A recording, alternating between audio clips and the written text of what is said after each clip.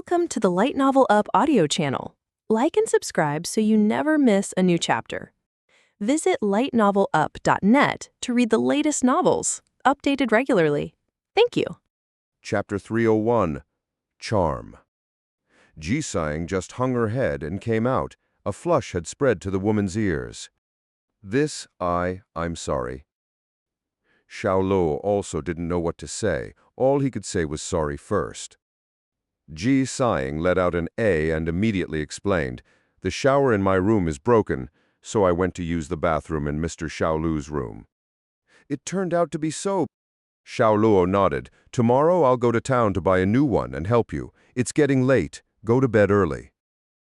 Getting up, he unnaturally walked into his room.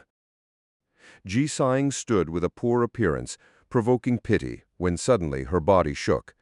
She couldn't help but cry out because she suddenly remembered that her underwear was hanging on the hanger in the bathroom of Xiao Luo's room. She was already caught by Xiao Luo just now. She was too nervous earlier, as she had gotten out in a hurry, and she forgot about it at that time. "What can I do?" She felt that she was going crazy and stamped her feet in a flurry. When Xiao Luo went into the bathroom to take a bath, he was scared out of his wits. His eyes involuntarily fell on the hanger with a white underwear and black bra. His mind again wandered to Ji-Sang's attractive ketone and body. After all, he was a normal man. Even if his concentration was better, he felt like he was going to have a nosebleed, his heart thumping, bang, bang.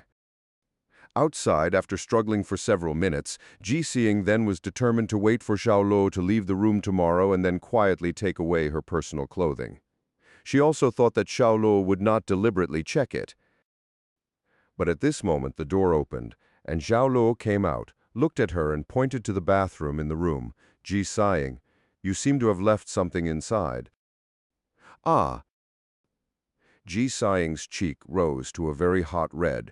She opened her eyes wide, feeling embarrassed to the extreme. I'll take it."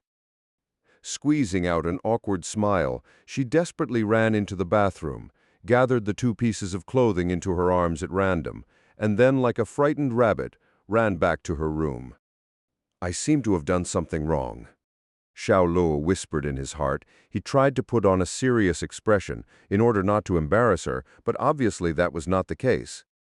At this moment, his cell phone rang. It was Zhang Dashan. "Lao Xiao, how are you? Did you miss your brother?" Zhang Dashan's rough voice sounded. Xiao Luo answered directly, "Fuck off." "Motherfucker, did you eat a dynamite? Why are you so angry?" Zhang Dashan asked. After a moment, Xiao Luo told Zhang Dashan what happened tonight. "What the pilled Xiao, you are simply the Force King," Zhang Dashan commented. "Speak human language." Xiao Luo's face had a black line spread down from top to bottom. "Good beating. Well, if you said you beat them too lightly, they should have their hands and feet scrapped." Xiao Luo said, "We're from the same family. I can't give out such heavy hands." "Yes, but it's all right. You've taught them a lesson anyway. Even if you give them 10 times the courage, they won't dare to provoke your family again," Zhang Dashan said. "One more thing. You are a veteran in this field. Please give me some reference to see if I have done something wrong." Xiao Luo kept no secret to Zhang Dashan. Their relationship was great. It was not even embarrassing to bathe naked together. When he told him about the incident with Ji-Sang and let Ji-Sang take back her underclothing left in the bathroom, Zhang Dashan laughed on the other end of the phone. Even tears started coming out from laughing. "Old Xiao, your EQ has definitely a problem. Ah. You can't act as if you didn't see, and then the next day you'll also find an excuse to leave? Because Ji-Sang will certainly stay quiet. You two people should have tacit understanding. Your mind knows this matter, and it is good. How perfect, because you'll always remember. You really can only use hanging to describe it. Ha ha ha." "Can't stop, can you?" Xiao Luo wasn't in good spirit. "Ha ha ha, old Zhao. You made me smile for a while. I'll make sure to tell your story, ha ha ha." Zhang Dashan couldn't stop completely. "Don't you dare expose my name. See what I'll do to you." Xiao Luo aggressively dropped malicious words. "Don't worry. Your name will never be revealed. I'll just say it's my brother," Zhang Dashan comforted. Xiao Luo promised that if this mountain Dashan was in front of him now, he would kick the fart and split this mountain in half with 1 foot. As long as Zhang Dashan said it was his brother, those who knew them would immediately know that he was talking about him. He threatened, "If you dare, I'll let you plant onions in the fields the next time we meet." My God, Zhang Dashan was scared to death. On the morning of the second day, a sad cry sounded under the floor, attracting the onlooking neighbors. Xiao Luo helplessly shook his head. It was Xiao Chua's mother, Aunt Dong Zhao. While Xiao Chua's father was probably in the hospital to take care of Xiao Chua, hence he was not present. Although there was no malicious hand last night that could lead to life-threatening injuries, Xiao Chua still had to stay in the hospital for a day or two. Xiao Ping and many Luo village people who knew the cause and effect of last night's incident tried to persuade, but Aunt Dong Zhao didn't listen to them at all. She cried herself to death on the ground, calling Xiao Luo a short-lived ghost and not dying of a natural death. She said that she was blind and gave Xiao Luo so many things, candy and the like, during childhood as he was friends with her son. Her words were very harsh, and Xiao Luo's grandparents attempted to dissuade her. "Mr. Xiao Luo, do you want me to go down and stun her?" Ji Xing asked. Xiao Luo gave her a look. Ji Xing had an unwarranted panic. She busily lowered her head. Her cheeks flushed immediately because of the embarrassing things last night. "No, I'll go myself." Xiao Luo said flatly. When he was a child, Aunt Dong Zhao was really good to him. When he went to their house, she used to give him anything delicious to eat. The most impressive snacks were dried potatoes, airplane cakes, and mints. As long as there was Xiao Chu's, there would always be his share. For this aunt, his heart has always been respectful. When it came to this, he was not willing to see it, but he did not regret beating Xiao Q.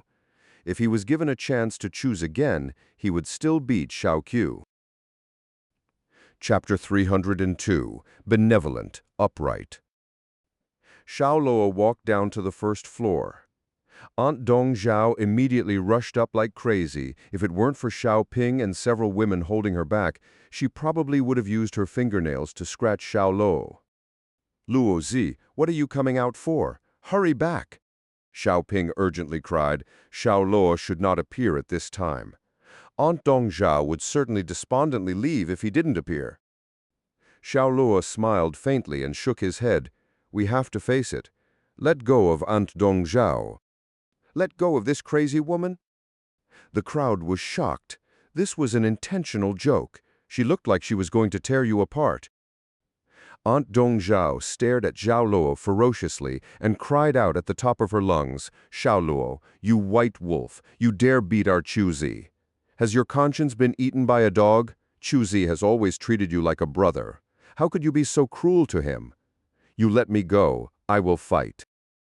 Xiao Ping looked at Xiao Luo with inquiring eyes, which meant, "Are you sure to let her go?" Xiao Luo nodded and waved, signaling it was okay. He also let Ji Xing protect Grandma and Grandpa. Getting Xiao Luo's signal, Xiao Ping and the others let go of Aunt Dong Zhao. No one stopped her again. Aunt Dong Zhao strode up to Xiao Luo. "I'll kill you." Xiao Luo simply accepted her aggressive mood. Poof! The hairpin used was very sharp. It buried about a centimeter into him. Blood started seeping from the wound immediately. Not only did all the people present were stunned, but even Aunt Dong Zhao jumped in her heart and looked at Xiao Luo with wide eyes. "You! Why didn't you dodge?" "Has your anger subsided?" Xiao Luo asked with a smile. He could dodge, but he didn't want to. Aunt Dong Zhao was highly respected in his heart. Looking at his sincere and clear eyes, Aunt Dong Zhao panicked and stepped back subconsciously. Xiao Luo pulled off the hairpin on his left shoulder and handed it back to her. But when she saw the blood on the hairpin, she did not take it back immediately. She hesitated for a moment before taking it back. She suddenly felt very ashamed and wanted to ask Xiao Luo to deal with the wound. "When your anger subsides, I will explain to Aunt Dong Zhao well." Xiao Luo said slowly. You said Wax Gourd has always treated me like a brother, but does he really? From the beginning of his successful career, he has been stressing that I cannot compare with him who hadn't gone to college. He has belittled me and let others poke at my spine behind my back. I have endured this, and I have not taken any dispute with him. I came home this year and met him. I took his car and came back. It was already over 9 o'clock in the evening when I arrived in the village. He left me alone on the roadside in the rain on purpose, which was not in front of the village nor in any shelter. I didn't have an umbrella, so I was standing there in the rain the entire time until my father came to pick me up. I endured this and did not dispute with him. He gave birth to a son and invited everyone to come to celebrate with a banquet at home. Everyone can find a place to sit down and eat and drink. As for me, what am I doing? Serving vegetables, pouring tea, and delivering water? Is this the Wax Gourd that has always treated me like a brother? I will ask, is this how my brother treats me? Brother, Xiao Chu doesn't deserve to be called with that word. It's too much to leave Xiao Luo in the rain on the roadside. Yes, that day I thought Wax Gourd really gave Xiao Luo unfair treatment. Everyone was full of food and drink, while Xiao Luo was still busy at work and didn't even drink, let alone eat vegetables. He's been talking about being a brother all the time, but he himself didn't treat Xiao Luo as a brother at all. Alas, this Xiao Q. One after another, everyone felt sorry for Xiao Lu, and what Xiao Q did was too chilling. Aunt Dong Zhao was stunned and muttered to herself, QZ. Why didn't he tell me these things? She really didn't know because after Xiao Chu married Li Honglian looked down on her and her husband. She was even slapped by Li Honglian while Xiao Chu didn't take his mother's side. She was very sad and finally moved back to the old house with her husband to live. She didn't even show up at the banquet, fearing to provoke Li Honglian. I have been patient all the time, but the more patient I was, the more Wax Gourd pushed. Maybe I didn't do it well enough, maybe my behavior touched Wax Gourd's self-esteem. Last night he picked up a stick and rushed at me, right at the altar in front of the old man. He smacked my head. If not for the improvement of my physical quality, yesterday's smack would have knocked me unconscious and left me bleeding. Xiao Luo's mood got more and more difficult to control. Every word was from his heart. Aunt Dong Zhao, Wax Gourd is your son. Yes, so you protecting him is a matter of course, but me striking back is also a matter of course. I never owe him as I am not in the wrong. His last sentence was like an iron law, showing a sense of justice and might. All the people present were deeply infected. Xiao Ping was the first to hold high his fist and echo, Xiao Luo is not wrong. Xiao Luo is not wrong. Other people also joined in unison, raising their fists for Xiao Luo, shouting. Their voices were uniform, as if shaking mountains and rivers. On the second floor, Ji Siying was stunned. Her beautiful eyes looked at Xiao Luo's not-too-wide figure. She suddenly found herself as if she was wrong about Xiao Luo. This was not a murderous devil. On the contrary, she saw Xiao Luo with benevolent righteousness, worthy of the heart of a magnanimous gentleman. Aunt Dong Zhao retreated step by step. Finally, she hung her head in shame and pushed away from the crowd. It was understandable if two people were standing on Xiao Lu's side, but if everyone was standing on Xiao Lu's side. This showed that the problem definitely lay with her son, Xiao Chu. She wanted to go back and ask Xiao Chu why he treated Xiao Luo like so. Luo Zi, your injury? Xiao Ping asked in concern. Nothing serious. Xiao Luo shook his head and chuckled. It's bleeding, and it's a silver hairpin. It has slight toxicity. The wound must be treated as soon as possible. You come in with me. Ji Siying came out, turning into a little hostess. She took Xiao Luo's hand and went into the house. Xiao Ping paused for a moment and finally touched the back of his head. With envy. I know how to deal with wounds, so give me a dozen girlfriends too. As soon as this was said, the result was his ear being pinched by one hand, and he lifted it vigorously. He cried like a pig in pain. Of course, it was his wife who twisted his ear. When he kept begging for mercy, everyone around him could not help laughing aloud. Chapter 303, Friend Request. Xiao Luo could spend 100,000 points to start the healing ability to cure the wound immediately, but this was a minor injury, thus there was no need to waste points. Besides, his physical recovery ability was already abnormal now, and such injury could be healed in less than 4 days. Flushing, disinfecting, bandaging. Ji dealt with the wound on his left shoulder seriously. Her movements were not unfamiliar. He thought she had some experience in NSA to help people deal with wounds. In fact, there is no need to bind it up. It is only skin injury. For her enthusiasm, Xiao Luo could not adapt. Although the toxicity of the silver hairpin is weak, if it is not treated, it will easily worsen the wound. Mr. Xiao Luo still needs to pay more attention. Don't touch the wound with water for 5 days. Ji said softly while packing the medicine kit. Xiao Luo nodded and put on his clothes. Time passed quickly and it was New Year's Eve. However, many interesting things have taken place in Luo village during this period of time. The most interesting thing was Xiao Chaofa, who was discharged from the hospital wearing a green hat. Xiao Chaolai's right leg was crippled. Enyuanpo's life also became difficult. Everyone spurned her when she walked outside. She was abused and beaten by Xiao Chaofa at home. She finally ran back to her mother's home to hide. However, when the family heard about her and Xiao Chaofa's troubles, her father was angry and used a broom to drive her out, saying it was a disgrace to their family and tarnished their reputation. Enyuanpo became the target of everyone's beating. Very dramatically, Xiao Chaofa bought more than 10 caddies of pork and went to Xiao Luo's house. One was to apologize for the reckless behavior on that day. The other was to thank Xiao Luo. After all, if it weren't for Xiao Luo, he would have been kept in the dark by Enyuanpo and Xiao Chaolai. He felt good even after wearing green hats and offered a humble apology. On New Year's Eve, the whole family gathered together. Every year, the big table was filled with good food. This year, Xiao Luo's family was having hot pot. All the ingredients were bought in town. Hua Heing and Ji prepared them together, such as potatoes, cut into slices and washed the vegetables. The two women were extremely busy. At last, a big table was full of food, which was very rich. Xiao Luo's grandparents and Hua Heing constantly praised Ji for her competence and enthusiasm. They directly treated her as a member of their own family. Eating hot pot made the family happy. Xiao Luo's mobile phone received many wishes for the new year, including those from Luo Fang, Li Zimeng, and others from Zhang Dashan.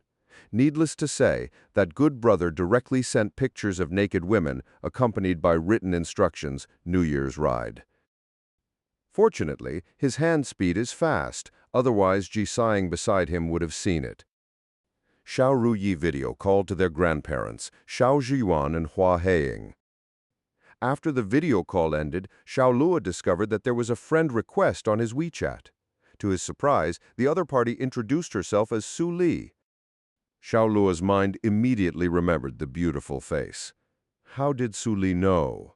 Why would she add himself? Moments after acceptance, Su Li sent a short message. Su Bei is crying to see you. Is it convenient for you now? Su Bei. Xiao Luo was in distress. Does the little girl really depend on himself? He was about to reply inconvenient when Su Li sent a video call request. Xiao Luo coughed, spoke to his family, answered the phone, and ran upstairs. He slid to the right to answer the phone. Soon there was an angel-like little girl at the end of the phone. However, the little girl was crying loudly. Bean-like big tears were flowing along broken lines. Her eyes were slightly red and swollen, watery and pitiful. Her little face was like a red apple. Her mouth kept shouting, "I want Dad." The little girl was none other than Su Bei, who was carved in powder and jade. Seeing her cry so sadly, Xiao Luo had an unwarranted burst of affection. Su Li did not appear, but her voice sounded, "Su Bei, please don't cry. He is on the phone. Look." Clear and melodious, with a hint of helpless tone. She may be helpless to Su Bei and could only ask Xiao Luo for help. When Su Bei saw Xiao Luo on the phone, she stopped crying at once. She sobbed and asked, "Dad, why are you in the phone?" Looking at this excited, affectionate, and innocent face, Xiao Luo wanted very much to touch her head and wipe away the tears on her face. Dad is not in the phone. He's in a faraway place. The phone is a communication tool, just like clairvoyance, which can let us see and hear each other. Xiao Luo, who has never comforted a child, comforted the little girl softly for the first time. When he spoke, even he felt what he did was incredible. "Dad, didn't you say you will come and see Bei? Why didn't you come?" meowed.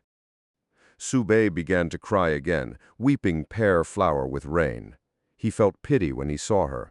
After returning to Zhenyun, she always remembered what Xiao Luo said to her. She expected to see Xiao Luo every day, until the new year exhausted her little mind's patience. At the moment, she became angry with Su Li and had to see Xiao Luo. It was useless to persuade her. This little girl actually still remembered this matter. Xiao Luo gave a wry smile. He was just deceiving her before. He never thought Su Bei would take it seriously. "Don't cry, Bei. I'll come to you after the new year." "Really?" Su Bei shrugged her little nose and choked. "Really, I'll come looking for you," Xiao Luo urged in a soft voice. "Now have a good meal with your mother and be good. You will see me soon." "But Bei wants to see Dad right now," meowed. She kept crying. "Are we not seeing each other already? You can see me, I can see you, and we can talk." The little girl was fooled and stopped crying slowly. Su Li also took a paper towel and wiped away the tears from the girl's face. "Well, didn't you say you wouldn't cry and eat when you see him, Su Bei? Have you forgotten how I taught you before?" Su Bei shook her head and cried. "I didn't forget. Mom said you have to keep your promise." "It is good to know. Now eat quickly." Su Li's solemn voice sounded. "But I want to talk to Father more." Su Bei was reluctant to part with Xiao Luo. Su Li said, "You can't cry when chatting with people. You should smile. It's polite." "Oh." Su Bei refrained from crying, then listened to Su Li's words and slowly revealed a smile which was especially lovely and pure under her wet lashes. Xiao Luo laughed. This little girl was so funny and lovely. "Dad, when will you come to see Bei?" Su Bei asked this question again. "Soon, I will come when you are finished," Xiao Luo said.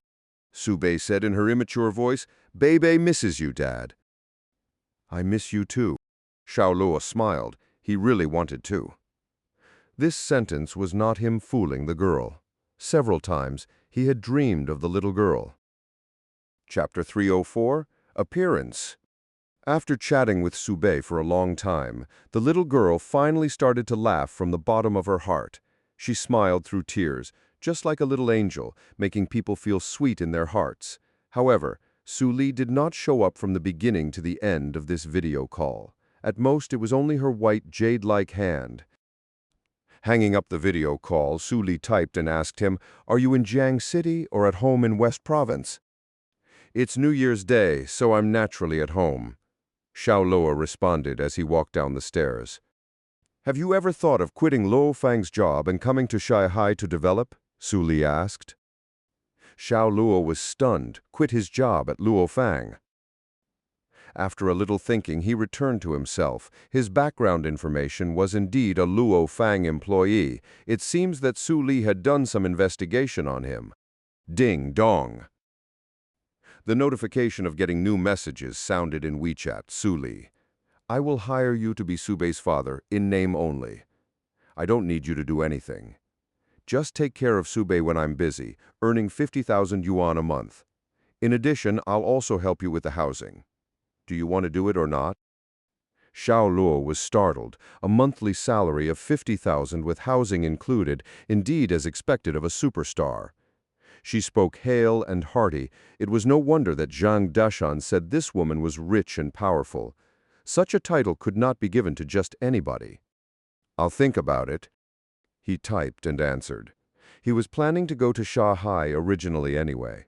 If someone was willing to give him 50,000 yuan a month and settle the housing problem, and the job was not too tiring. It was like a pie falling from the sky. Although he was not short of money now, who would think that he had a lot of money? Moreover, he had an inexplicable love for Sube. It was really impossible to express in words what kind of feeling this was. It was like she was his own daughter. A monthly salary of 100,000, Su Li directly doubled his salary. Xiao Luo slightly widened his eyes. 200,000. Seeing that he did not respond, Su Li continued to double. Xiao Luo quickly replied, "Yes, I agree." No. This woman was too courageous. She already dropped 200,000 yuan he had no reason to refuse. "When can you come?" Su Li then asked. "I'm not sure yet. I'll contact you when I come to Shanghai." Okay. Finally, one word ended the conversation. At this point, Ji Xing suddenly came to the stairs to answer her phone. "Hello, Lindong. What's the matter? Can I help you?" "Miss Ji, we have found traces of the Cobra mercenary group." "Hmm?" Ji Xing's arch eyebrows puckered. She looked up at Xiao Luo. Xiao Luo also heard it and put the phone back in his pocket. "Where is it?" Ji Xing quickly asked. This Lindong was the leader of the 20 C-class soldiers assigned, and had been conducting secret inspections near the farm and in the Luo village area. In Luo Forest, coordinates 0600, all 8 people were there, lighting a bonfire and eating a ready-made meal. You and Mr. Xiao Luo should come quickly. Well, okay. Ji Xing hung up the phone and turned to look at Xiao Luo. Xiao Luo frowned. He felt there was a problem, but he couldn't say what it was. In the dark forest of Luo village, Lindong's cheek, after he hung up the phone, twisted slowly in the light of the fire. The external and internal pain nearly made him faint, and his voice was hoarse and trembling. "Kill me. Give me a good time." "As you wish." In front of him was a big fellow with a cold voice and a low smile. He spoke fluent Chinese, and a fierce-looking war knife whirled across Lindong's throat. His already broken body collapsed. 2 hours ago, Lindong and his teammates were enjoying the joy of New Year's Eve. They drank a little wine and were ambushed by the Cobra mercenary group. 19 of their companions were killed quietly, and he was captured alive. In these 2 hours, he was tortured. His fingernails had been picked off, his wounds were covered with salt, the flesh of his legs had disappeared, only his pale skeleton was left, his eyes were also blinded, and his whole body was covered with pus baked by fire. He was tortured to such an extent that he neither looked like a human being nor ghost. Such terrible torture had already broken down his psychological defense, and he made compromises and obeyed. All he wanted was to die happily. The man who killed Lindong had a thick beard and was wearing camouflage clothing without any national emblem. He rushed to his 7 companions who were sitting around the campfire eating roasted wild pork and gave an order in English, "The target is coming. Get ready to fight." Hearing this, the 7 people put their food down, then picked up their weapons and got up. Like ghosts, they spread out in all directions of the forest. With the help of the cover of the night, they hid, like a net, waiting for the prey to come knocking on the door. Under the cover of night, Xiao Luo and Ji Xing came to the foot of the mountain. This time it was to deal with mercenaries, so both changed into night clothes, slowly sneaking into the mountain without any light source. Only a curved crescent moon hanging in the sky, its light obviously could not illuminate the world.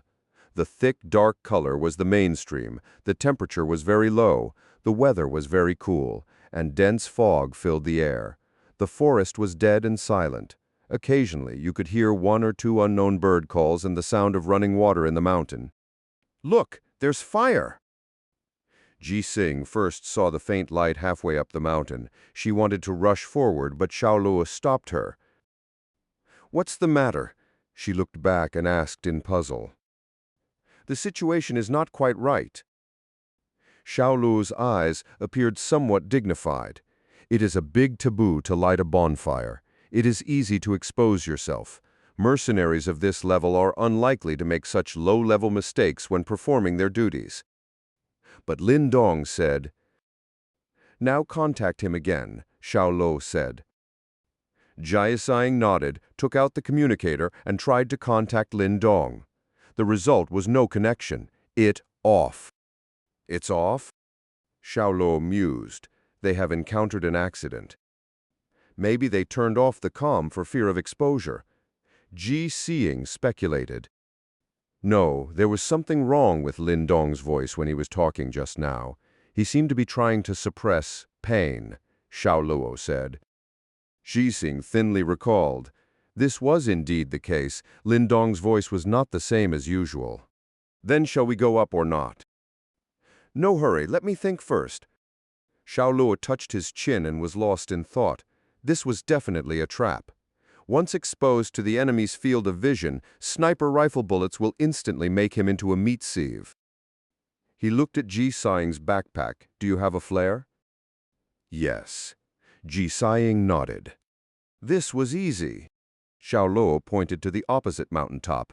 "You go to that mountaintop and put a flare in the air. After you put one flare, move to that high ground and continue to put another flare.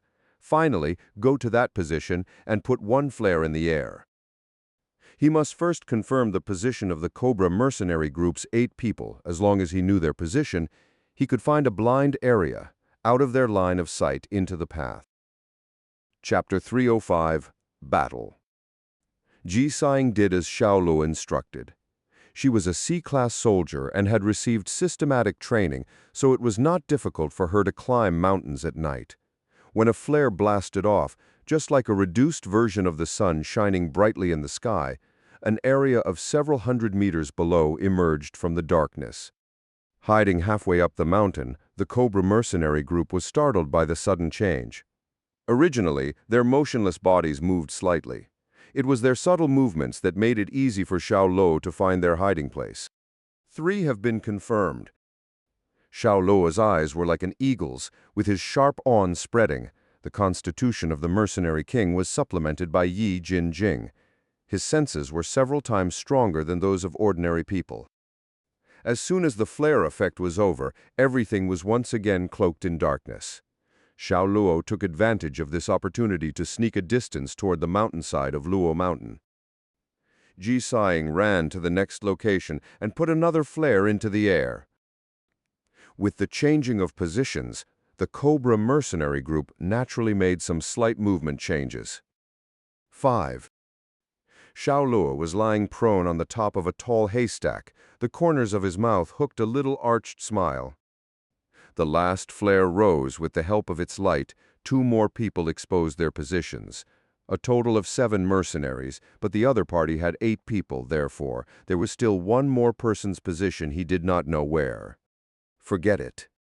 Xiao Luo, like an incarnate of a ghost, quietly rushed towards the Cobra mercenary group's members' locations. The Cobra mercenary group was not scattered one by one, but in groups of 3 and 2. After 10 minutes, he quietly lurked behind the haystack not far from the trio, his eyes motionless as he stared at the 3 guys watching closely around. "Have you found the location of the target?" "No, only silence." "Damn, why do I feel that something is on my back?" The 3 were whispering, unaware of a figure quietly approaching them in the darkness. 2 black daggers, without warning, silently struck out from the side into the throats of the 2 men. The mercenaries were comparable to B-class soldiers, thus their senses were not ordinary, but before they could react, the 2 black daggers, like poisonous snake fangs, had slit their throat. Poof! Their vitality was cut off suddenly. They wanted to turn and scream from the pain, only to find that there was no sound coming out at all. The cold dagger cut off their trachea, and the endless pain could only be swallowed back in their stomachs. The remaining man saw that his 2 companions were attacked. He couldn't help but take in a sharp gasp. After being stunned for about 0.01 seconds, he turned around and pressed the trigger on the submachine gun to crazily shoot behind him. Da-da-da. The muzzle of the gun burst into flames, and the shrill sound of gunfire broke the silence of the forest. The strong man was horrified to find that there was nothing behind him. If it weren't for the bodies of his 2 companions on the ground, he would have thought he was having nightmares. He immediately called his companion on the number 3 to Cobra, target present, target present. Where is the target now? A cold voice came from the comm. I don't know. You do not know? The strong man looked around him in cold sweat. Even if he had night vision goggles, he couldn't locate the target at all. He was very fast, like a ghost, and disappeared after killing number 1 and number 2. Shit. There was verbal abuse over the comm, as Cobra immediately ordered the others to rush to the strong man's place. The strong man was nervous, as he felt a murderous look. This murderous look filled within this forest. He was sweating like a pig. He suddenly felt a chill from his back. He turned again, pulling the trigger. Dense bullets swept out with ferocity. This time he caught Xiao Luo. Xiao Luo secretly berated himself in his heart because he underestimated the Cobra mercenary group. He was about to deliver a killing blow, but the other party was able to react at the critical time. Turning around and crazily shooting, if it weren't for him ducking fast enough, there would have been more than a dozen bullets hitting him at the moment. Bastard, go to hell! The strong man grounded out a loud roar, constantly shooting at the ghost-like running Xiao Luo. In the interval between the rounds of bullets, Xiao Luo stopped beside a pine tree, took in a breath, and kicked at the lower end of the main trunk of the pine tree. Pacha! The huge tree trunk fell towards the strong man. The strong man didn't get hit by the pine tree directly, but at this moment a slender hand popped up and gripped his chin. Then, with a sudden twist, crack, there was a crisp sound of broken bone. The strong man's eyes were wide open. His body fell straight down to the ground. In the process of falling, his fingers still pulled the trigger. The submachine gun shot at random without precision. Since you're already here, I'll stay and play with y'all. Xiao Luo indifferently swept his eyes. Whoosh! At this time, a bullet pierced through the heavy space and roared past his face, just like a sharp dagger, cutting a slight wound on his face. Then followed a dense barrage of bullets. Obviously, the rest of the Cobra mercenary group had arrived. They were wearing night vision goggles. Although they could not achieve the daytime effect 100, it was a great advantage for them to fight at night. Xiao Luo had to constantly change his position to ensure that he would not be hit by the bullets. He led the group of mercenaries to the depths of Luo Mountain. Since he was young, he has been running all over Luo Mountain. He was very familiar with the terrain here. Coupled with his fast speed, he got rid of the Cobra mercenary group in a few breathing rooms. Boom! Rocket launchers bombarded the area where Xiao Luo had disappeared, shaking the mountains. The whole Luo Mountain seemed to be in turmoil, and the air was filled with thick soil and smoke. But what they didn't know was that Xiao Luo had already gone around behind them. The god of death's sickle lifted again. Immediately 3 more people screamed and fell in a pool of blood. The remaining 2 reacted, but Xiao Luo disappeared from their line of sight. His whereabouts were strange, wandering like a ghost. Come out if you can, let's fight. The 2 men laid down all their hot weapons, picked up their combat knives and shouted at the empty forest. The moving speed of the target was too fast. Their hot weapons have completely lost their function. It was better to fight close combat. Well, I'll heed to your requirements. A wisp of evil voice faintly sounded. Then Xiao Luo, like a cheetah, swept out from behind a big tree and came at them crazily. His speed was extremely fast, and his power was amazing. His right hand spun out and suddenly bombarded one of them in the heart on his chest. The huge impact force surged towards him. Crack! The strike collapsed his ribs as it sank into his chest, and his fresh heart burst under the full impact. Chapter 306, Complete Pitch. Poof! Thick blood gushed out from the man's mouth, and his body flew upside down, hitting a pine tree with the thickness of an adult's thigh in the distance. At the moment of collision, the pine tree snapped and fell to the ground together with the man. The man's arm was broken, and he lay motionless in a pool of blood, looking like a corpse. The rest of the Cobra mercenary group's face suddenly changed, looking at Xiao Luo like a monster whose palm was stained with blood, thinking, "Is this a man or a beast? How can his explosive force be so terrifying?" "It seems that NSA has overrated you a bit," Xiao Luo said coldly. "These guys haven't reached B level because the B level Long San Kui was not so weak." Ah. Mercenaries licking blood at the tip of knives have dignity. Although the Cobra mercenary group members were afraid of Xiao Luo, they were also angry at him. They pounced on Xiao Luo severely. The combat knives in their hands did a series of chopping and cutting. Each knife contains domineering power. Xiao Luo dodged at first, then blocked with a black dagger. Pang! A sonorous metal impact sounded. Great strength from the combat knife was conveyed back. The man couldn't hold the combat knife anymore and could only helplessly look at the combat knife fall to the ground. He felt pain, looking down. The web on his hands was bloody. When he was stunned, Xiao Luo broke his neck with one blow. Xiao Luo counted again. The Cobra mercenary group was one member shorter. Just at this time, a cold voice sounded behind him. "I have always held a reverent attitude towards China because I know that China is very mysterious, and there are too many masters willing to be ordinary people hiding in this vast land. I didn't expect our target to be one of them." Xiao Luo turned around and saw a white man with a thick beard and a height of about 2 meters coming from a distance. He had a person in his hand. The person was none other than Zhenyun. Needless to say, this was the 8th member of the Cobra mercenary group. The reason why he couldn't find any trace of him just now was because he had quietly struck Zhenyun. "Let her go!" Xiao Luo gnashed his teeth and spat. "Let her go!" The white man looked at Zhenyun, whose neck was gripped by his hand and her hands were tied with ropes. He shook his head and smiled. "No, no, no, no, she is my bargaining chip. How can I finish the task if I let her go?" "Let her go, and I'll leave you with a full corpse. Don't let her go, and I'll chop you into 8 pieces." Xiao Luo's deep eyes beat up dense cold light. The big white fellow laughed aloud like he heard a funny joke. "It seems that you haven't understood the current situation and need me to explain." His voice came to an abrupt end because Xiao Luo bluntly rushed over. In a blink of an eye, the dagger in his hand, without any fancy moves, stabbed towards the man's throat. The white man was frightened to disgrace. The attack speed was too fast. He wanted to block it but couldn't do anything. In panic, he had to abandon Zhenyun and retreated to increase the distance of 5 or 6 meters between them.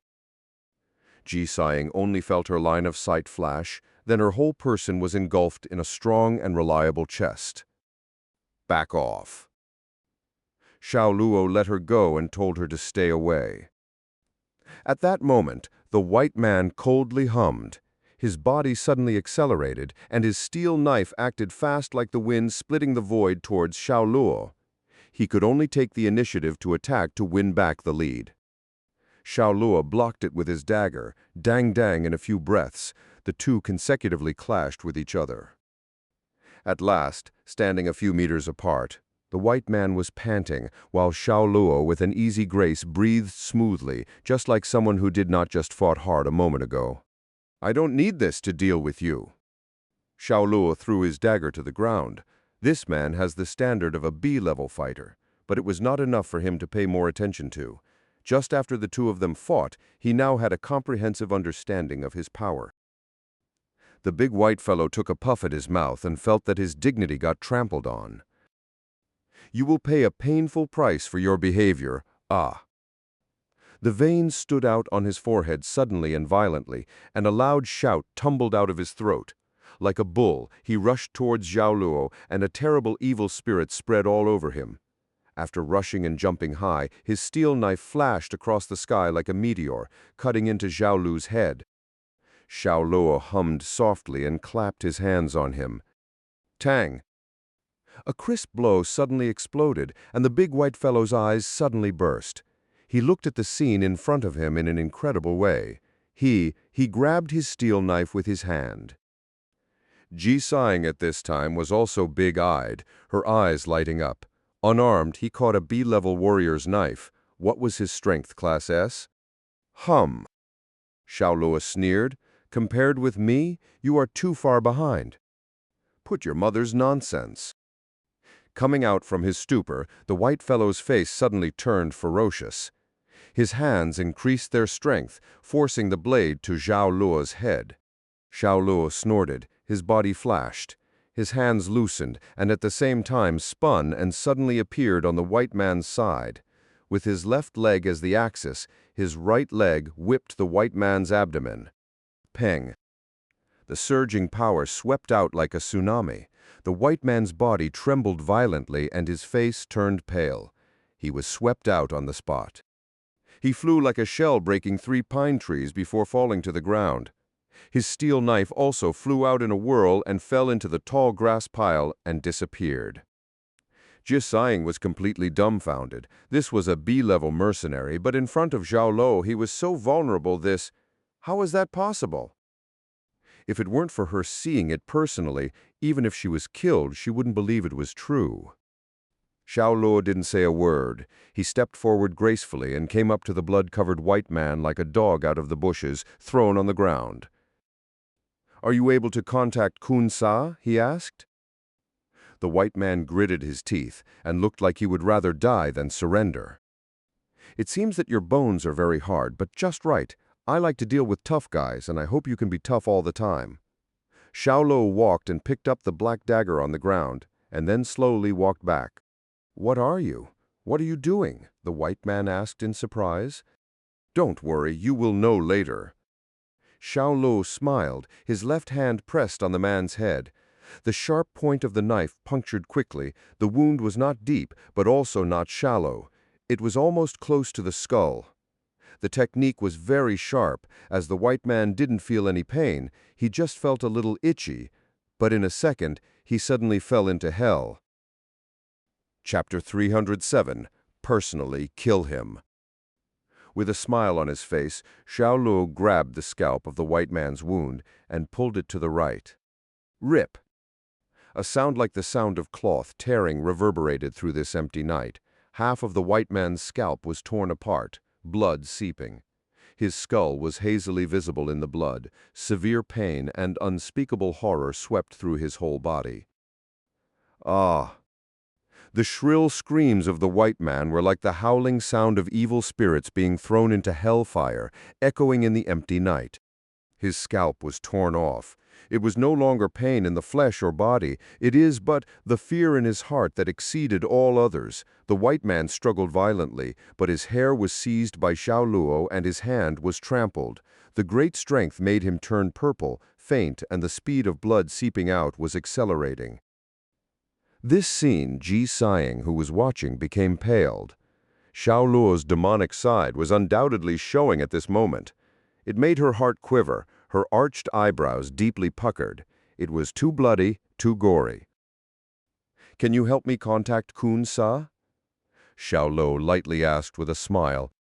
The white man nodded hard. The pain twisted his face.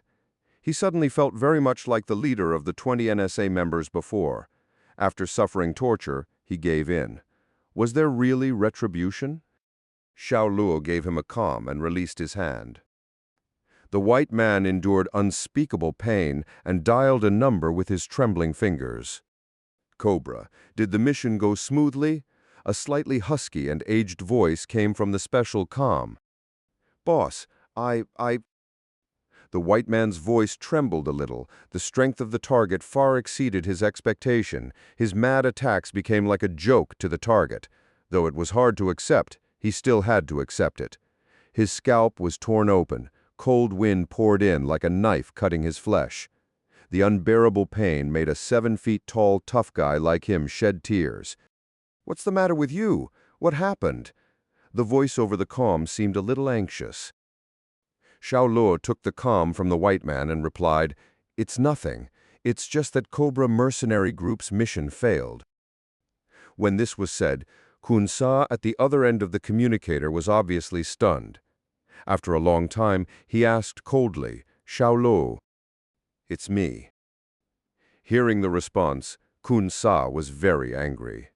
He sent an elite mercenary group, but did not manage to kill the man. This greatly surprised him. In his original expectation, the Cobra mercenary group was enough to wipe out Xiao Luo. He said in a gloomy way, "Congratulations on staying alive." "Is it? Then I have to tell you some bad news. Your Cobra mercenary group is only left with a man with a thick beard."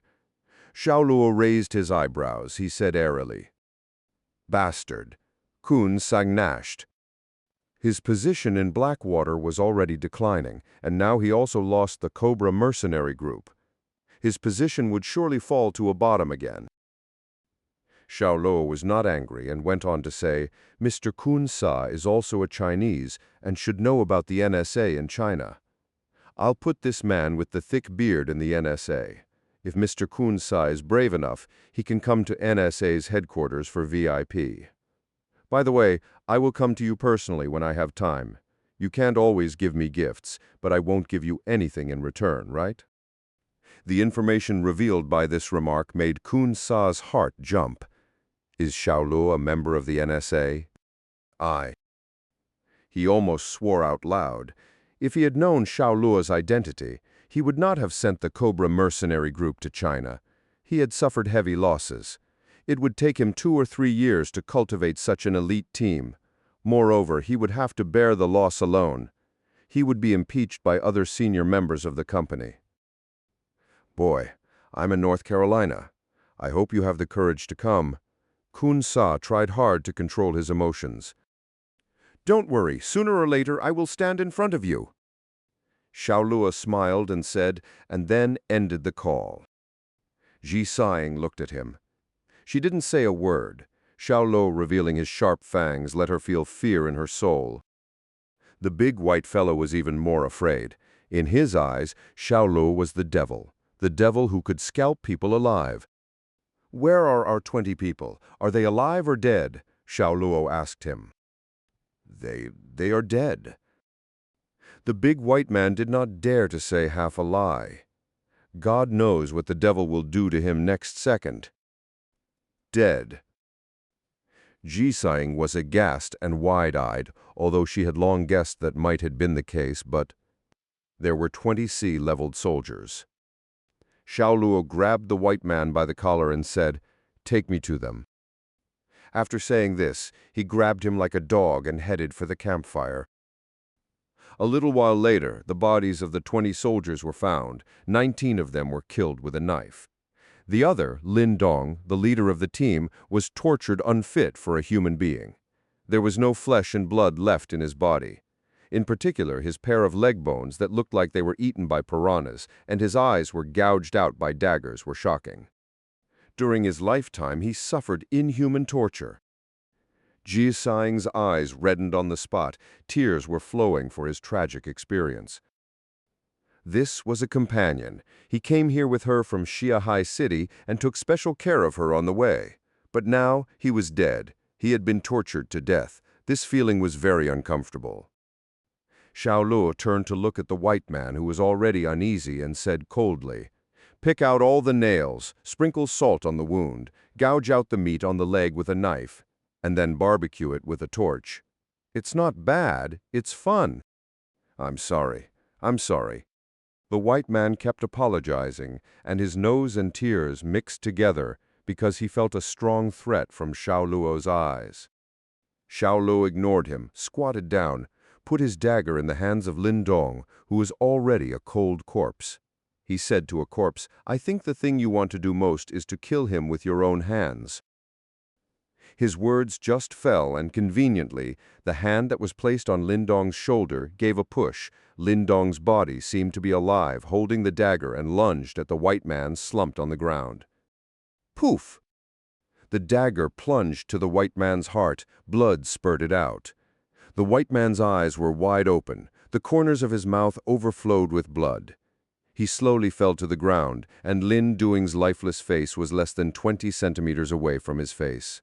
He looked at the face he tortured so much it deformed. Slowly he died in deep fear and repentance. Chapter 308, Cousin Ding, Zhenyun. Xiao Luo and Ji Seeing went back to wash the bloodstains beside the mountain stream. Before going back, Ji Seeing used NSA's privilege to let the county police get to Luo Mountain overnight and secretly dispose of the bodies. The family didn't notice because Xiao Luo and Ji Seeing entered the room together, then turned the TV to the maximum and left through the window. The same was true when they came back. Both his grandparents, Xiao Zhenyun and Hua Heiying, thought that Xiao Luo and Ji Seeing were making out in the room, especially when they came out of the room and showed obvious signs of strenuous exercise. Xiao Zhenyun and Hua Heiying smiled at each other, and the latter silently gave Xiao Luo a thumbs-up sign. Xiao Luo was distressed. The misunderstanding deepened. The Chinese New Year was very lively. The teacher's altar was beating drums and gongs for 3 consecutive days. Every family posted new couplets and hung red lanterns. Children dressed in new clothes were filled with laughter and a festive atmosphere. You should feel bad not being able to celebrate the New Year in your own hometown. Standing on the top of the 3rd floor watching the fireworks from the village, Xiao Luo asked Ji Seeing next to him with a smile. Her soft, straight hair hung down on her chest, slightly masking her charming face with drunken red. Delicate and clear facial features made her look smart and attractive. Ji Seeing's figure belongs to the typical small Jasper of Jiang City. It was not exaggerated, nor thin, with proper fragrant shoulders and pink cheeks, full and introverted abundance, chest and buttocks upturned, lotus with clear water, natural carving, and pure and elegant aura. She shook her head. Her eyes suddenly looked a little more lonely. I have no hometown. When Xiao Luo turned to cast a puzzled look, she added, I grew up in an orphanage. Xiao Luo looked at her for a while and then said, Sorry. It doesn't matter. Although she said it didn't matter, but Ji Seing's expression was becoming very bleak. The smile on her face had become dim, her eyes filled with 2 strands of mist. This was her most vulnerable side. Everyone had parents, but she didn't even know what her parents looked like. Looking at Xiao Luo's family, she didn't know how much envy was in her heart. How much she wished she would be loved by her grandparents and gentle parents. Even if she gave 10 years of her life in exchange, she would not hesitate to do it. She had more than once wondered whether her biological parents thought she was a daughter, so she was abandoned. Mr. Xiao Luo. Can I lean on your shoulder? At ordinary times, Ji Seeing never dared to be so bold, but at this moment, at the time of family reunion during the New Year, her grief was magnified to the extreme. Yes, Xiao Luo nodded.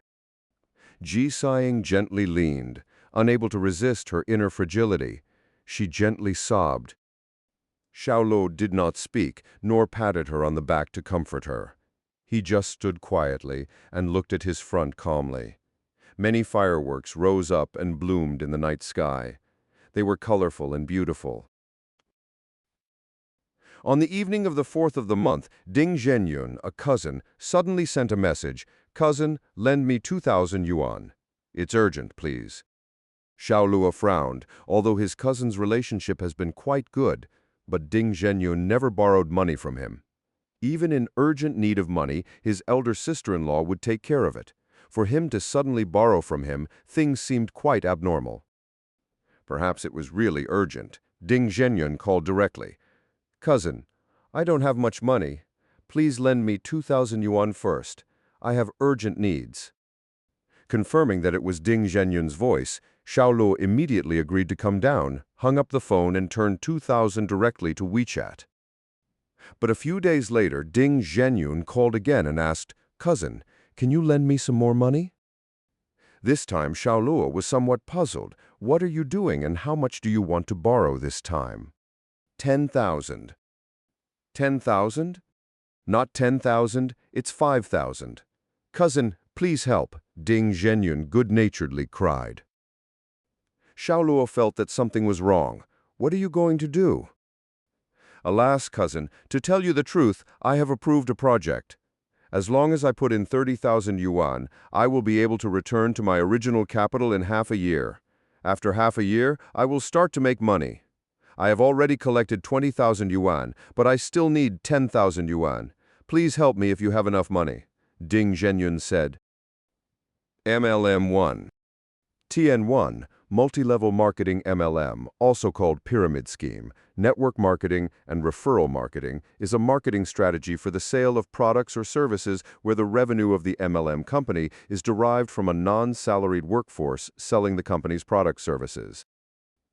That immediately appeared in Xiao Luo's mind and asked, "What project?" It is to develop and make a program to use in the charging system of high-speed rail and bus. It is too complicated to explain it quickly, but what is certain is that it is very profitable. My friend already drives a Mercedes-Benz BMW and often goes to clubs to pack tender and model cars. Zhenyun felt quite excited, as if he had been infused with chicken blood. "Cousin, do you want to invest a little too? The more you invest, the more you will get back. If you can invest 100,000 yuan, you will be able to turn to 300,000 yuan or even 400,000 yuan next year. As long as you are my cousin, I will tell you that this can make a lot of money." Xiao Luo was sure that this boy had been brainwashed. Any investment was risky. There was no project that could make 100 profit. "Zhenyun, where are you now?" "I am in Zhahai," Zhenyun said. "Did you go home for the new year?" Xiao Luo asked in surprise. "I go home every year, but I experienced it outside this year. I have to work hard to earn money and honor my parents. If I can buy a car, I'll return every year." Xiao Luo shook his head and sighed. "If you don't go home, elder sister-in-law will be worried about you.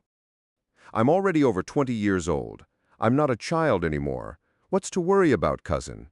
"Don't say that. Lend me $5,000 first, and I'll pay you back as soon as I make money." Zhenyun seemed a little impatient. "You can borrow it, but you have to come back first. There is a direct bullet train from Shanghai to our city. It will take you 8 hours to go home." Xiao Luo made a request. Zhenyun said, "Cousin, I'm busy here. I don't have time to go back for the time being." "When you come back, I'll help you read the project plan book. If your plan book can impress me, I'll invest 100,000 yuan. Xiao Luo threw out a big temptation. The other end of the phone was quiet for a moment. Then Zhenyun said, "Okay, I'll be back tomorrow." After the call ended, Xiao Luo immediately called his elder sister-in-law, Xiao Jianying, and told her about Zhenyun. Xiao Jianying's mood was originally good, but when Zhenyun was mentioned, she lost control of her mood and burst into tears. "Xiao Luo, he is like a changed person now, forcing me and your uncle to take money to invest in him. I said the family has no money and still owes a lot of debts. He didn't listen to me at all and insisted that we give him 30,000 yuan. Your uncle is going mad." Chapter 309, Very Controversial. The more Xiao Jianying said, the more difficult it was to control her emotions. She cried at the other end of the phone. As soon as she called Zhenyun, he said she should give him money to invest. At first it was 100,000 yuan, but later it was reduced to 30,000 yuan. She was already afraid of receiving a call from Zhenyun. The family was not rich, and the debt owed for building the house a few years ago had not been paid off. How could she have any money to invest in Zhenyun? "I don't even know how he became like this. If his family didn't give him the money, he would borrow it from friends and relatives. It was crazy. Your uncle said he was in a pyramid scheme and was brainwashed. He wouldn't listen to anything. As long as it was mentioned, he would challenge you and shout loudly. Your uncle's relationship with him was already strained." Xiao Jianying said. Xiao Luo deeply frowned. In his impression, cousin Zhenyun was filial in piety. His character was also very peaceful. He simply couldn't imagine that he would shout with challenge to uncle. His temperament changed. This was absolutely unusual. Was it restricted freedom? Was someone watching him during the call?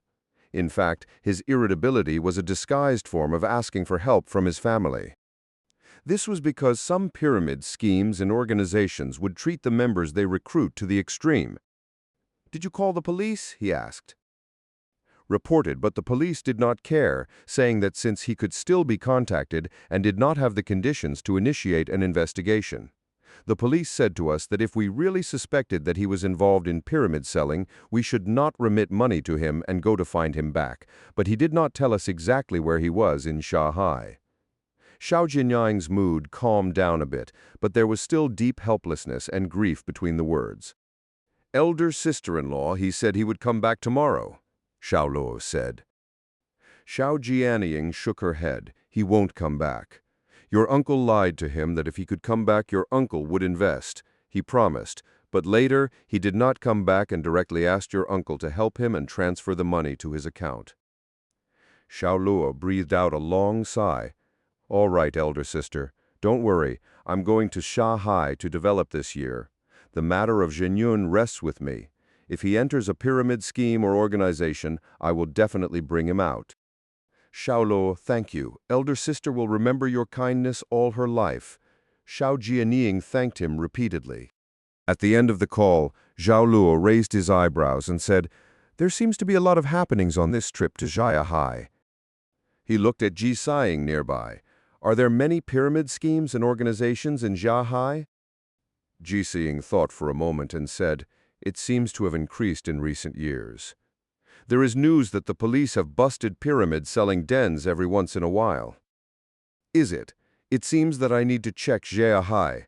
Xiao Luo smiled. If Ding Zhenyun had been brainwashed, it would be useless to say anything to Ding Zhenyun now. Ding Zhenyun would just think it was to prevent him from succeeding and making a fortune. If he wanted to save him, he must make him deeply realize that it was a scam from the ideological point of view. The next day, indeed, as expected, as Xiao Jianying said, Ding Zhenyun said that he had no time to come back and only let Xiao Luo find him when he had time. He would make a fortune with Xiao Luo. Xiao Luo felt funny at the same time. He felt that his cousin was very poor. Ding Zhenyun's education was only at the secondary level. He had worked as a machine tools operator in a factory with a monthly salary of about 3,000. He was very filial and pious, eager to succeed, eager to change his fate to give his parents a better life, and it was precisely this kind of psychology that made him the most likely target for a MLM scheme. He had no ability before, but now that he had this ability, he would definitely help his elder sister-in-law and her family. So when he began to rebuild the farm, he passed it to his father Xiao Zhuan. Xiao Zhuan took the initiative to call his elder sister-in-law and let her join the team. The name of the estate was also decided, Luo Estate. As soon as Xiao Luo's funds were in place, excavators, bulldozers, mixers, engineering brigades, etc., all poured into the farm and rebuilt with a bang. The whole village was boiling, and every family was talking about Xiao Luo's feat. How much money did Xiao Luo earn out there? He wanted to transform his father's farm into an estate. Big, really big. It seems that we all underestimated Xiao Luo. He is the best young generation in our village. The crowd was full of praise for Xiao Luo as he dared to make a big renovation of the thousands of acres of deserted land. This was the skill and ambition. Xiao Luo's family position in Luo village rose sharply. At last, even 10 miles away, townships knew about Luo Estate and Xiao Luo. At that time, Xiao Luo became a famous person and was talked about with relish. Of course, there were also alternative voices. Xiao Chu, who has been discharged from the hospital, had been gossiping behind his back, saying that Xiao Luo was just a rich young lady's toy. The rich young lady paid for the construction of the estate, and Xiao Luo was at most a small white face. As a result, many Luo village people couldn't take it anymore and countered him one after another. Even if Xiao Luo is a small white face, that is also his skill. If you have the skill, you can also come back with a rich young lady. Your mouth is full of shit. I used to think Xiao Luo couldn't compare with you, but now I find that you can't compare with Xiao Luo, not even a finger. Xiao Chu's lungs were almost bursting with anger. He left his hometown of Luo village with his wife and child and went back to the city of Zhoukou. Before leaving, he shouted at all the people in Luo village, "A group of fools. Continue to kneel and lick Xiao Luo. We'll see if they will give you a bite to eat." This sentence, however, would soon hit him in the face, because the thousands of acres of land was basically owned by Luo village people. After the land was changed into an estate, each family became a small shareholder of the estate and was able to earn the year-end bonus, except Xiao Chu, whose land Xiao Luo did not intend to expropriate. Xiao Chu almost vomited blood. Of course, Xiao Luo didn't want to annoy Xiao Chu by letting every family in Luo village hold shares. He wasn't so bored to do so. His purpose was very clear. It was to stimulate the enthusiasm of Luo village people so that the road to an estate is smoother. When Xiao Luo's story got around, more relatives and friends came to visit their grandparents. They were all relatives who had not seen each other much in recent years. They appeared like bamboo shoots after a spring rain. It was really like the old saying, "No one asks if you live in a poor city. If you live in a remote mountain, you have distant relatives." The uncle who once humiliated his father Xiao Zhenyun in front of Xiao Luo also came with his son Hua Xiaorong. He brought some good wine and gifts to the door, but he borrowed money from Xiao Luo, saying a few words. "Xiao Luo, you are now well-developed and rich. See if you can lend 400,000 yuan to your uncle, who has taken a fancy to a second-hand house in the county seat 1, Uncle Hua Dexing said with a warm smile. TN1. County seat refers to the capital. Cousin Hua Xiaorong crossed his legs and sat like it was his own house. His eyes swept and paused at Xiao Luo from time to time. He was looking at the graceful Ji sighing. Chapter 310. Stun. Hua Dexing was wearing a blue shirt with neat hair and beard. He was handsome. The wrinkles around his eyes and the wisps of white in his hair showed his age. His son Hua Xiaorong was dressed casually. Like a playboy, he played around without a proper shape. When he asked to borrow money, Hua Heiying also happened to arrive at home from the farm, travel-stained, wearing clothes with some mud. Brother Xiaorong. Hua Heiying warmly greeted Hua Dexing and Hua Xiaorong. "Heiying, why are you here all by yourself? Where's Xiao Zhiyuan?"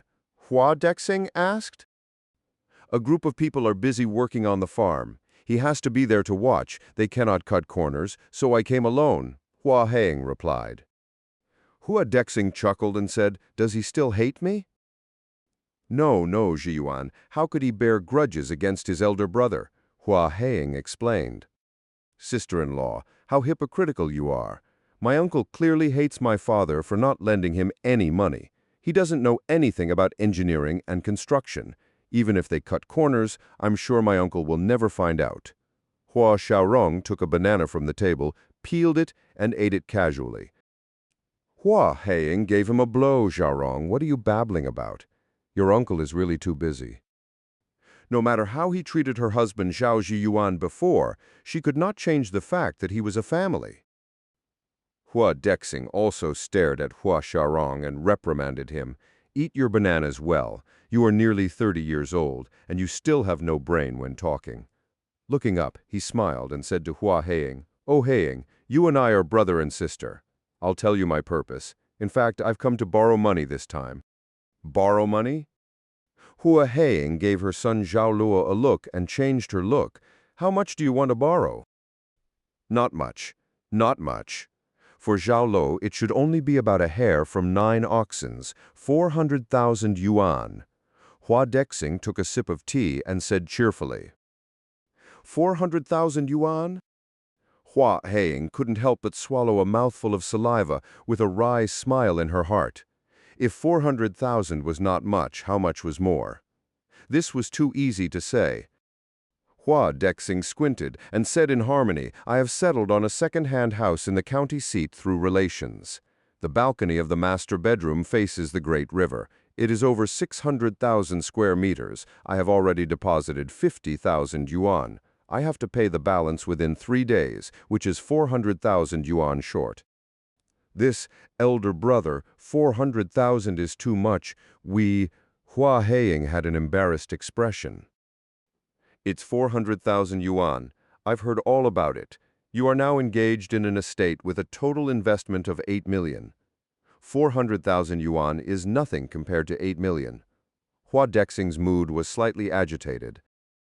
Hua Heiying directly refused. "It is precisely because of the investment of 8 million that it is difficult for us to lend 400,000 at once."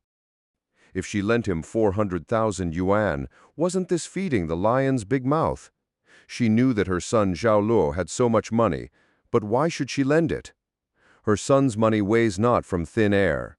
Haying, if you say such a thing, don't you recognize me? I am your brother. You are my elder brother, but there are some things to be told separately and cannot be confused. Hua Haying was not made of clay. Don't say any more. Hua Dexing suddenly changed his face with a wave of his hand. I'll just ask, do you want to lend or not?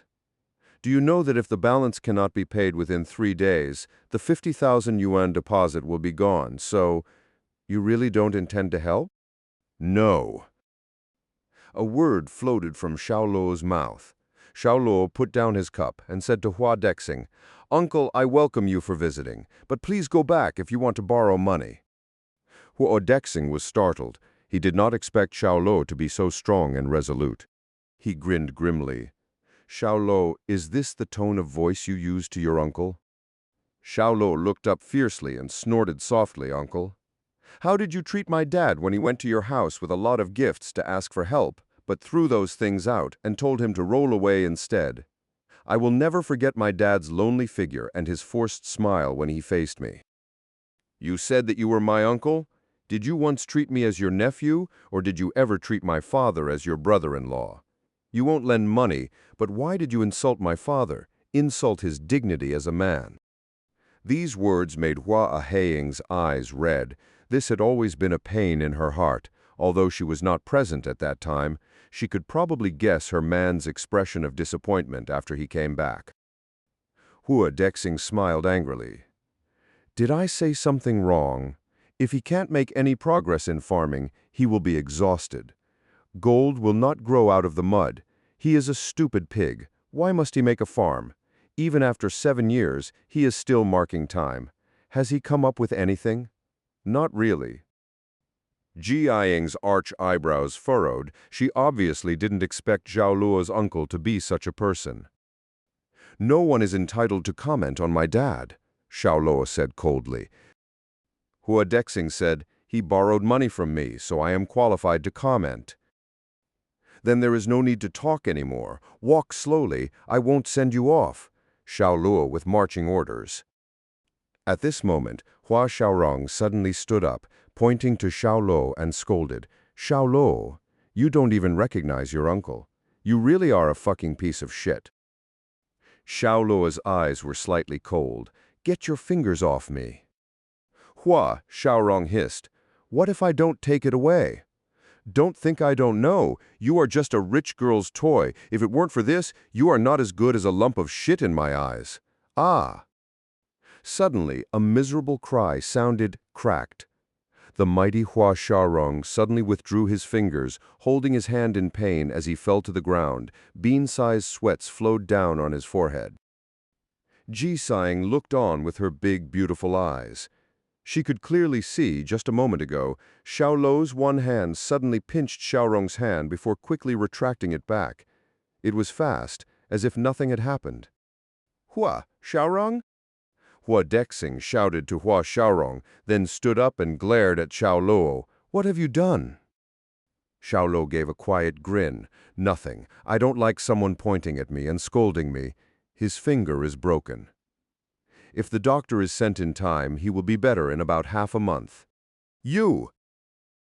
Hua Dexing helped Hua Xiaorong to leave, stopped beside Hua Haying, and said with anger, You have taught a good son. Hua Haying didn't say a word. There was such a brother. Wait, take these things away. I don't need them. Xiao Luo pointed to the wine and gifts on the table. Hua Dexing turned his head and said maliciously, No, it should be for animals. Animals. Ha ha. Xiao Luo laughed coldly. Before Hua Dexing could react, like a shadow, a palm like lightning smacked Hua Dexing's left cheek. Pa. After a crunchy sound, Hua Dexing, who was standing just now, was knocked unconscious by a slap. Hua Xiaorong sat down on the ground scared, horrified, seeing the face of the indifferent Xiao Luo. His whole body dropped cold sweat. Chapter 311. Airsickness. Xiao Luo, one by one, threw Hua Dexing and Hua Xiaorong back into the car they drove in with, and also put back the things they brought in the car.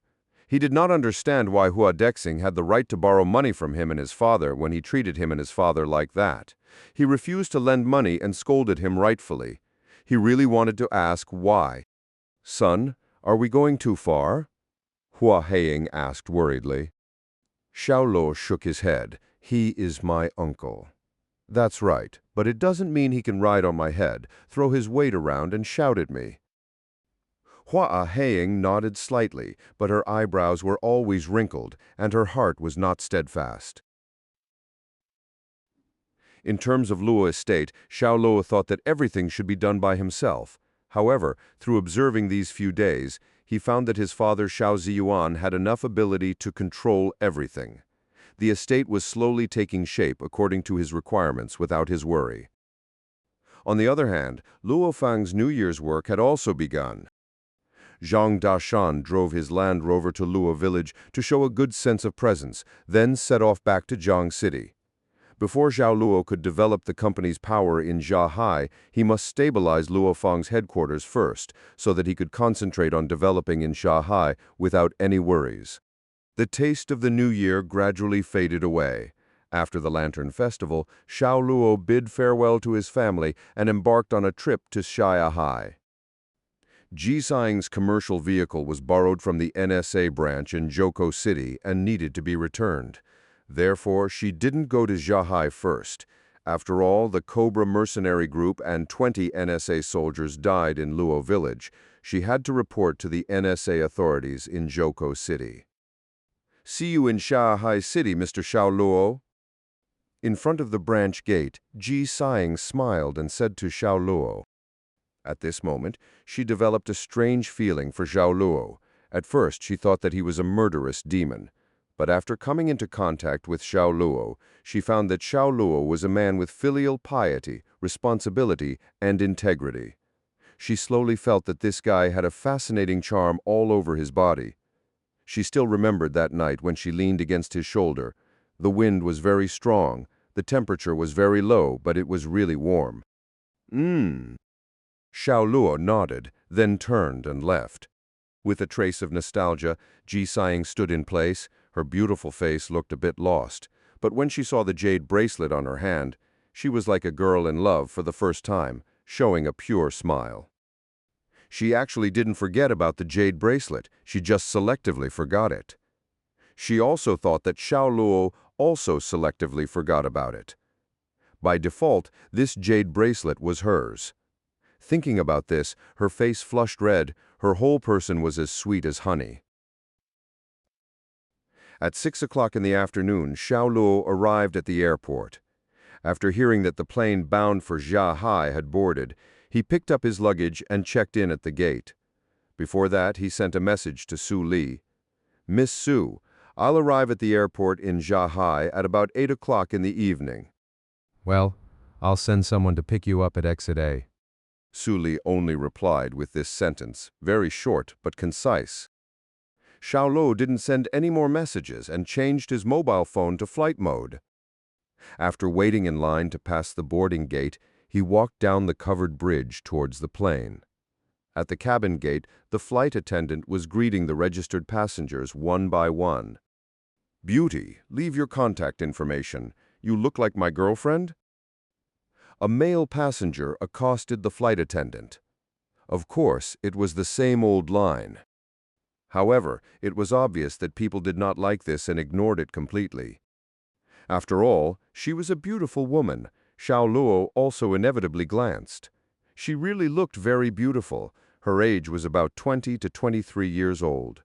Her head of black hair tied into a noble bun, revealing her white neck. Few strands of hair were loose, giving attractive amorous feelings.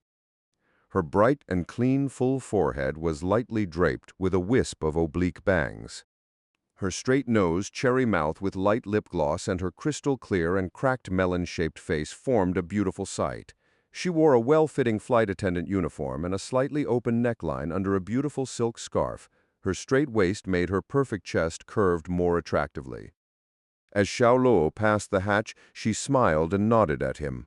The nameplate on her chest was inscribed with a line of words, Tan Ning Fu, first-class flight attendant.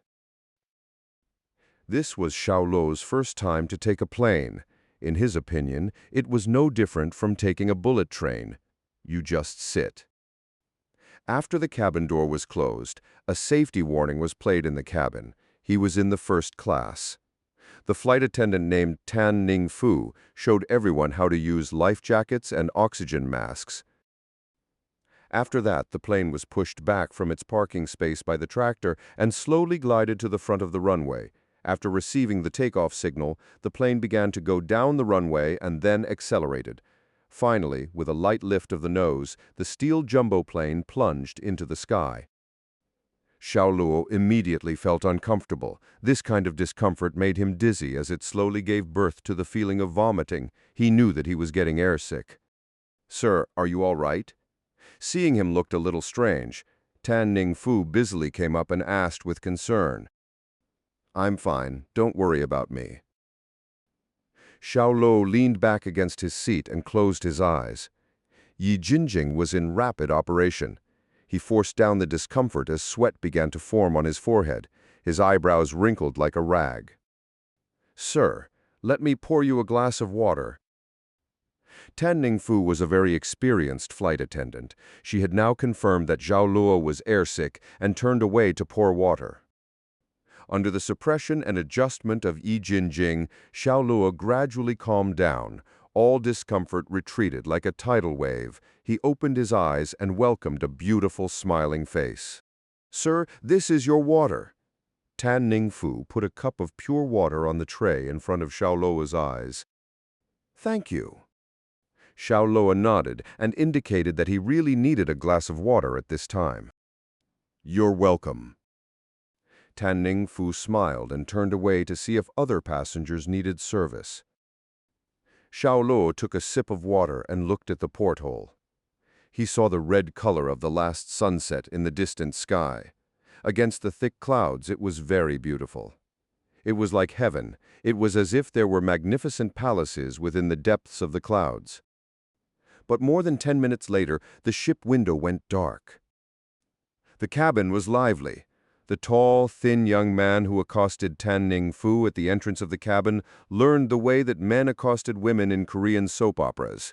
He ordered fruit juice and drinks continuously in order to get Tan Ning Fu pass.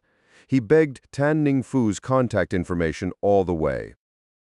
"Sir, this is the last time. Please stop fooling around," Tan Ning Fu solemnly reminded him. Chapter 312. The Old Man. Tan Ning Fu reported the situation, and another flight attendant also came up and solemnly warned the tall and thin young man not to harass them and affect their normal work. Therefore, the whole first-class passengers knew the situation, and everyone scoffed at it, expressing deep disdain for such behavior. One woman scolded, "It's really a bad day in the world. A passenger on the plane wants to pick up hot chicks and think of themselves as Wu Yanzu." The young man was embarrassed and thought to himself, "Is there any sin in pursuing girls?" It was not long before he came across Xiao Luo and introduced himself freely. "Dude, it's fate to share the same plane. My name is Wang Yanzu, brother. Your name is... Why are you looking at me like that? My name is Wang Yanzu. I've been called this since childhood. If you don't believe me, I'll show you my ID card now." When the young man said his name, the woman who rebuked him just now turned her head and casted a look of disdain and contempt. He immediately explained and took out his ID card. Any sharp-eyed person could see it clearly. Alas, this man was actually called Wang Yanzu. One name amused everyone in the first class, and it relaxed the atmosphere. "Wang Yanzu?" Xiao Luo shook his head and chuckled, unknown and complete.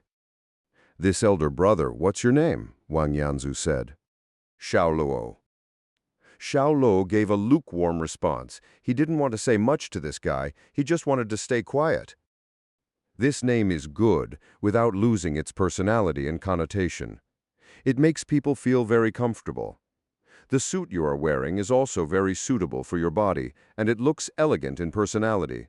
You dressed very tastefully. At first glance, you are not a common layman.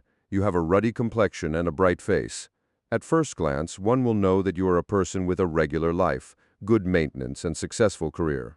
Wang Yanzu put up his thumb and talked a lot. Are you a salesman? Xiao Luo lightly asked. Wang Yanzu exclaimed with surprise, Hey, how do you know? If you can be eloquent at kowtowing, you can only be a salesman, Xiao Luo said straightforwardly. Many passengers around heard this and couldn't help laughing again. Wang Yanzu seriously corrected Xiao Luo's statement, brother. That's not it. I call it praising others. Praising others is an art and is also a kind of cultivation which cannot be described by flattery. Xiao Luo stopped talking. This guy was very talkative, and he was very sure that this guy was definitely trying to sell his products. Sure enough, Wang Yanzu's next sentence was, Brother, this is my business card. I sell insurance. It doesn't matter if you buy it or not, we can be friends. But I have to say to you that there are 3 kinds of insurance in one's life. The first is pension insurance. As everyone gets old, this is certainly useful. The second is health insurance. Everyone will get sick. If not, it's mostly because of accidents. There is also accident insurance to prevent people from running out of money, people without money, money without money, money with money, love without debt. I don't need it. Xiao Luo very impolitely refused. Seeing that the customer's resistance was high, Wang Yanzu put the topic aside for the time being. Don't worry, I just want to pass on the knowledge of insurance for you. I didn't say you must buy it. By the way, brother, how about guessing a riddle? Before Xiao Luo could reply, he simply said, Men have long legs, like the name of a dessert with 1 or 2 characters. Xiao Luo felt funny when he heard about jokes. Zhang Dashan was the granddaddy of jokes. Staying with Zhang Dashan for a long time, he naturally was exposed to a lot of it, such as now, the riddle Wang Yanzu said was what Zhang Dashan had said before. He said the answer to the riddle without thinking, cake. I hope this guy will stop when I answer the question. Yes, it turns out that my brother is also an old driver 1, Wang Yanzu said in surprise. TN1, old driver means someone who is experienced. Why cake? Next to them, a woman was very curious. Wang Yanzu smiled with a wretched smile and explained, men's eggs are very high when their legs are long, so they are called cakes. Such a meaningful explanation instantly made the woman blush on half of her face. The first class was not very big, and the flight attendant Tan Ning Fu also heard it with a slight blush on her cheek. Wang Yanzu was even more energetic when he was able to attract the attention of the girl he liked. He patted Xiao Luo on the shoulder. Brother, since you know that a man's leg length refers to cake, then you certainly know what a woman's leg length refers to? Lipstick. How simple. A male passenger answered loudly. Lipstick? Lips? Oh my God. Such connotation and pollution made all the female passengers who came back to their senses blushed with shame. At that time, Wang Yanzu became the focus. Men had a train in their hearts. Once the train started, the whole world would run in a dirty way. Many men had joined these kinds of yellow jokes, too. TN2, yellow, a slang for pornographic or sexual. In this context, it means dirty jokes. Xiao Luo went back to minding his own business. He put on headphones to listen to songs.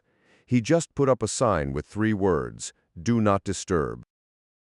He would not contradict such jokes, but he would not talk to such a guy who he had just met for less than 10 minutes. At this moment, an old man got up and went to the bathroom, but he suddenly fell to the ground after taking a few steps. His wife immediately howled, Somebody, help my husband." Hearing her cry, Tan Ning Fu left the flight attendant's seat and ran. After a cursory examination of the old man who fainted on the ground, she immediately informed another flight attendant, "A guest has fainted." A little while later, the flight attendant and the safety officer arrived at the first class in a panic. What's going on? The chief flight attendant rushed at the old man's wife and asked, I don't know. Please help my husband, please." The old woman held the old man's hand tightly and cried out to the people around her in tears. The chief flight attendant made a quick decision and rushed to Tan Ning Fu and said, "Ask if there is a doctor on the plane." Yes. Tan Ning Fu went to the radio room and asked, "Is there a doctor? Is there a doctor on the plane? Please come to first class. An old man fainted. If there is a doctor on the plane, hurry to first class." The radio rang several times in a row, but no one came. "Isn't there a doctor?" The chief flight attendant, who was doing the simplest care, sighed heavily. She rushed to the security officer and said, "Contact headquarters to inform them of the situation regarding the elderly and request to land at the nearby airport. Go." A staff member left quickly and returned quickly, shaking his head. "The nearest airport is Zhenyun. It will take another hour and a half to arrive. The headquarters has contacted the airport in Zhenyun to get them ready to rescue the patient." "Is it too late?" The flight attendant looked at the old man with his eyes closed and a full face of pain. Her heart was jumping about in fear and trembling. Chapter 313, Rescue. Xiao Luo knew what happened in first class. Even though he was listening to music with headphones on, next to him, Wang Yanzu wouldn't leave him alone.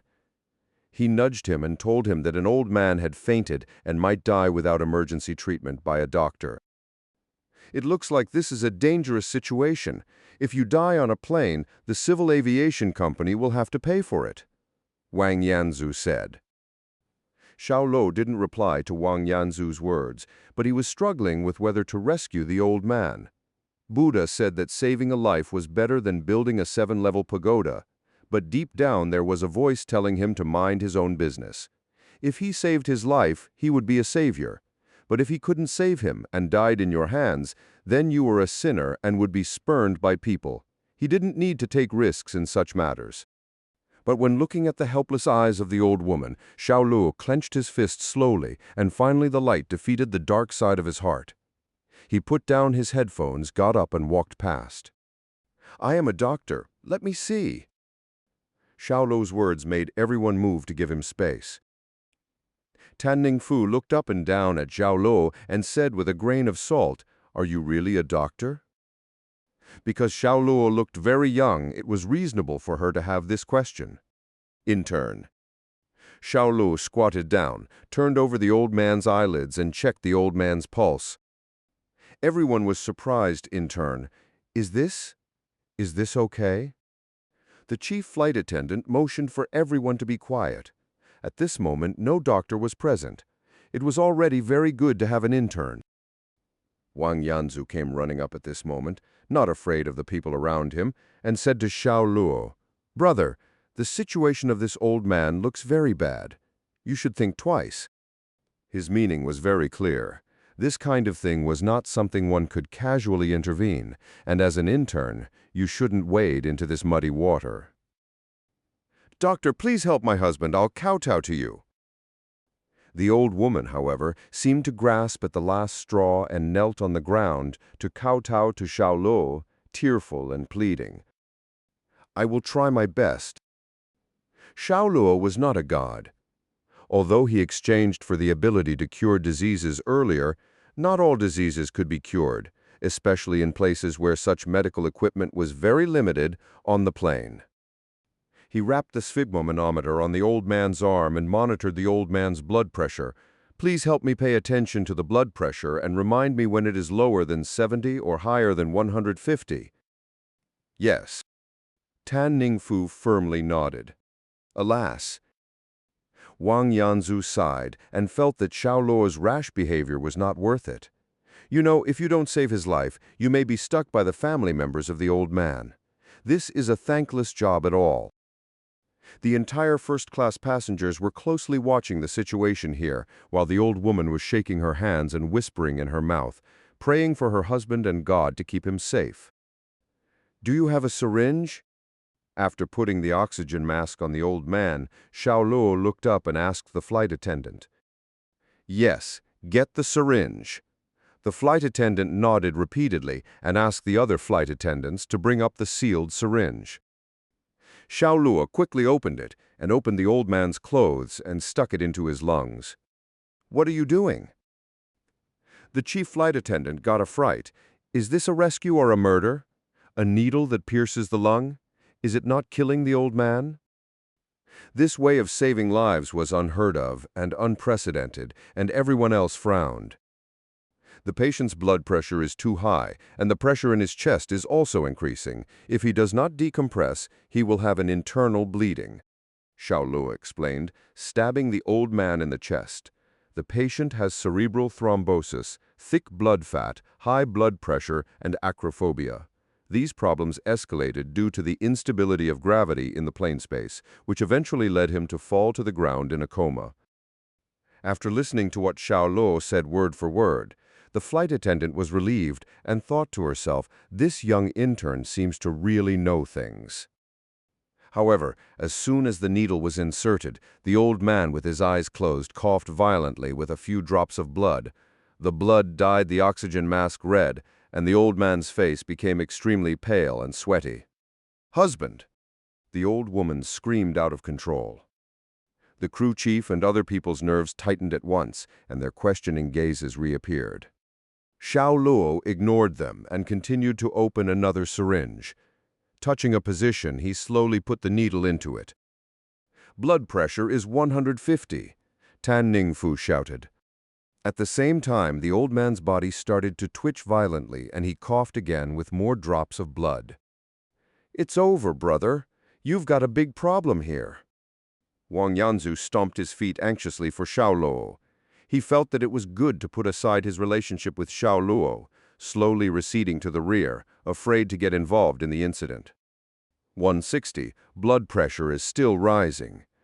Tan Ningfu's words sound extremely urgent. Can he do it or not?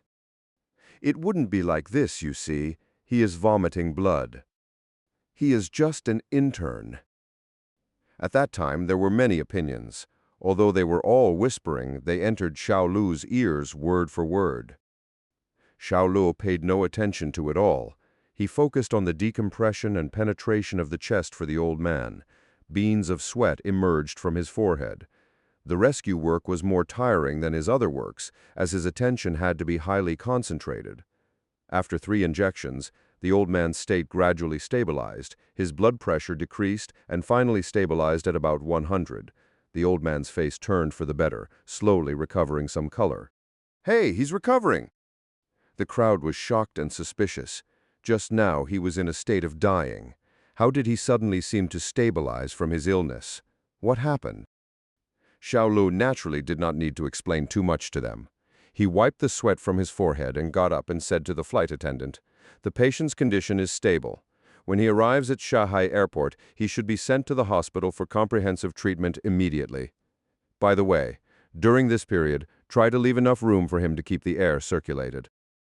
The flight attendant nodded. "Yes. You old man, you scared me to death." The old woman hugged the old man tightly as if she had recovered from the loss, and then expressed her most sincere thanks to Xiao Luo. "Thank you, doctor, thank you." Xiao Luo smiled, turned around, and returned to his seat. Pa. The chief flight attendant was the first to start and gave Xiao Luo a round of applause.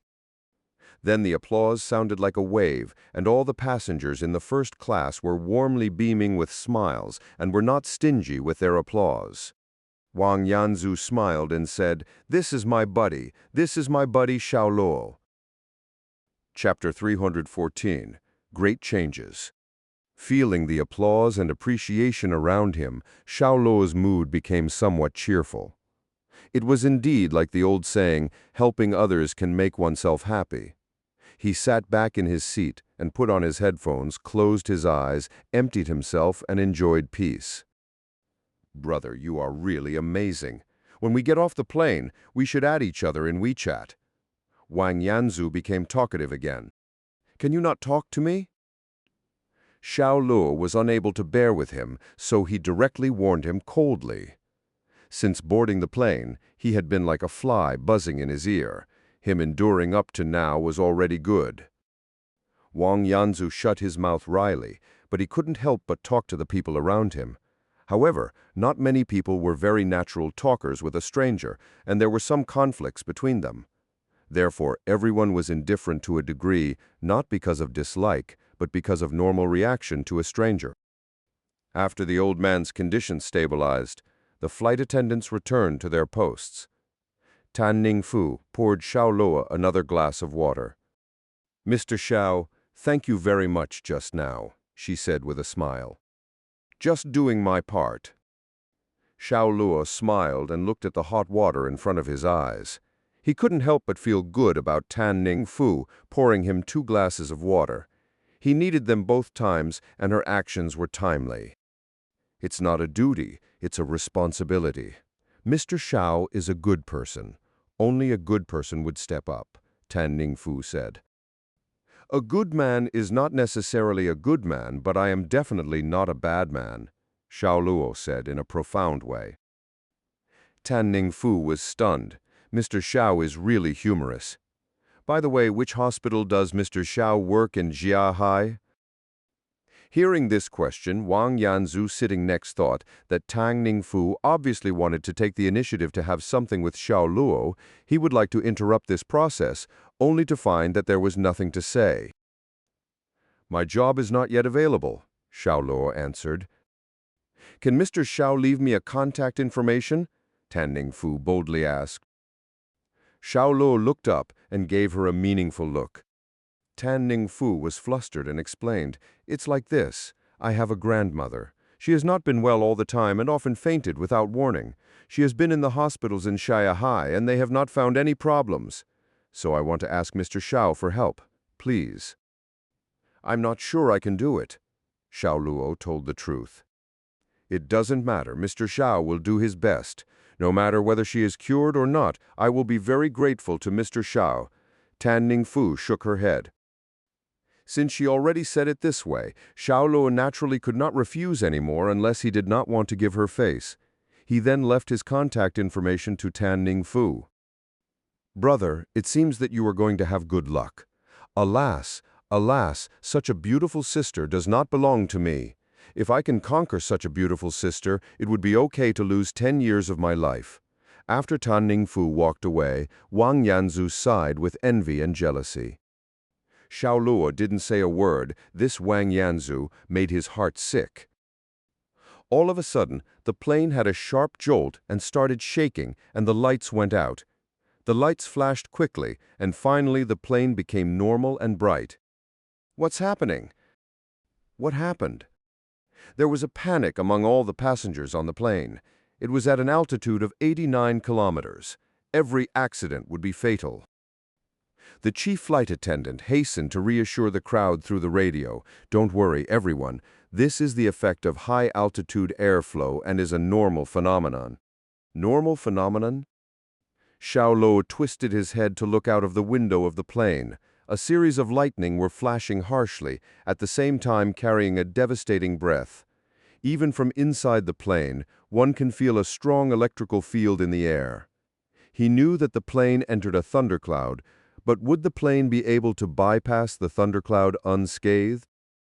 A bad feeling arose spontaneously, especially when the crew chief rushed to the first class with a large group of safety officers, knocking on the cockpit door and shouting to the captain and the deputy captain inside. The bad feeling became stronger and stronger.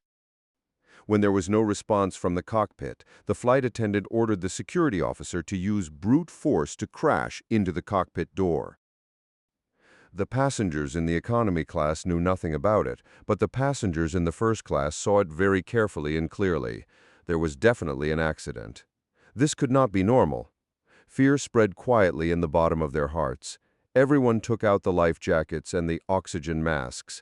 The turbulence and shaking of the plane began again, accompanied by the cries of children. At this moment, the radio on the plane rang again. It was a man's voice. Dear passengers and friends, I am your Deputy Captain Lao Tsui. Congratulations on your qualification to enter heaven with Lao Tsui. Yes, you heard me correctly. You and I, as well as this Boeing 747, will all enter heaven. There is no sickness, no intrigue, no oppression. There is only happiness, no fear, no panic. Let's keep smiling and fall into the arms of God. Lao Tsui is with you. Ha ha ha. This voice was full of madness, just like a radical delivering his exciting speech, full of emotion. However, for the passengers on the plane, these words were the devil's. Their understanding ability was not poor. Naturally, they knew that the Deputy Captain Lao Kui was taking them step by step into the abyss. The thunder and harsh lightning outside would bring everyone to a bad end. Fear spread rapidly like a plague, with cries, shouts, prayers intertwined. It's over. The deputy pilot is crazy. He's crazy. He's going to kill us all. No, my wife hasn't asked for it. I haven't lived long enough. Wang Yanzu was frantically yelling, but even if he was mad, he could not jump off the plane. Come on, some male passengers, help break down the cockpit door. The flight attendant shouted loudly. Under the urge of survival instinct, several men got up, gnashing their teeth like crazy to crash into the cockpit door. Each impact against the door made a loud noise, but the door was still tightly closed and would not budge. The gentleman outside, please don't waste your energy. You won't be able to succeed. Just sit down and come with me to see God calmly. Deputy Captain Lao Tui shouted to the crowd over the radio. Lao Tsui, what do you really want to do? The flight attendant rushed into the cockpit and shouted questions. What do I want to do? Why don't you ask those high above company leaders? I worked hard for more than 10 years, yet even the newcomers who came in after me rose to the top, while I was just a damn co-pilot. I want revenge. I want to make the company pay a painful price. Ha ha ha. Lao Tui laughed wildly. His voice made people tremble and despair. The deputy pilot was crazy. He wanted to destroy this airplane and take everyone to their death. TLL note. Hello, I would like to inform everyone that I will be changing the update schedule to only weekdays, Monday to Friday. Chapter 315, Panic and Despair. Peng, peng. Everyone banged on the cockpit, but the result was still the same. The door was tightly closed. Deputy Chief Tsui turned off the autopilot, deviated from the route, and drove the plane into thunderclouds. Once struck by lightning, we are all finished. A staff member who knew the situation looked pale, sweaty, and was trembling.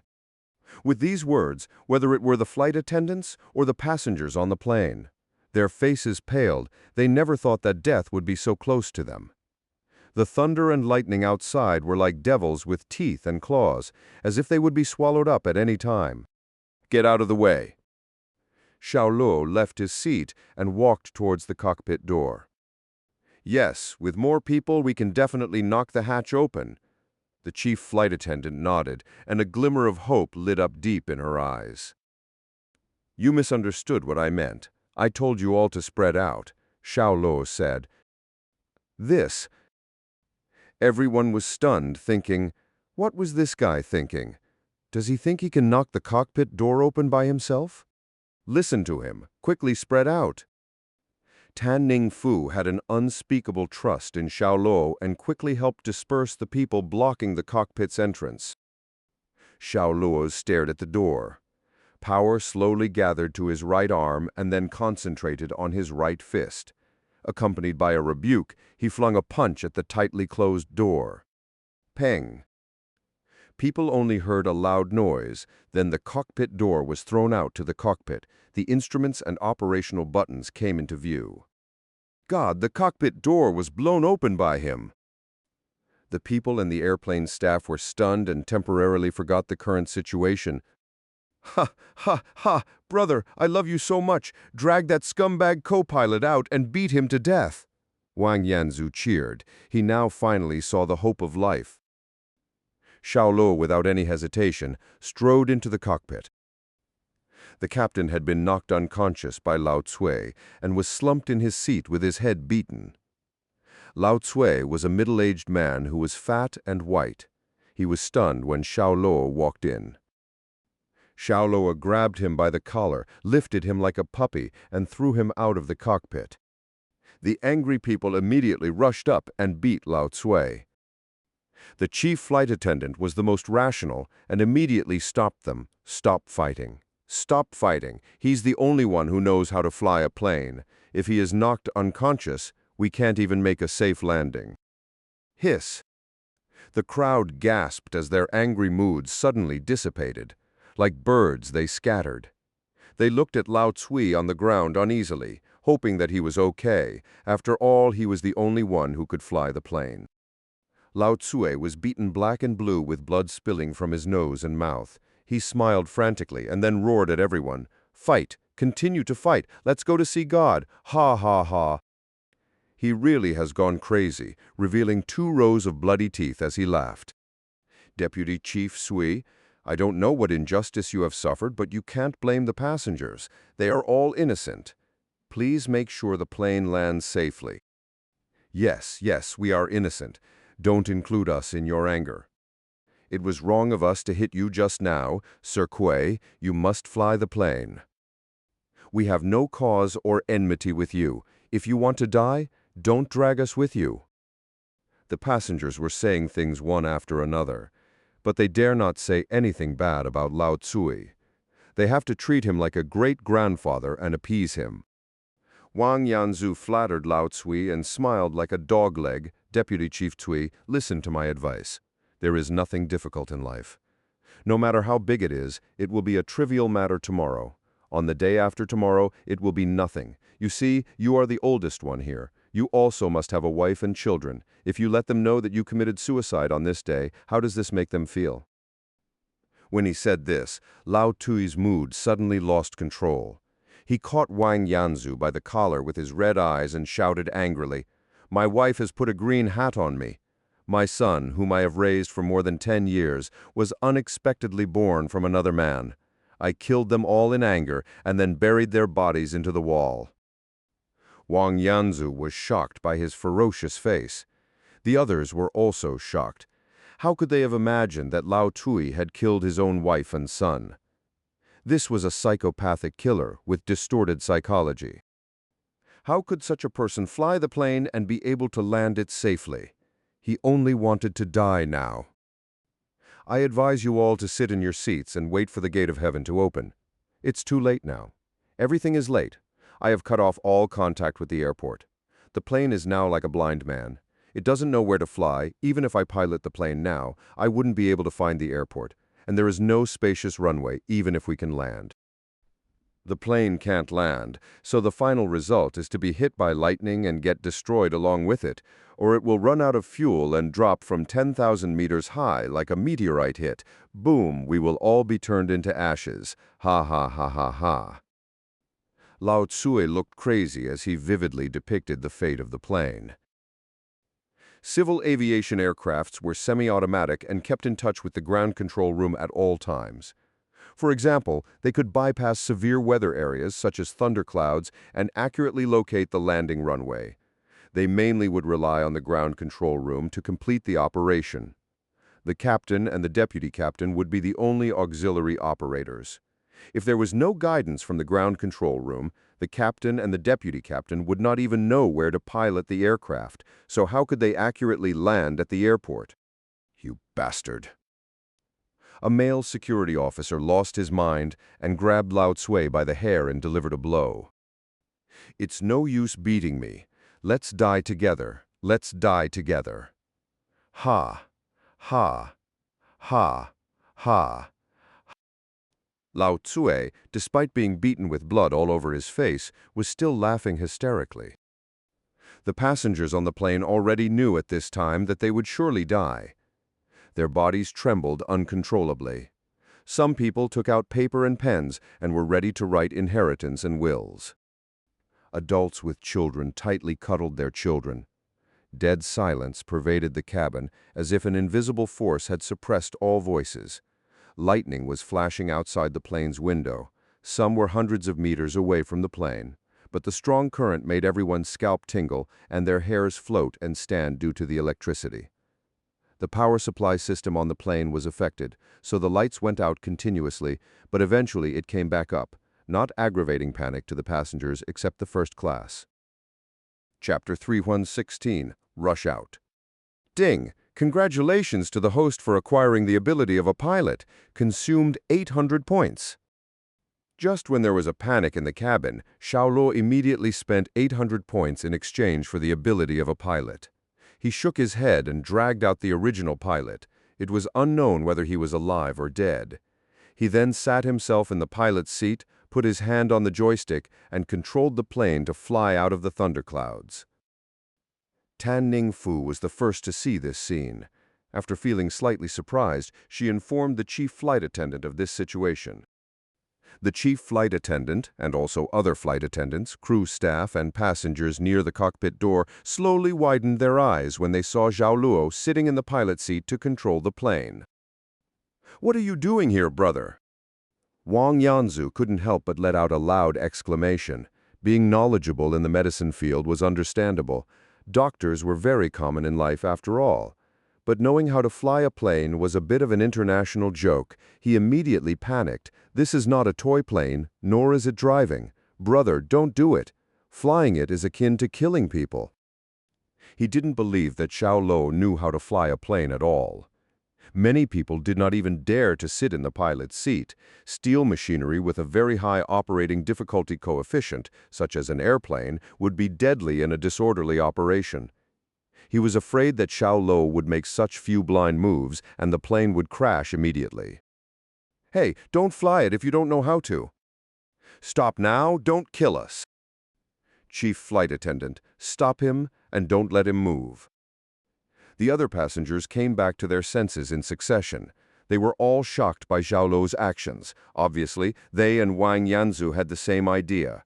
They thought that Xiao Luo did not know how to fly a plane. If he did not know but would sit and press buttons randomly, it was simply challenging their psychological endurance.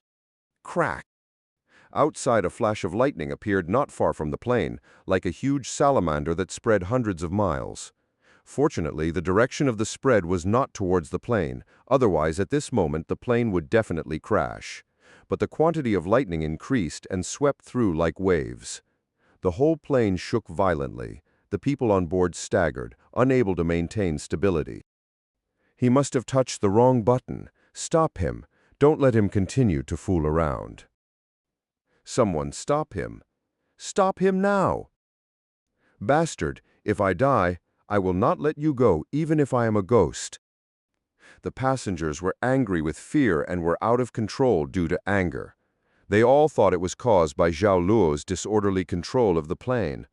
They wanted to rush to stop Xiao Luo, but the plane was experiencing heavy turbulence. They couldn't even rush into the cockpit. Xiao Luo ignored their bristle. He stretched out his hand and pressed several buttons that everyone could not understand. Then he pushed the throttle of the plane. This was the power combination button of the plane. When he pushed the throttle of the plane, its speed soared immediately, rushing out of the thunderclouds. Faster, faster! Xiao Luo could not continue to stay in the dark thunderclouds, otherwise, sooner or later, lightning would hit the plane and destroy it. 1 kilometer, 500 meters, 300 meters. At last, the plane was approaching the outer edge of the thunderclouds. Whoosh! The dark clouds dispersed and the plane, like a dragon, went out to the sea and rushed out of danger. The plane finally settled down smoothly. The cabin was in disorder. The passengers inside seemed to have suffered an earthquake. They slowly climbed up one by one from a state of stagger. Some people have found that they have left the thunderclouds and can no longer see the harsh and frightening lightning. "Come out, we've escaped," someone said in a trembling voice. "Yes, we have left the devil's zone. We're saved, we don't have to die." Ha ha ha. For a moment, everyone in the cabin cheered, hugged, and wept with joy. "Mr. Xiao, you really know how to fly a plane." Tan Ningfu was the first to run into the cockpit, unable to suppress the joy on her face. However, Xiao Luo looked solemn and did not reply to her words, because the connection between the plane and the ground control room was cut off and could not be restored. In other words, the plane was really blind, as Kui Ji-ho said. If the plane could not reach the airport, it could not land. If the fuel ran out, it was still a dead end waiting for them. What should I do? What should I do? He frowned deeply and couldn't help cursing in his heart. He got caught up with this kind of thing on his first flight. Who would be in a good mood? Cheer, just continue to cheer. Either way, the plane can't reach the airport anyways. If not hit by lightning sooner or later, the plane will crash because of fuel depletion. The result is still the same. Everyone will go to see God. Ha ha ha. Lao Sui's face was covered with blood. With this smile, his face looked ferocious and horrible, which made people panic. His remarks suddenly made everyone's mood drop from the peak of joy to the bottom of the valley, especially the cabin crew, who knew the current situation very well, with white and bloodless complexions and dim eyes.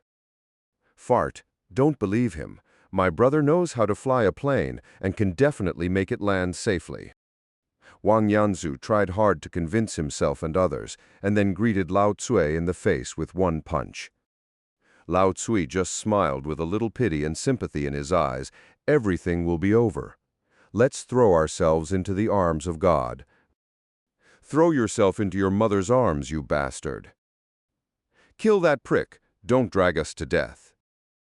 Kill that bastard. Angry male passengers rushed up and beat Lao Tsui to death. Xiao Luo was upset by the noise. He turned his head and gave them a shout from inside the cabin. Shut it.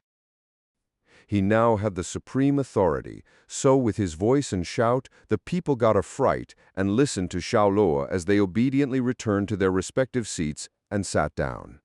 Xiao Luo said, Chief Attendant. Mr. Xiao, the flight attendant bowed slightly. Calm down the passengers, let them fasten their seat belts and not leave their seats. In addition, keep an eye on the deputy pilot and don't let him move, Xiao Luo instructed. Yes. The flight attendant turned and left to carry out the orders given to her by Xiao Luo. At this moment, Xiao Luo was acquiesced to be the top commander on this plane. Xiao Luo looked at Tan Ningfu and asked, Miss Tan, right? Mr. Xiao, if you have anything to say, I will do my best to help you. Tan Ningfu replied. You cooperate with me in the co-pilot position?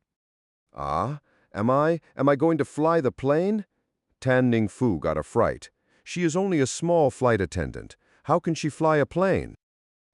I'll tell you how to do it. Xiao Luo said in a tone that no one should disobey. Landing required 2 people to operate, of course. If he had 4 hands, he would not need Tan Ningfu's cooperation. Chapter 317, Landing. You have 2 things to do now. First, notify Xiaohai Airport to clear the runway and make clear marks at the beginning of the runway so that the plane can land safely. Second, turn on the mobile phone map and mark the location of Xiaohai Airport to ensure that I have adjusted the correct course to Xiaohai and not any other city. As soon as Tan Ningfu was seated in the co-pilot position, Xiao Luo gave her 2 orders lightly. The communication system of the plane failed. Now he can only rely on the communication and positioning functions of a mobile phone, as it has become the eyes of the plane for the time being. Okay. Tan Ningfu immediately took out her mobile phone, but she was dumbfounded soon because the phone had no signal. Xiao Luo added after the above words, Use my cell phone. Saying so, he took out his NSA-assigned mobile phone out. He unlocked it and turned off flight mode. This mobile phone was different. It could receive signals directly from satellites in space rather than the ground signal towers. It could be said to have a signal in any corner of the world. Tan Ningfu got through with the Xiaohai Airport, paraphrased Xiao Luo's words, and the Xiaohai Airport immediately began to prepare. Then opening the map software and marking the location of Xiaohai Airport. The course is 45 degrees off. Xiao Luo looked at the position display on the mobile phone map and began to adjust the course of the plane. Brother, what brand of mobile phone do you have? It's amazing. It still has a full signal, even though we're 8 to 9 kilometers high in the sky. Wang Yanzu marveled while at the cabin door because he knew very well that mobile phone signals were supported by the wireless signals formed by each cellular base stationed on the ground, and the normal coverage distance of a single base was 5,000 meters, which could not reach as high into the air as 89,000 meters. Xiao Luo ignored him and focused on flying to Xiaohai Airport. the chief flight attendant, and the other flight attendants, the safety officers, and so on, all looked at Xiao Luo at this time, because Xiao Luo was too mysterious. He was not only a doctor and knew how to save people, but also knew how to fly a plane. In addition, even his mobile phone was different from theirs. It was able to pick up signals high in the air. Everything showed that the man's identity was not ordinary. "Mr. Xiao, can I ask you a question?" Tan Ningfu could not help but show her inner curiosity.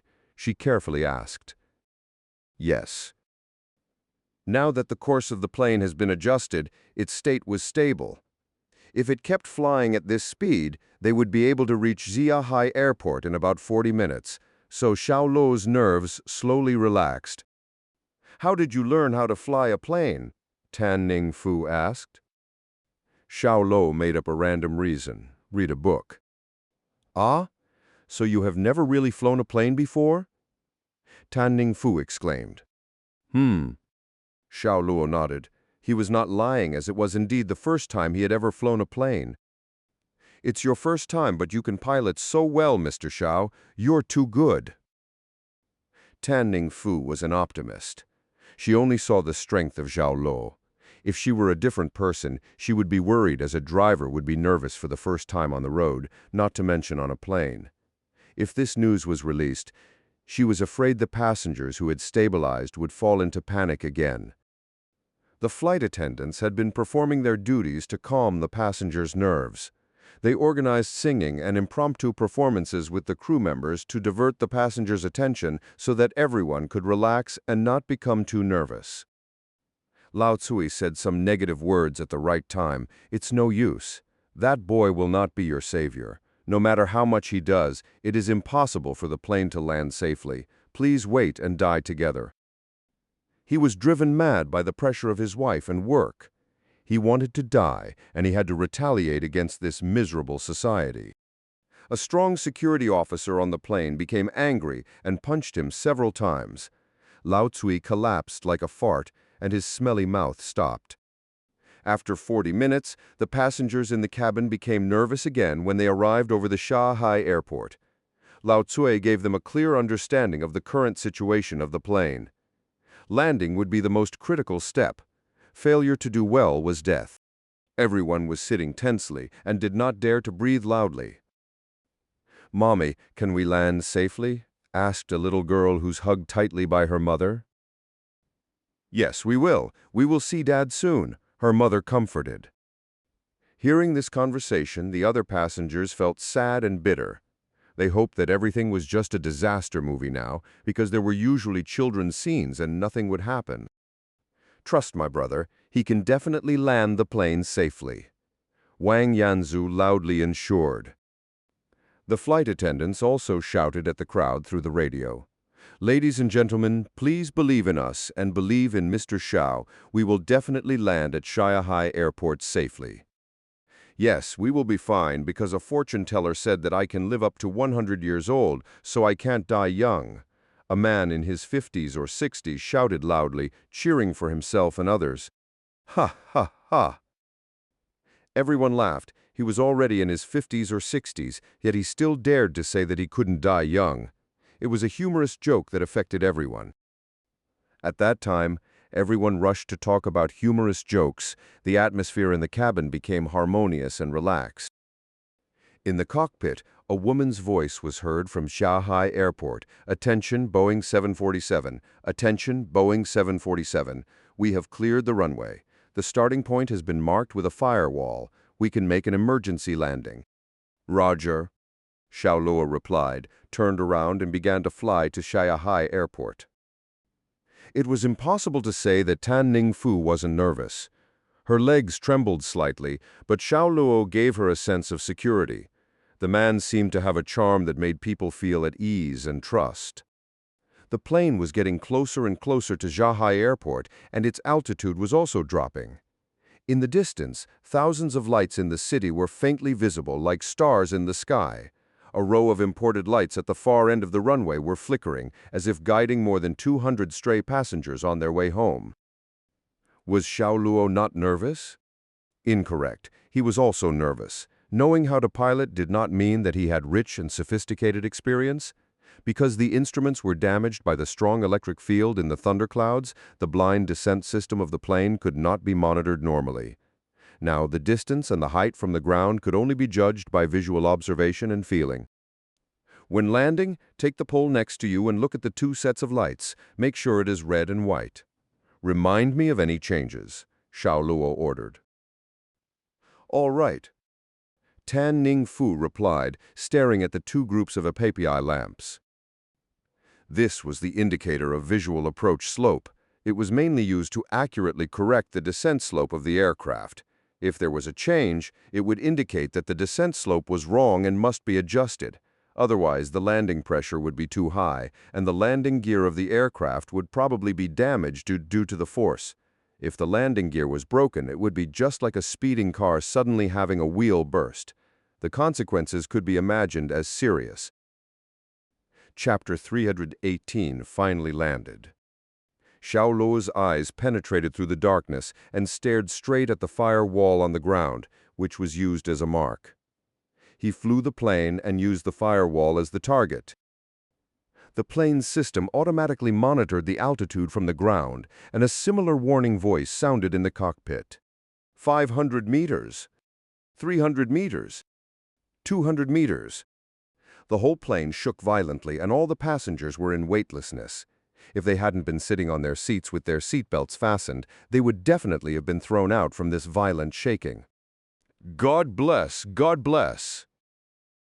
Someone closed his eyes and prayed aloud. Mr. Xiao, the lights have turned red. Tan Ning Fu, who has been paying close attention to the apipi lamp, suddenly exclaimed aloud. A double red lights would indicate that the nose was pointed too low, which would cause great impact to the front support bar. Pull up. Xiao Luo held the throttle tightly in his two hands. He rebuked in his mouth and forced the nose up a little. Boom. There was a loud noise that shook people's eardrum. The plane passed through the firewall and came into contact with the ground. At the moment of contact, the shaking intensified to the extreme. As the plane rolled and shook, the passengers closed their eyes and waited for death's judgment. It was the decisive moment whether they live or die. Take the throttle on your side and don't loosen it, Xiao Luo said bluntly to Tan Ning Fu. Tan Ning Fu was frightened, but she didn't get flustered like a normal woman. She still kept her head and took the throttle firmly.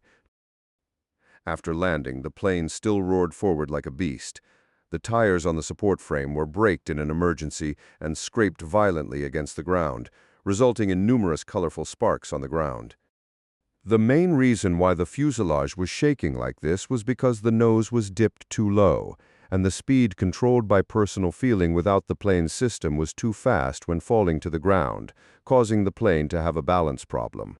Xiao Luo's hands controlled the throttle, trying to make the steel behemoth gentle down. The cries of the passengers echoed. They all felt that they were going to die. The duration was very short, but it felt as long as a century for everyone. A few minutes later, the roaring steel behemoth finally stabilized and its speed dropped to about 80 miles per hour.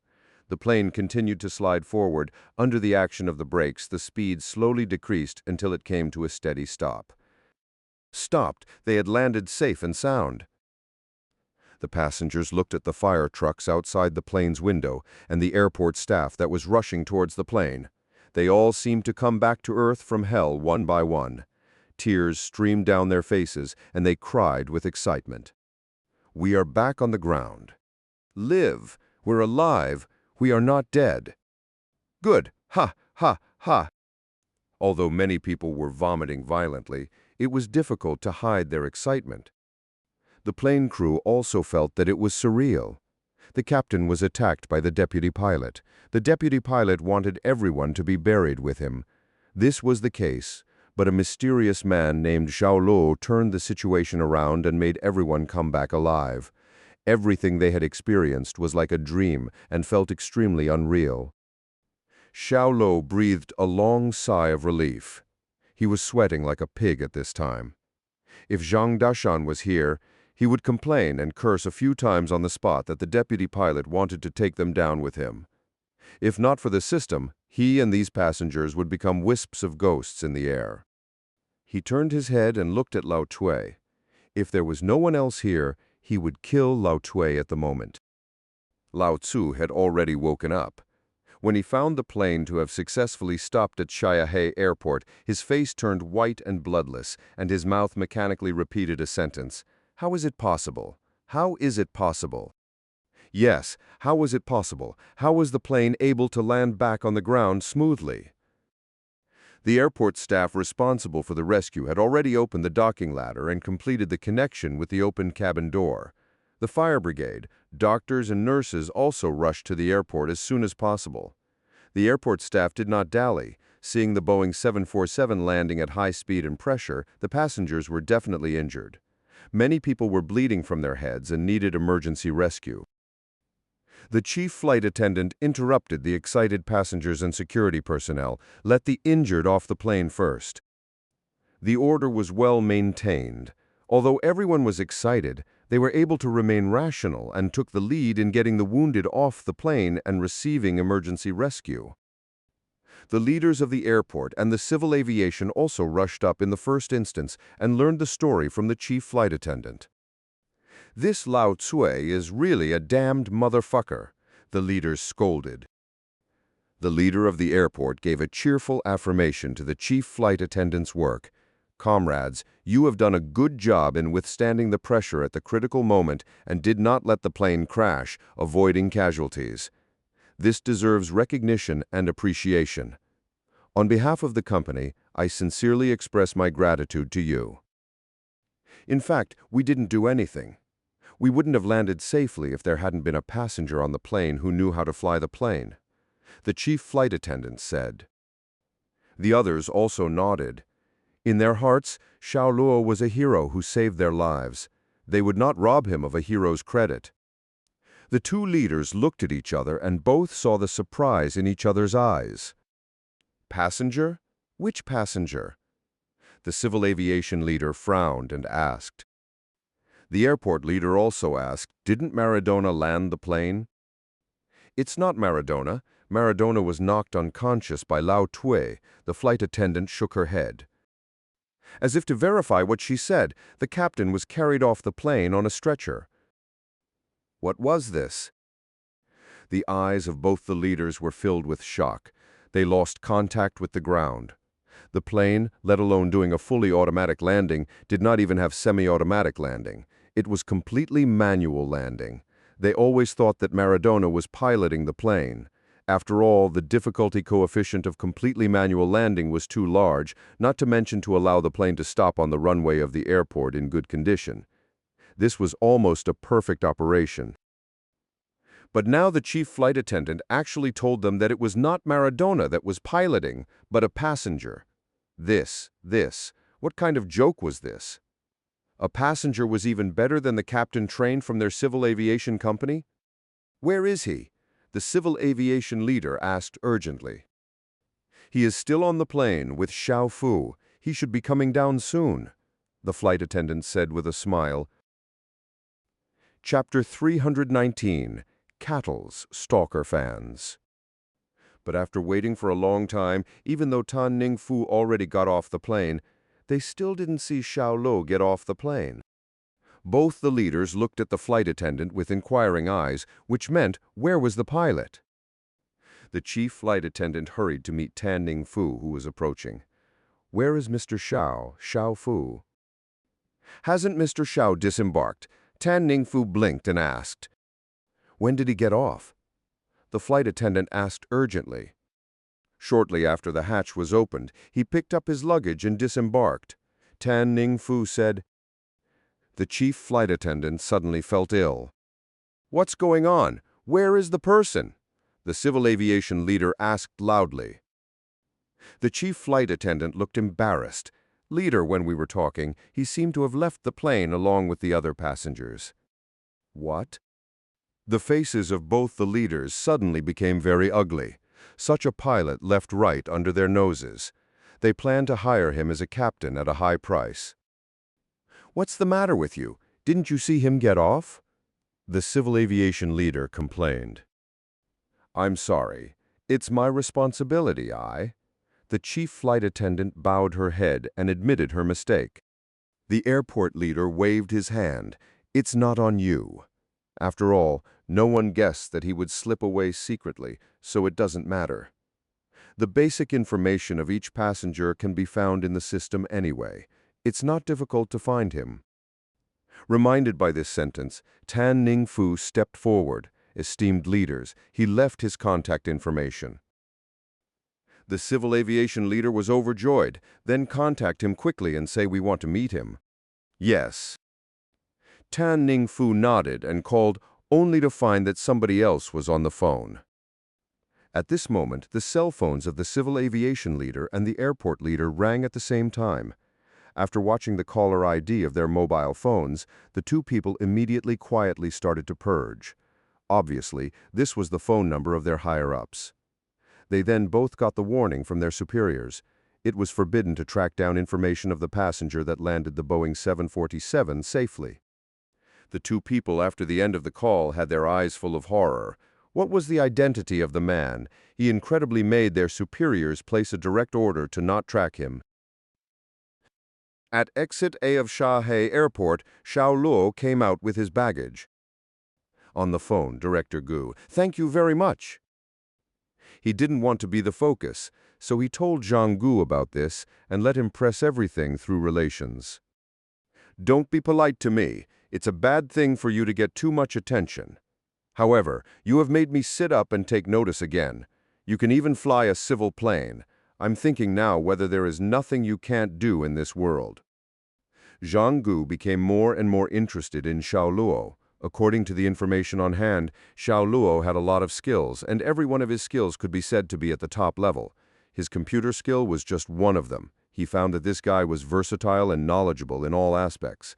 He seriously doubted whether Xiao Luo was blessed by God and his brain was more developed than normal people. "I just happened to read a book about flying a plane," Xiao Luo said carelessly. "You knew how to pilot after reading a book. You are a genius." Zhang Gu was not stingy with his praise. "By the way, I'll meet you sometime and take you to meet the NSA's computer elites who can't match your fingers. You can help me guide them." "Looks like he's going to pay his debts." Xiao Luo raised his eyebrows and smiled obscurely. He never thought that Zhang Gu would help him free of charge. He and Zhang Gu had always had a deal. One was to not be jailed, while the other wanted to have a sharp sword to serve the country. Nodding okay. After a few more commonplaces, the two ended the conversation. Xiao Luo put his mobile phone back in his pocket, took a deep breath of the air in Shanghai, and looked up at the night view. This was the city where he once lived for 4 years. There was not much change. At least the airport was still the same as before. At this time, a petite woman with shoulder-length short hair approached him. With a smile on her face, she asked, "Excuse me, are you Mr. Xiao Luo?" "I am, and you are." Xiao Luo nodded and replied, "Hello, Mr. Xiao. I am Miss Su's assistant. My name is Luo Pingshang. You can call me Pingshang. Miss Su asked me to come and pick you up." The woman named Luo Pingshang bowed. Xiao Luo smiled, obliged. "No worries, it's my task to take care of Mr. Xiao Luo, Pingshang said, while helping Xiao Luo with his bag of luggage. Xiao Luo refused. "I'll take the luggage myself. Lead the way." He was not a person who would be willing to trouble others very much, especially letting a woman help him with his luggage. That would just make him feel uncomfortable. Luo Pingshang didn't insist too much. As an assistant, she had already developed an ability of observing the situation. She knew that Xiao Luo was not being polite and just really didn't want her to take it. "Here, Mr. Xiao Luo." She gestured with her hand, and then went on to the topic just now. "We lost Beibei when we were in River City. Luckily you saved Beibei, otherwise I didn't know what to do." "It's not you who's to blame, only the gangsters," Xiao Luo said. "If I had fought bravely with those gangsters, maybe Beibei would not have been kidnapped." Luo Pingshang remorsed. Xiao Luo smiled but said nothing.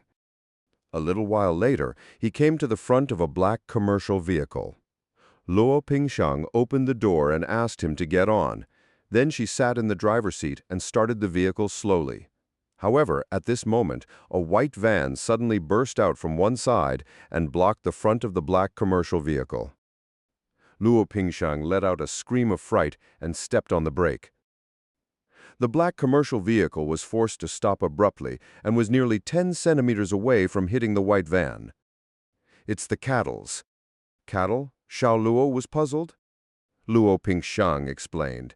"They are crazy fans, also known as Stalker fans in the circle.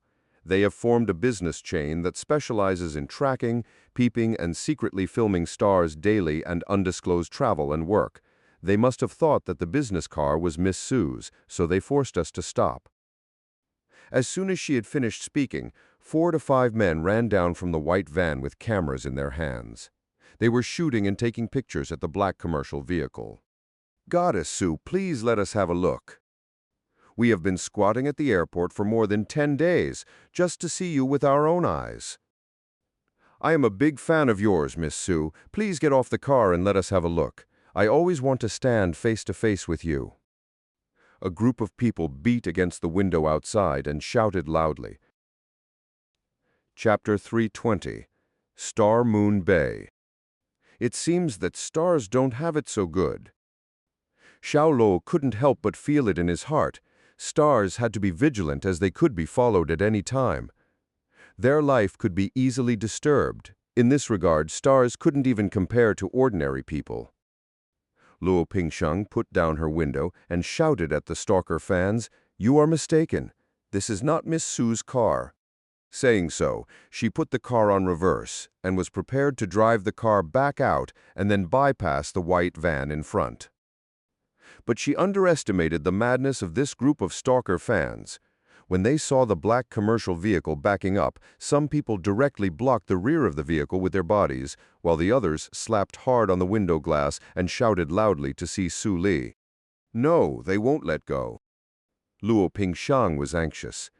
These people were crazy. They were completely extreme star hunters. She took out her mobile phone to call the police. But at this moment, a big fellow outside took out a hammer from the van. "Goddess Sue, let me meet you." At the same time of yelling loudly, the hammer in his hand hit the glass of the black commercial vehicle hard, apparently to smash the window glass. In order to meet his idol, he was crazy and would not consider anything. Luo Pingshang, who was about to call the police with her mobile phone, turned pale with fear. This was the first time she had met such a crazy Stalker fan. It was like being attacked by a gangster. Just at that moment, Xiao Luo fiercely pulled open the door of the commercial vehicle and rushed out like a ghost. His hand, shaped like a knife, chopped down on the neck of the man holding the hammer. The man fell with a plop and fainted before he could even let out a cry. Xiao Luo was like lightning. In a moment, he advanced to the other 2 people at the rear and easily put them down. At last, there was a man standing in the back of the black commercial vehicle. He heard the noise, but could not see the figure of the other party clearly. A fist then roared and bombarded his face. He saw stars and fell to the ground like mud. After all this, Xiao Luo immediately returned to the car and pulled open the door. The whole process did not exceed 10 seconds. Luo Pingshang had been stunned at this time. Even the mobile phone slipped out of her hand without her realizing it. She turned her head and looked at Xiao Luo with a shocked face. She didn't even see what had just happened. All she knew was that the Stalker fans all fell down in the blink of an eye. "I think we can go now," Xiao Luo reminded her. Luo Pingshang nodded like a chicken pecking rice. "Yes, we can go. We can go." She then busily bypassed the vehicles in front and drove off. But now she was completely unable to calm down. She looked at Xiao Luo from time to time through the rear-view mirror and could not help but think in her heart, "Who is this Mr. Xiao? His skill is too great." Soon her shock turned to adoration. "Mr. Xiao, have you practiced martial arts?" Xiao Luo smiled and replied, "I did." He was also speechless. In order to hide the system integrated with himself, he often needed to fabricate lies. It is no wonder that you were so powerful that they were knocked down immediately. With you by her side, sister's safety can be guaranteed. Luo Pingshang laughed. Sister? She should be referring to Su Li? Xiao Luo thought about it secretly. He shook his head and said, You misunderstood. I didn't come to be her bodyguard. I know you are here to be Beibei's father. Luo Pingshang squintingly laughed. Xiao Luo didn't speak again, sitting in his seat with great aplomb. He turned his head and quietly looked at the retreating street outside the car. He saw the bus stop where he used to wait, the KTV where he and his classmates sang together, and the familiar subway station. Many memories from university immediately came to mind immediately. He really didn't expect to return to this familiar city again. The first person he thought of was Monitor Guo Qinghe, but the reunion at the end of last year did not give him a very good impression of Guo Qinghe, so he did not want to contact Guo Qinghe. Half an hour later, the black commercial vehicle arrived at the Star Moon Bay Hotel. Miss Su lives here? Asked Xiao Luo. Luo Pingshang nodded. Yes, the security system here is perfect, and the hotel management pays great attention to protecting the personal privacy of customers. My sister spent nearly 100 million yuan to buy an apartment here. 100 million? Xiao Luo was a little surprised. She was indeed a superstar. He also often saw people basking in the star's mansion on the internet and also living in this hotel-style luxury apartment, so he didn't think Su Li's apartment was very strange. Star Moon Bay Hotel had a typical European classical-style layout. When people came here, they could feel the rich and elegant atmosphere. Luo Pingshang parked the car in the garage and took Xiao Luo to the 52nd floor by elevator. This is where my sister lives. After ringing the doorbell, the red wooden door was quickly opened. The door was opened by a woman dressed in home clothes and apron, with slight traces of age on her face. She looked about 50 to 60 years old. This is Aunt Li, my sister's nanny. Luo Pingshang enthusiastically introduced Aunt Li. This is Mr. Xiao. Hello, Mr. Xiao. Please come in quickly. The young lady has been waiting for a while. Aunt Li leaned over to salute. Xiao Luo went in and looked around. There were all kinds of modern household appliances, snow-white leather sofas, mahogany furniture tables and chairs, and a 3-meter-high bonsai at least over 600 square meters in the corner of the stairs. Do only Miss Su and Beibei live with Aunt Li in such a big apartment? Yes, Luo Pingshang replied. Xiao Luo asked again, Where is her family? My sister's family doesn't live here. It's not that my sister doesn't want them to live here, but it's to protect them from outside interference and make them live like ordinary people, Luo Pingshang replied. I see. Xiao Luo suddenly nodded, also understanding Su Li's decision. Dad. At this moment, a young child's voice came from the second floor. Xiao Luo twisted his head to see. Beibei ran down from the second floor with her pair of small bare feet. She was like a carving made from powder, with white skin, a pair of big eyes like black gems shining, a charming and spruce nose, red and tender mouth. She looked more holy than a little angel, more beautiful than an elf. Su Bei, slow down. A beautiful figure flashed through the room and shouted at Su Bei. It was a beauty with her hair in a high ponytail and fine white jade neck. She had great sex appeal and endless reverie. It was Su Li. Chapter 321, Agreement. Dad, you have come to find Beibei? Su Bei hugged Xiao Luo's thigh and raised her head. Her watery eyes looked at Xiao Luo with joy. Her face was full of happiness and excitement. Yes, we had an agreement, didn't we? Xiao Luo smiled from the bottom of his heart. He stretched out his hand and touched her little head. Dad, I want to hug. I want to hug. Su Bei opened her pair of small hands to him, waiting for him to hold her. Xiao Luo was not stingy. He bent down to pick her up. He found himself without resistance in front of Su Bei. The little girl seemed to have a natural charm that made him want to cherish and protect her. Luo Pingshang and Aunt Li were both stunned at this moment. They knew Su Bei very well. She was shy and introverted.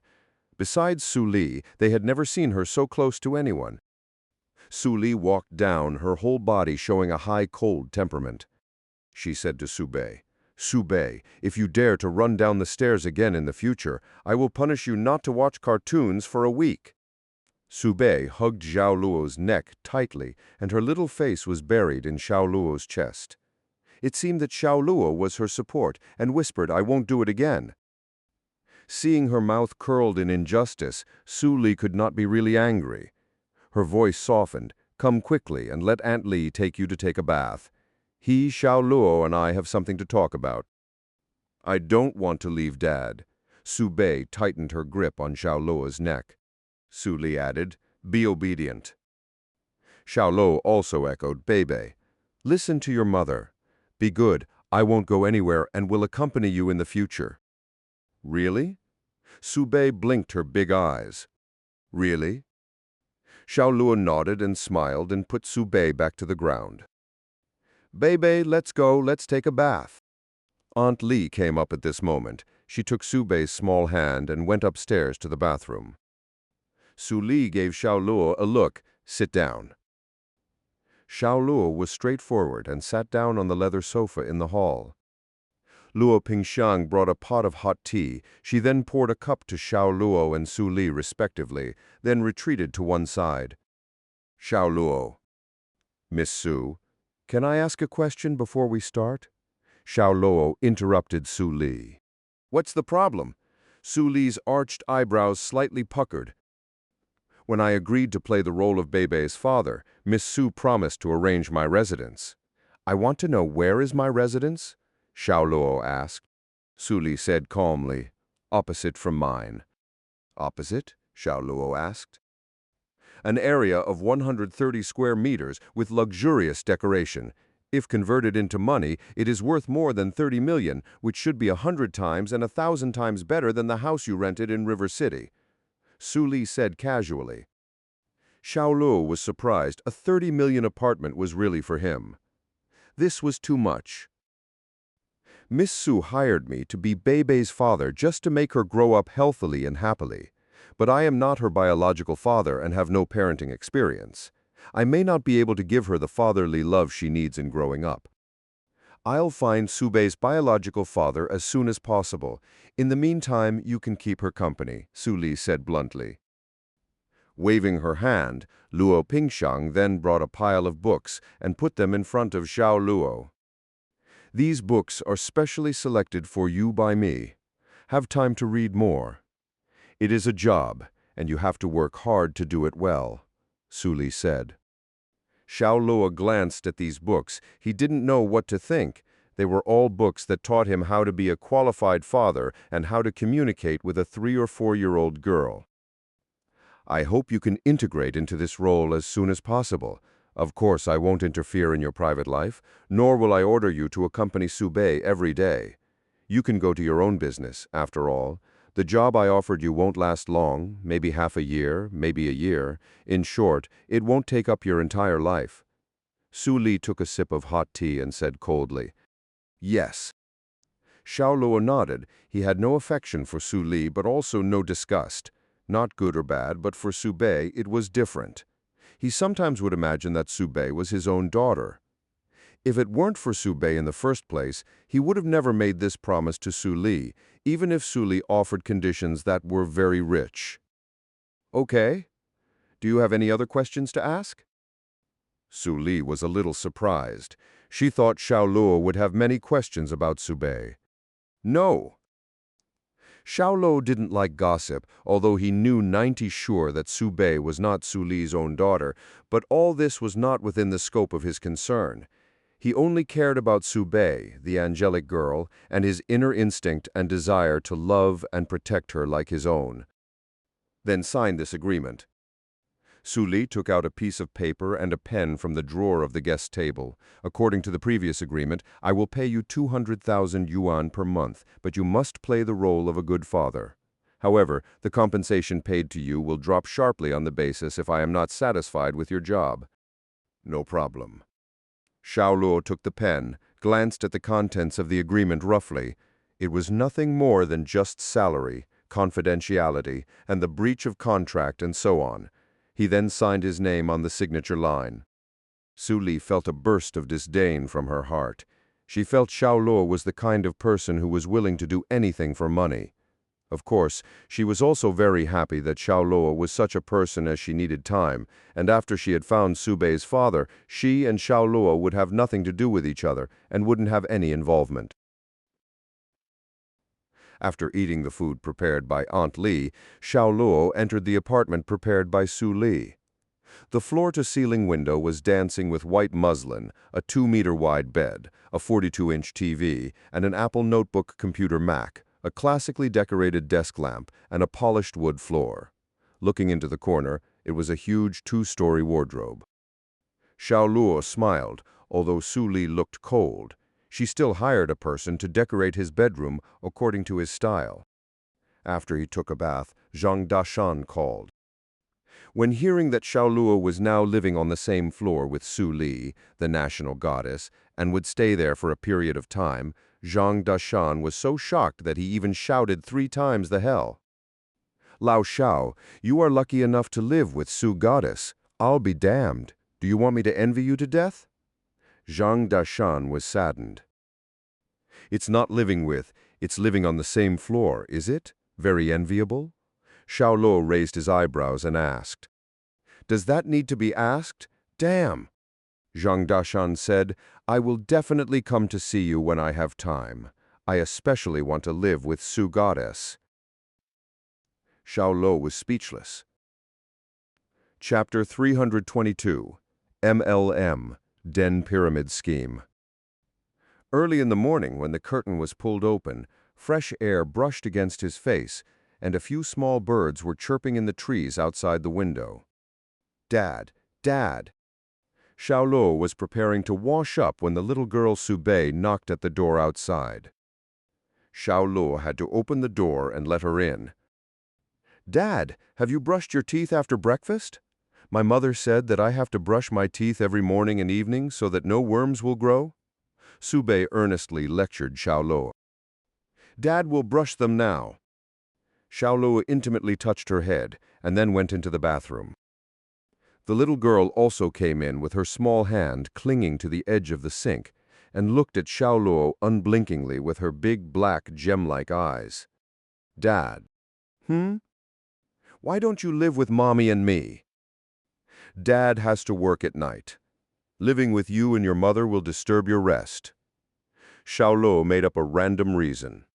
The little girl frowned and said, Then is it okay to work during the day? There are things that happen during the day. Xiao Luo put down his toothbrush and cup and gently squeezed her little face. After washing his face, he picked up Bei and went out. Arriving at Su Li's apartment, the dining table in the hall was full of breakfast food, toast, poached eggs, corn, cakes, milk, etc. Aunt Li was still busy in the kitchen. Seeing Xiao Luo holding Su Bei in his arms, she warmly greeted him. Mr. Xiao, breakfast is served. Xiao Luo nodded, then sat down at the table and said morning to Su Li, who was sitting opposite to him. Su Li didn't answer him, but just looked up at him. Her beautiful and unsurpassed face with slender curved eyelashes, exquisite small nose, thin and tender lips, and a head of black hair that was curled with an attractive luster reflected by the sunlight shining in from the balcony. She looked as pure as a fairy, inducing an extraordinary poetic charm. Su Bei, he is up now. Can you eat quietly? The little girl nodded her little head. Xiao Luo smiled and put her on a high stool. The little girl smiled sweetly at Xiao Luo from time to time while eating breakfast, and Xiao Luo smiled back. Looking at the two people appearing like a close father and daughter, Su Li had a burst of envy and jealousy, even anger. Su Bei was brought up by her, but she was completely incomparable by an outsider. It felt like she was the outsider. But she couldn't say anything. She hired Xiao Luo to take on such a role as Su Bei's father, and Xiao Luo looked like he was doing it very well. Wasn't this what she wanted? After breakfast, I have to go out for a bit. Xiao Luo said to Su Li first. I said, "You can do your own thing while playing this role well." Su Li didn't even look at him when she spoke. Xiao Luo didn't say a word. This woman seemed very reluctant to talk to him. He also didn't like to talk more, so he kept silent. After leaving Star Moon Bay Hotel, Xiao Luo dialed his cousin's phone number, Zhenyun. His first task was to pull this lost poor youth out of the pyramid scheme scam. After he heard that Xiao Luo came alone, Zhenyun immediately agreed to meet at a place. It was a subway station. When Xiao Luo arrived, he did not see Zhenyun's figure. Instead, two strange youths came to pick him up. Pale and emaciated, it looked like it was due to severe malnutrition. One of them warmly took Xiao Luo's hand. "You are Zhenyun's cousin? We are his good friends. He asked us to pick you up." "Why didn't he come?" Xiao Luo asked. "He doesn't have time. He has to study in class. Please come with us," the other replied. Xiao Luo already had a general guess in his heart that studying in class was nothing more than brainwashing. He agreed to come, followed the two, and walked through several busy and noisy streets. Finally, he turned and walked into a dirty, messy, and poor alley, where advertisements for rent were posted everywhere. Each house was very shabby. The people he met here were mostly old people, and the cries of children came from one of the houses. Obviously, there are many migrant workers living here, including people from all over the world. Xiao Luo followed the two men down a dark corridor and then walked until he finally arrived at their destination. 3 rooms and 1 hall, they looked very shabby, and a musty smell washed over him as soon as he walked in. In one of the rooms, 7 or 8 people were sitting on the ground, listening with notebooks. The one who was speaking was tall, hale, and hearty. His white shirt was spotless, and his age was young. He was full of energy when he was making a speech. His cousin Zhenyun sat on the ground with the others and listened attentively. "Brother Lu, Zhenyun's cousin, is here," one of the men who brought Xiao Luo here said.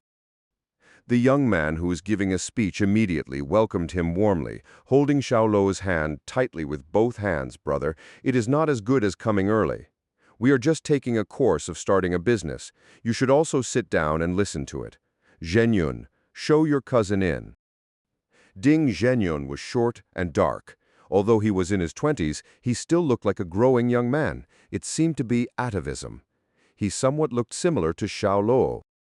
"Cousin, come on, let's sit down and listen to lectures first, then catch up." He came out and pulled Xiao Luo in. "You've lost weight." Xiao Luo felt extremely sad. He saw cabbage and radish in the kitchen outside. Zhenyun's food must be very poor these days. Every day it would be cabbage or radish, or a mixture of the two, so malnutrition wasn't strange. "Suffering from hardship is the only way to be a human being.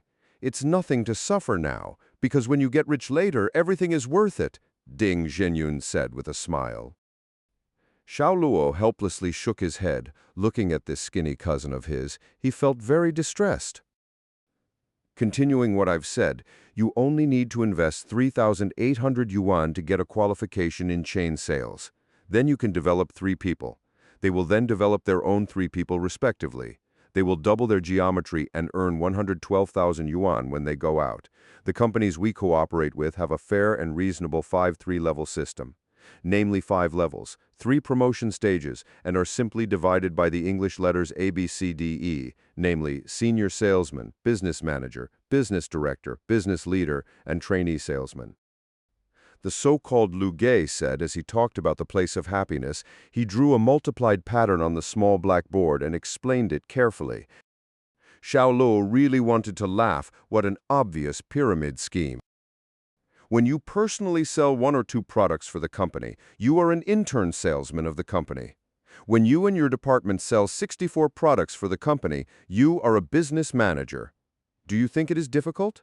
I tell you intuitively that the difference between D and E can earn you more than $700. The difference between C and D can be about $4,000, that is to say, when your left and right arms grow to 16 people, you can make a profit. But for you personally, you may only need to grow to 2 or 3. In short, You are sitting here waiting for others to make money for you. Doesn't that sound exciting? The people listening were clapping in the class. Zhenyun was the most enthusiastic one. His applause was especially intense. Chapter 323, Dream Breaking. The wealth creation model sweeping the world subverts the traditional financial management scheme and shakes the wealth code of the industry. People love each other and will never disappear. Fools come in, but men go out. The poor come in and the rich go out. The automatic money-making machine is such a cow. The lecturer named Lu Gi took the lead in shouting a lot of slogans. His speech was mixed with body movements. The atmosphere was warm and his expression was vigorous. Then he analyzed the pattern of making money, which doubled in size. All the participants present listened attentively and watched with admiration. This is a hoax and a lie. There is no business that people could just wait for the money to be collected just by putting in more than 3,000. This is a dream they are weaving for you. Xiao Luo tried to wake Zhenyun up. Zhenyun was immediately unhappy when he heard this. Cousin, how can you say that to Lu Gi? He is a successful person and a leader in this industry. His income in a year is over 1 million. He is willing to give us a hand because he has come this way. He wants to repay the society and let more people succeed. Any business model that does not have real commodities and relies solely on pulling people's heads and making profits off the line is pyramid scheming. Haven't you heard of pyramid schemes? It's been going on for so long, Xiao Luo said helplessly. How many times have I said that this is not a pyramid scheme? Why don't you believe that we have products and software? Zhenyun's mood fluctuated greatly. Selling software. Do you guys look like IT experts? Xiao Luo asked. We are selling software. The selling is our part. Cousin, you don't know anything. Can you stop talking and listen to Lu Ge first? After listening, you will feel that this is the way to get rich. Zhenyun earnestly preached. In his eyes, Xiao Luo was a person who did not understand. Xiao Luo smiled, laughing at himself for taking this thing for granted. Also, Zhenyun, this boy was too stupid. He was trapped in too deep. All the people in the room looked at each other. There were men and women. Lu Ge smiled and looked at Xiao Luo. It seems that Brother Xiao Luo here doesn't agree with our way to get rich. Then I'll tell you now so you can understand us, trust us, and join us. Join you? Sorry, but I have 2 questions about what you just said, Xiao Luo said. Oh, do you? Lu Gi was shocked, but his face was still calm. Let's listen to it. Our team needs to speak freely and express their opinions. Come on, we welcome Brother Xiao Luo to point out our shortcomings. All the men and women present were already brainwashed by him and applauded. Xiao Luo looked at Zhenyun in the eyes. If he wanted to wake this boy up, he really would have to go hard and crush his dreams. So he stood up and said flatly, "The first point I want to talk about is a practical problem. You don't count how much money you earn. First of all, you have to count how many people that don't earn money. Starting from the second stage, the difference between level D and E, after rising to D, 4 people would earn no money for level D. While in the 4th stage, the difference was 30 people who would earn no money. B and C are even more frightening. 349 people would have no money to earn. That is to say, the wealth has not increased in your hands. Money is just a continuous process from the bottom to the top. Only the people standing at the top of the pyramid can make money." The concise and lively Lu Gi immediately stopped and stared. Xiao Luo intuitively calculated the number of people who couldn't earn money. When the team had developed to a larger scale, that number would increase. Xiao Luo continued, "The second point is a story. The mountain is 100 meters high. Some people climbed 50 meters on the first day and climbed half of the previous day every day. When will this person climb to the top of the mountain?" Lu Ge's frown deepened. The bunch of brainwashed men and women looked at Lu Ge and then at Xiao Luo. One by one they were at a loss. In this short period of time, it seemed that they began to question their road to wealth. "You all began to doubt? Don't you understand? In fact, it is very simple. This is not a multiplication theory. This is a typical pyramid scheme model. It focuses on relatives and friends. No matter what kind of people, they cannot guarantee a 100 success rate. They have no business, no profits, no value added. They can only solve the problem of breaking the capital chain by increasing the number of people. The newly added people are all the climbers I just mentioned. He will never reach the top of the mountain, Xiao Luo said with a bad smile on his face. As soon as he said this, the whole room fell silent, especially the last sentence, which reverberated in everyone's mind: they will never reach the top of the mountain. Lu Gi's eyes were wide open and his mouth muscles twitched. He never expected this person to overthrow the theory he had worked so hard to establish. He rose to his feet and shouted angrily at Xiao Luo. "He is insulting our great cause. He is blocking our way to wealth. Drive him out." The two men who led Xiao Luo here just now suddenly changed faces, revealing the color of malicious intent. They rolled up their sleeves and jumped at Xiao Luo. Xiao Luo directly taught them how to be a proper human being with his 2 feet, then grabbed Lu Ge by the collar and lifted him off the ground. He said coldly, "You should be glad that you weren't rough with my cousin. Otherwise I would have crushed you one by one like a bedbug." When his rage broke out, it frightened the shit out of Lu Ge that he pissed himself. Ding Zhenyun and the others were shocked. They were horrified at Xiao Luo. They didn't understand how Xiao Luo was so strong.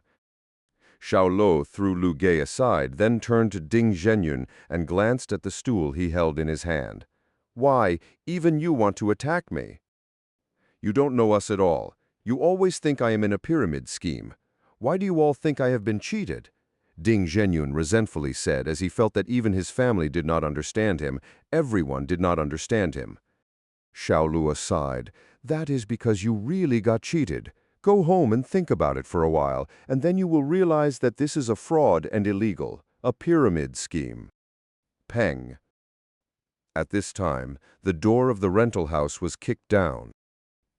A large group of policemen broke into the house. Lu Ge's face was white and bloodless. The two men who had been kicked to the ground by Xiao Luo also showed panic. "Did you bring the police here?" Ding Zhenyun looked at Xiao Luo with hostile eyes like looking at his enemy. Xiao Luo nodded. "Yes, if this is a serious business as you say, the police will find out and then clear your name. If not, you should wake up from this unrealistic dream." Chapter 324, Brainwashed Too Deeply. Lu Ge's full name was Lu Yuanbo. He and his two men were pyramid scheme agents targeted by the police for a long time now. At the moment, they were all caught in the act and would have to face criminal punishment of detention and reform through labor. As for the others, they were released on the spot. Those who had no money were given monetary assistance to help them buy tickets to go home. However, many of them still did not wake up from Lu Yuanbo's dream, such as Ding Zhenyun. Just as they reached the door of the police station, he pushed Xiao Luo away with all his might. He shouted at Xiao Luo with his eyes red like a madman. "Xiao Luo, why are you blocking me from making money? Are you still my cousin? You can't see me well off, can you?" A loud, heart-wrenching roar showed his anger. Xiao Luo also lost his temper. "Use your head to think about it carefully. If they are legal, why is your so-called Lu Ge detained by the police? I can understand you're wanting to succeed, but success is not so easy, nor can you make money in class. In your Lu Ge's eyes, you are cash cows after cash cows, and he is waiting for you to give him a promotion. Why can't you understand such a simple reason? Besides, if your investment is really as good as they say, why didn't they find a big boss to invest and choose to find you? Have you ever thought about this problem? You don't understand. You don't understand anything, just like Ma Li started his business. No one understands him, no one values him, and many people think he is a liar, but he succeeded, and his deeds are now a legend." Ding Zhenyun argued strongly. "Ma Li?" Xiao Luo shook his head helplessly. "Since you take Ma Li as an example, then I'll tell you about him. Besides seizing the opportunity of the information age, what is more important is that he has excellent skills. He is eloquent and has the ability to influence others. He can speak fluent English and communicate with foreigners without pressure. Most importantly, he has incomparable wisdom." Do you want to be as successful as him? Have you carefully examined yourself? What skills have you mastered? Are you eloquent, or do you have great appeal? If you really want to succeed, then you should settle yourself well and improve all aspects of self-improvement. Only then, when opportunities arise, can you firmly grasp them. Is that enough? Ding, Zhenyun shouted, pointing to Xiao Luo. After saying so much, you just look down on me and think that I am incompetent and have no diploma. Am I a waste? You don't need to teach me, and you are not qualified to teach me. His tone was very radical. He completely took Xiao Luo as an enemy. Xiao Luo's face condensed. If it weren't for elder sister-in-law asking me, I'm too lazy to argue with you. I know what I'm doing, and you mind your own business with those dogs and rats. Ding Zhenyun drew a clear line with Xiao Luo. He turned to leave, but his shoulder was heavy. Xiao Luo held him. He shouted, "What are you doing? Let me go! Let me go!" All your relatives are watching out for you. Elder sister-in-law and uncle are worried about you every day. Why do you always feel that you are on the right track? Your original intention is to let elder sister-in-law and uncle live a good life, but instead you make them worry. Elder sister-in-law often lives in suffering. Is this what you call a good life? Xiao Luo really wanted to beat this kid up. He was stubborn and didn't wake up at all. I don't need you to tell me. You let me. Go. Let. Ding Zhenyun gnashed his teeth, then turned around with all of his strength and punched Xiao Luo. Forget it. Xiao Luo helplessly sighed. He let him go and took a step back. In this state, even if he returned home and had elder sister-in-law and uncle to help, it would still be difficult to wake him up. He needed to wait until he himself slowly realized the problem. Ding Zhenyun resentfully stared at Xiao Luo with one eye and left. If you want to go home but you don't have any money, come to Star Moon Bay Hotel and find me. Also, take care of yourself. Xiao Luo looked at Ding Zhenyun's leaving figure as he told him.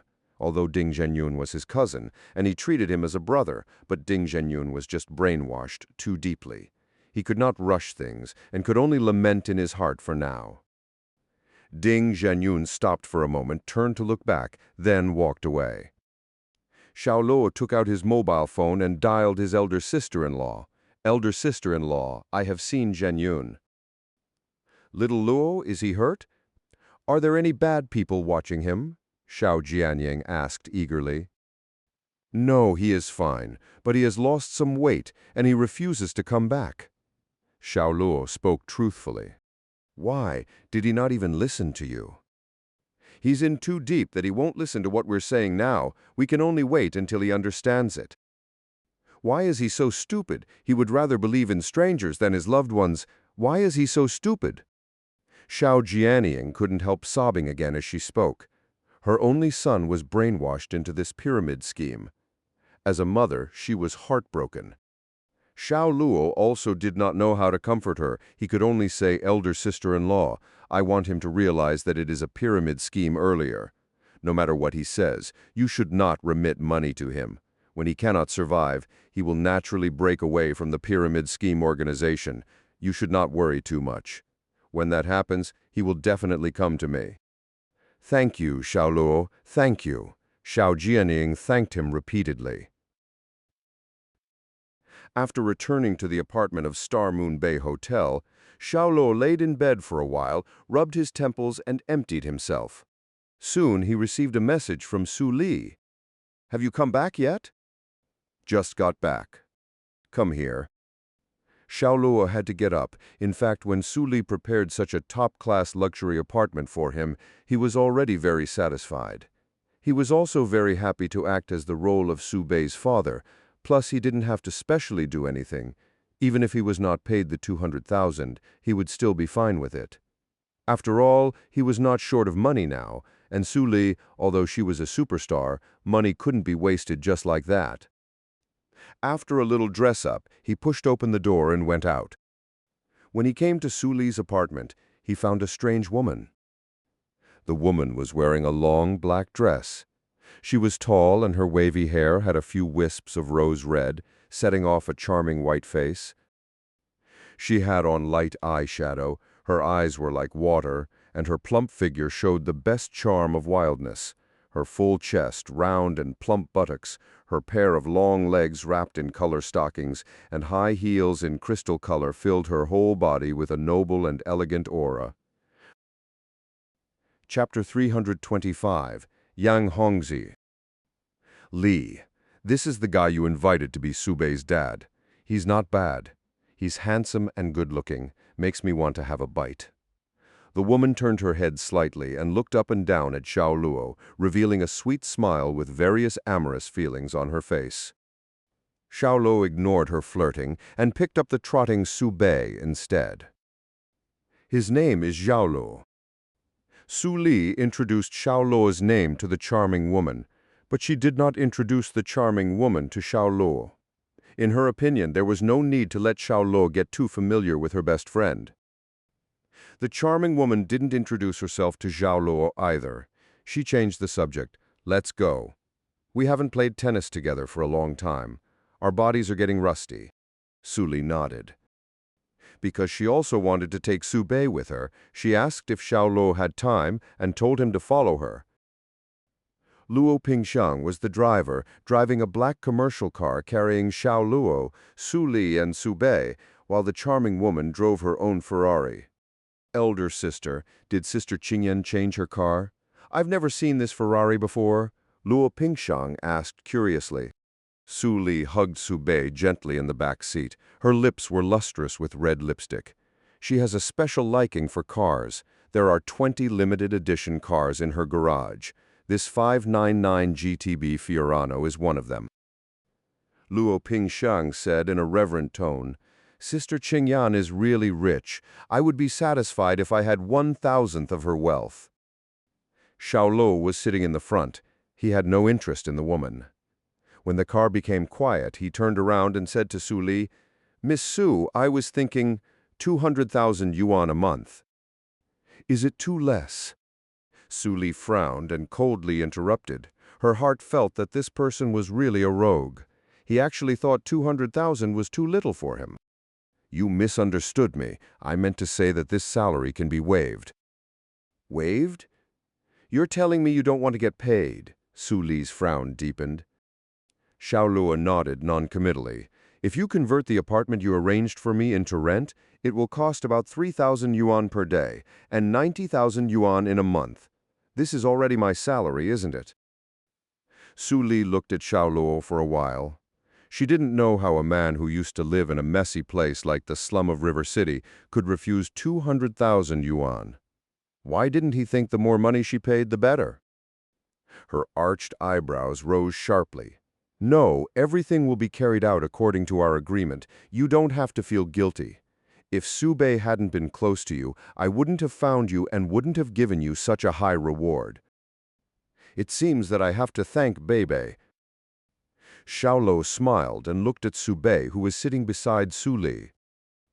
The little girl was still young. Though she could hear the conversation between Xiao Luo and Su Li, she didn't know what they were talking about. She just looked at Su Li from time to time with her big black eyes, and then at Xiao Luo. Her mouth was pouting. She was just too cute. The two cars arrived in tandem at Eden Manor in Zhahai. As for this place, Xiao Luo was smart enough to know that this was rich people's territory, full of villas that were worth hundreds of millions. The space between each villa was at least 1 mile to ensure privacy and that the owners would not be disturbed. Shen Qingyan's residence was here, and her villa was number 88. Her house expanded an area of at least 600 square meters. This did not include the private swimming pool, tennis court, and basketball court. The front lawn was well-groomed with red sandalwood trees, red maple trees, and silver fir trees. These transplanted trees alone added up to about 5 million. He had to say, Shen Qingyan was really rich. After getting out of the car, Luo Pingxiang quietly disclosed Shen Qingyan's information to Xiao Luo. She was the president of Huayao Group, whose focus was in the medical field and related industries, such as the research, development, and manufacturing of medical equipment and new drugs, etc. Huayao Group's headquarters was in Shanghai, but its branches spread all over the country, and even its products had been sold overseas. It was a real monster. Soon after, another person came. A young man, accompanied by 2 bodyguards.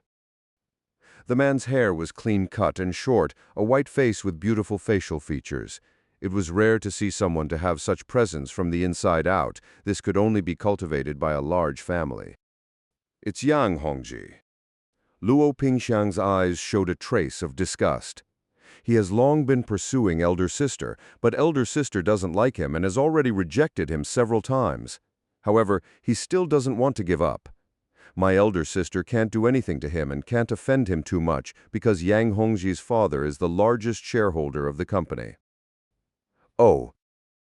Xiao Luo was not interested in these things and took Su Bei for a walk on the lawn beside the tennis court. Mr. Xiao, let's go there. Luo Pingxiang saw Su Li's wave. Let's go then. Xiao Luo nodded. Su Bei held out her 2 small hands. Daddy, carry me! Xiao Luo squatted down and let the little girl lie prone on his back. The little girl smiled from ear to ear. This is, Yang Hongzhi saw Xiao Luo and asked. He is my father, Su Bei announced loudly. Huh? Yang Hongzhi turned and looked at Su Li doubtfully. Shen Qingyan laughed. Li hired him. She leaned close to his ear and whispered, Bebe doesn't know what's going on. But she is very close to this guy, and she also believes that he is her father. In order for her to grow up healthy and happy, Li hired him to be Bebe's father. So that's what it is. Yang Hongzhi nodded in realization. He immediately disregarded Xiao Luo and directly greeted Su Bei. Nice to see you again, Su Bei. Su Bei hid timidly on Xiao Luo's back. Say hello to Uncle Yang, Su Li pitched. Hello, Uncle Yang, Su Bei cried in a low voice akin to that of a weak mosquito. Bei is really good. Yang Hongzhi touched Su Bei's head. You haven't seen Uncle Yang for a long time. Do you want to play with Uncle Yang? Su Bei shook her head. Her rejection hurt Yang Hongzhi. She shook Xiao Luo's neck. Dad, shall we go there to play? Okay, Xiao Luo promised. Yang Hongzhi was surprised. He poured out his heart and lungs for Su Bei and would often buy her toys and candy. However, the little girl was still keeping her distance from him. On the contrary, she was so attached to a guy who didn't even know where he came from. This made him feel very out of sort. Bebe, you must be mistaken. He is not your father. Later, when he is going to marry Su Li, Su Bei could only call him Dad.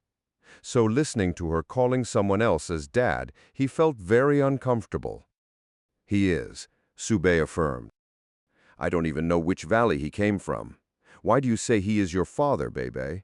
I can understand how you want to have a father, plus Uncle Yang here will treat you like his own daughter. You can just regard Uncle Yang as your father. Yang Hongzhi persuaded gently. Xiao Luo found that the little girl was about to cry, so he interjected. When she grows up, she will naturally understand that her current cognition is wrong. Correcting it now would only hurt her. Update is back to 1 chapter every day. I've also set up a Patreon where you can always be ahead of everyone. Please do check it out if it interests you. You can be a deity of spoilers. Chapter 326, Modesty. I'm talking to Bebe. Who are you? Yang Hongzhi stared at Xiao Luo with one eye. His tone was quite defiant. His voice was very loud that it made Su Bei, who was lying on Xiao Luo's back, startled with fright. Xiao Luo was stunned. He really didn't expect that his suggestion would make Yang Hongzhi agitated, angry, and hostile. Yang Hongzhi, you're scaring Su Bei, Su Li warned with a frown. Yang Hongzhi's grim expression relaxed and slapped his own forehead. Lear, it's my fault. I'm sorry. He beckoned to Su Bei again. Bei, Uncle Yang spoke too loud just now. Did I frighten you? Uncle Yang will apologize to you right here and now. Saying so, he bowed deeply, looking quite a gentleman. Su Bei clasped Xiao Luo's neck tightly and only looked at him timidly. Miss Su, Please continue with your business. I'll show Beibei around, Xiao Luo said. Don't you want to play? Zhenyun shook her racket. You play? Don't mind me. Xiao Luo, carrying Su Bei, turned and walked away. Luo Pingxiang also followed him. Yang Hongzhi looked at Xiao Luo's back and said with deep disdain, "This loach really regards himself as Beibei's father. He's playing his role very well." Su Li had nothing more to say. With just one sentence, it showed her stance and attitude on the subject. "Lear, I know you love Beibei very much and want to give her a perfect childhood. But have you ever thought if this was really an appropriate way to achieve it? Yes, Beibei will be very happy for a while, but what about after that? That loach will leave sooner or later. Wouldn't she be very sad when that time comes? This will undoubtedly do great harm to her," Yang Hongzhi urged. "If Su Bei was to stay dependent on Xiao Luo, I won't let Xiao Luo leave her. Even if I have to spend a lot of money, I will keep Xiao Luo by her side." Su Li's attitude was very firm. For Su Bei, she didn't care how much she needed to spend. Zhenyun giggled at this moment. "Li, don't you understand what Yang Hongzhi is trying to say? If you keep Xiao Luo as Beibei's father, then Xiao Luo's relationship with you would be husband and wife. This is what Yang Hongzhi really cares about." "Zhenyun really knows how I am." Yang Hongzhi simply made it clear. "Lier, you know my heart, and I've decided that I want you in my life. I won't allow you to suffer any stain, even if it's just in name. My heart can't tolerate it. Fire the loach. Just give me time and I'll make Beibei accept me, and she will treat me as her father." "Don't waste your time on me. You have better choices." "Okay, let's play now." Su Li walked to the side of the tennis court, giving Yang Hongzhi no chance to sort out his thoughts. Zhenyun shrugged and walked to the other side, ready to serve. Ahem. Yang Hongzhi coughed. "Well, can I join you guys?" "Yes, it's a lot more fun that way," Zhenyun affirmed. Su Li didn't voice any objection. At this time, both Su Li and Zhenyun changed into sportswear, with white short skirts and pink short sleeves. The two figures were dressed like twins.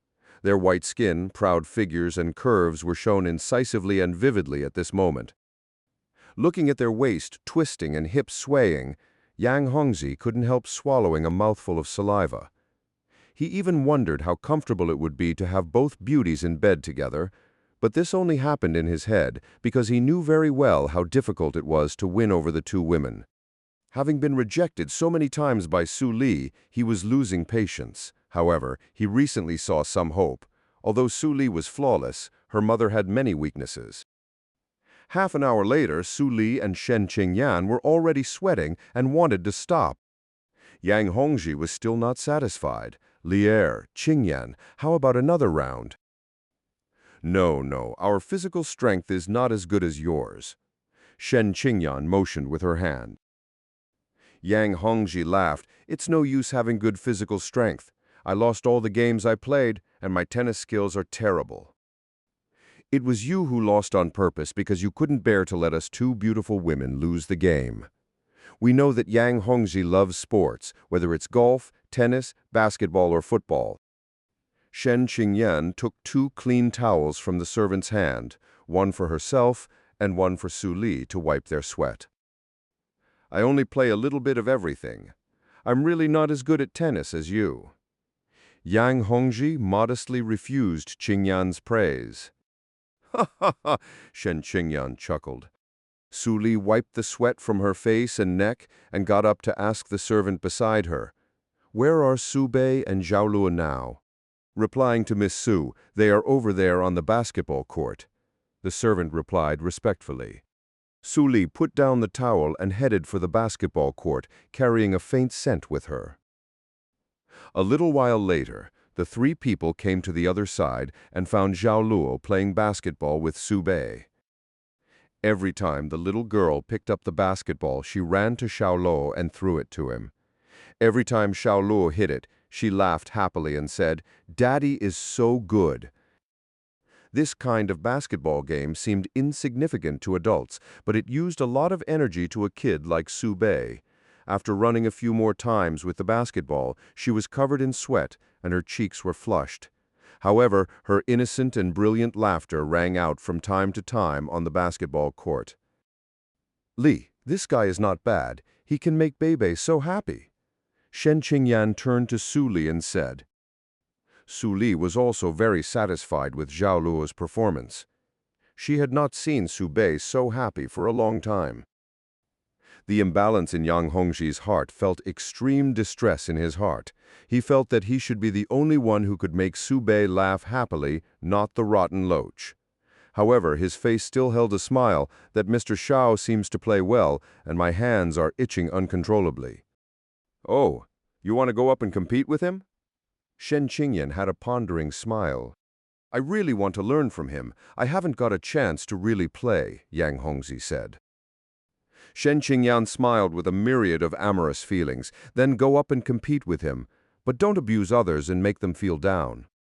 She knew that Yang Hongzhi wanted to show off in front of Su Li, but she did not object to his performance. After all, in her opinion, the two were suitable for each other. If he could succeed, she would only be happy for Su Li as a sister.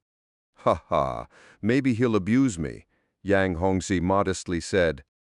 Yang Hongzhi, being too modest, is prideful.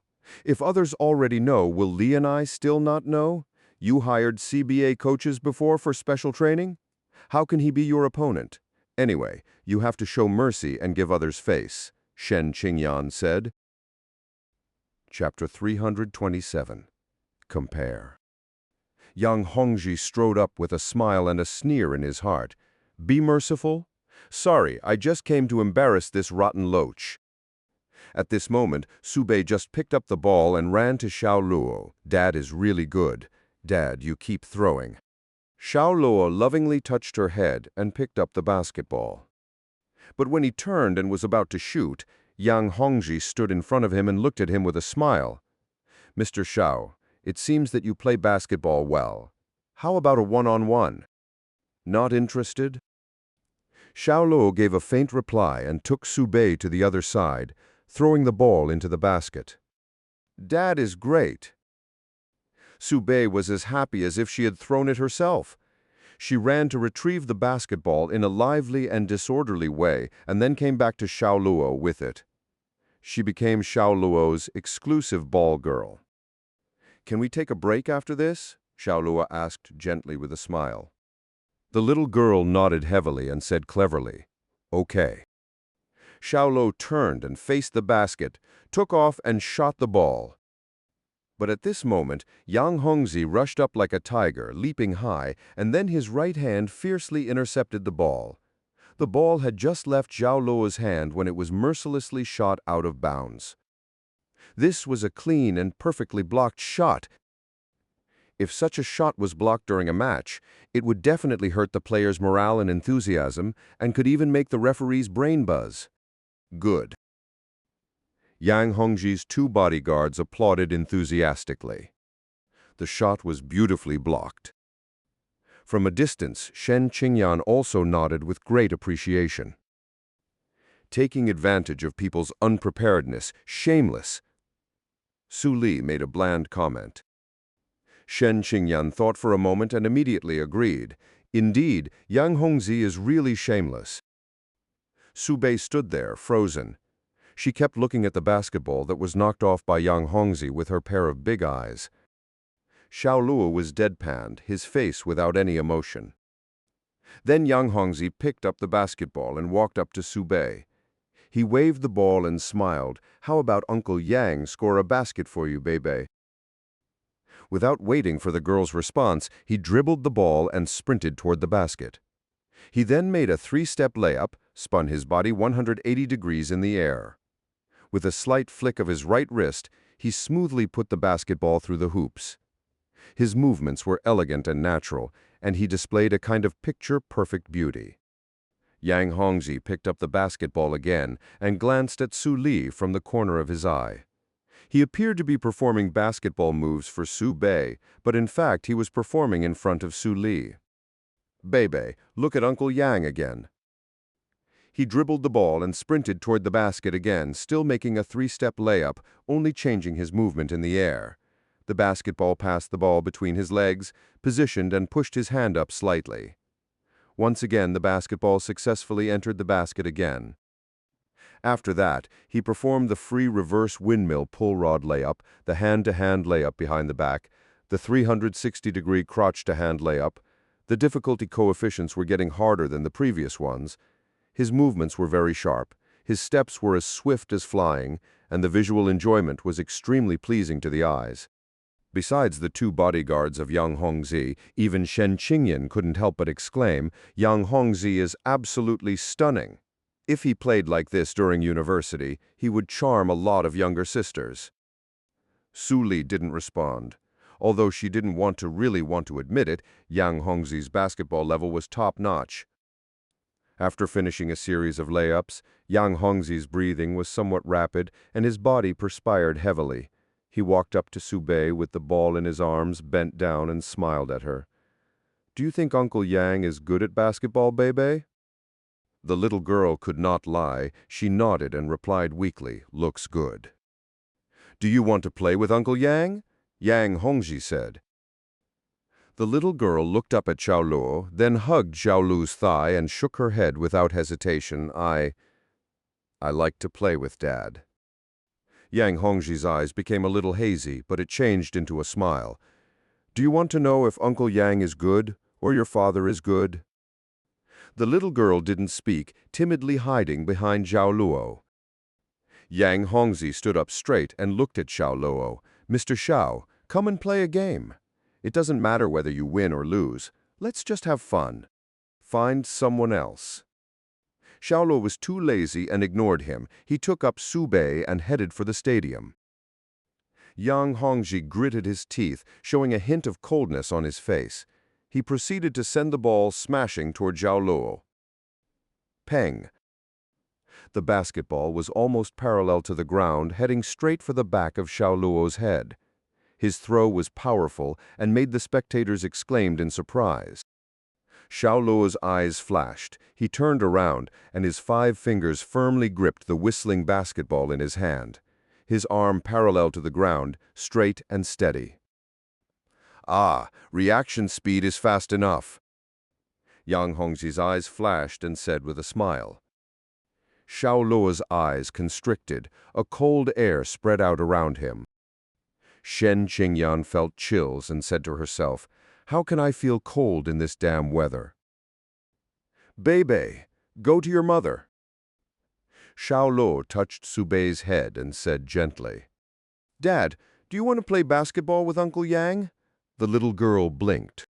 "Yes." Xiao Luo lightly smiled. Hearing this, Yang Hongzhi showed a winning smile on his face. He was happy to see the result. "You can do it, Dad." Subei cheered for Xiao Luo and then ran back to Su Li's side. Xiao Luo held the basketball and approached Yang Hongzhi, standing face to face with him. The two men were almost the same height, about 1.77 meters high. He asked blandly, "How?" Yang Hongzhi successfully angered him. If Zhang Dashan was here, he would definitely say that Yang Hongzhi won the grand prize. "It's very simple. Whoever scores 10 points first is the winner," Yang Hongzhi said with confidence. "Who will go first?" asked Xiao Luo. "You are the guest. You first." Yang Hongzhi made a gesture of conceding, always smiling and confident. Xiao Luo stood outside the three-point line and threw the ball to Yang Hongzhi, who tossed it back to him. This was an established basketball rule when playing one-on-one against another person. After the other party had passed the ball back to you, the game would officially start. "Watch me beat you 10-0. Yang Hongzhi sneered in his heart. He then lowered his center of gravity, his arms slightly stretched, making a defense posture. However, he didn't even have a chance to react. Xiao Luo jumped directly from the three-point line and threw the basketball. The basketball slowly rotated forward as it streaked through the air in a beautifully curved path. It flew towards the basket and then swooshed into the hoop with precision. It fell freely to the ground in a thump. This Yang Hongzhi opened his eyes wide and couldn't believe that Xiao Luo actually scored. The other side was outside the three-point line and at least half a meter away from the three-point line, but he actually fucking scored? Chapter 328, Raking in Points. Gee, he can make the basket even from that distance. Shen Qingyan's eyes danced slightly. She was stunned. Obviously, she didn't expect Xiao Luo to be able to make the shot with a jump shot from outside the three-point line. Luck. Su Li just said one word softly. From the side, Luo Pingxiang and Su Bei applauded Xiao Luo quietly. Yang Hongzhi picked up the basketball and came to Xiao Luo. He smiled and said, "Yes, that's good." Xiao Luo didn't reply. He looked at him with an indifferent gaze. Let's continue. Once again, Yang Hongzhi passed the basketball to Xiao Luo, lowered his center of gravity and assumed a defensive stance. Of course, he didn't believe that Xiao Luo could 100 make another basket from outside the three-point line. The shot he made just now was probably due to luck. However, after catching the ball, Xiao Luo took off directly, his eyes focused on the basket. Transferring his strength from his feet to his wrist, straightening his elbow, he shot the basketball easily. A clean shot. At this time, Yang Hongzhi still couldn't react. He watched helplessly as the basketball flew out of Xiao Luo's palm and drew a beautiful arc in the air, then sank into the basket. It went in again. Shen Qingyan and Su Li's face now showed a trace of surprise. If the shot before was a lucky shot, was this also luck? Yang Hongzhi felt like he had a dead fish stuffed in his mouth, staring at Xiao Luo with his eyes wide open. One of his bodyguards picked up the ball and passed it to him. He held it with both hands and squeezed out a smile, 2 three-point shots in a row. "Mr. Xiao, it seems that you really know how to play." Xiao Luo was too lazy to converse with Yang Hongzhi. Since this person humiliated him, he must be prepared to be severely humiliated by him in return. He did not need to exchange a basketball talk at all. His basketball skill was already considered at medium level. In addition to that, it was also supplemented by the constitution of the mercenary king and Yi Jinjing, his basketball level undergone a qualitative leap. Notwithstanding Yang Hongzhi, even in front of NBA players, he would still have the power to dominate. "If you can shoot another hoop, I will obey you." Yang Hongzhi suppressed his anger and passed the ball to Xiao Luo. Having learned the lesson of the first 2 times, he didn't press his center of gravity too low so that he could jump and block at any time. As expected, Xiao Luo took off and shot with one hand as soon as he received the ball. A sneer appeared on Yang Hongzhi's lips, his legs pushed against the ground, and his whole person leaped high. He took a good shot of Xiao Luo's basketball with his right hand and tried to intercept the ball. But imagination was indeed beautiful. In fact, his hand was 1 or 2 centimeters short, and the basketball only flew over his head. Like the first 2 shots, it made a perfect arc in the air and clicks into the basket. 3 shots and 3 scores, all were obtained from outside the three-point line. Yang Hongzhi fell back to the ground and couldn't believe his eyes. His relaxed expression turned stiff. This time he was sure that Xiao Luo wouldn't be able to pass him, but Xiao Luo was still able to shoot it in. How the fuck was that possible? The 2 bodyguards standing outside the court also froze. He was able to shoot 3 shots in front of their young master's eyes. This was the first time they had seen it. "Li? Where did you find this guy? He's really interesting." Shen Qingyan looked at Xiao Luo seriously for the first time. She originally thought Xiao Luo would be badly abused by Yang Hongzhi, but now it seemed that this was not the case. "I met him at the last concert in River City," Su Li answered, as her eyes were fixed on Xiao Luo. She was quite surprised by the current situation. After all, she knew very well that Yang Hongzhi was a real sports fanatic. In order to learn basketball, he even hired CBA's famous coaches for training. In addition, he had special interest in sanda and fitness. His physical quality was excellent. It could be said that in Shanghai, few could be considered his opponents in basketball. "Go, Dad, go!" Su Bei clapped her hands and cheered for Xiao Luo. Her childish voice made everyone feel very comfortable and pleasant. Of course, it was extremely harsh for Yang Hongzhi. His mouth muscles twitched, and it was difficult to keep the smile on his face. He angrily asked Xiao Luo, "Do you only know how to shoot?" "Shooting is my forte." Xiao Luo only smiled. He didn't get needlessly angry. Yang Hongzhi's face darkened, and he gritted his teeth with anger. "Well, you can continue to shoot. I don't believe you can make it all the time." At this time, one of his bodyguards had already picked up the basketball and handed it to him. Yang Hongzhi drew Xiao Luo closer to the midfield. As a result, Xiao Luo's distance from the three-point line was nearly 1.5 meters. At this distance, even for professionals, it would be absolutely impossible to guarantee a high rate under the premise of being defended. "Go on." Yang Hongzhi took a deep breath and passed the ball to Xiao Luo. Xiao Luo snorted softly and still the same as before. He took a jump shot immediately after catching the ball without any consideration. There was no accident and no suspense. The ball entered the hoop the same way, as if the basketball had its own eyes, flying straight into the basket. The fifth shot. The sixth shot. The seventh shot. The eighth shot was also a clean shot. Each one was a direct jump shot in situ, clean and tidy.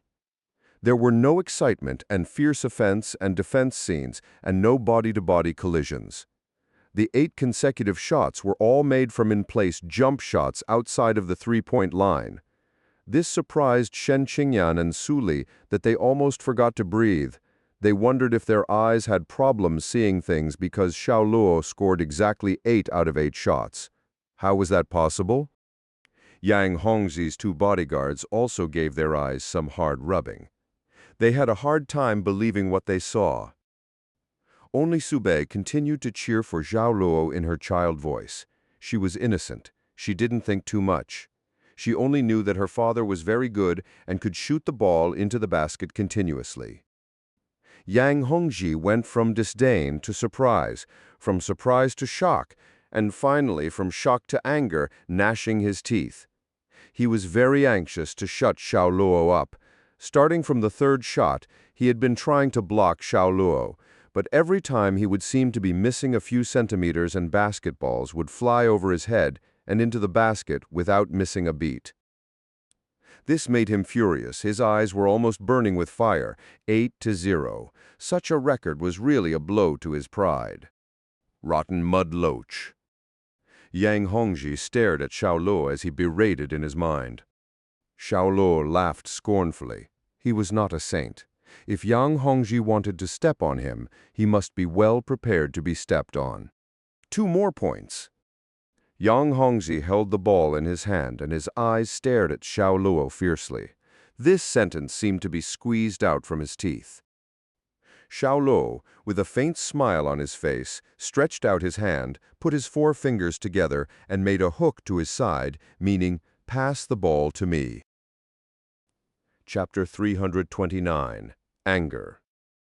8-0, and Xiao Luo kept the ball from beginning.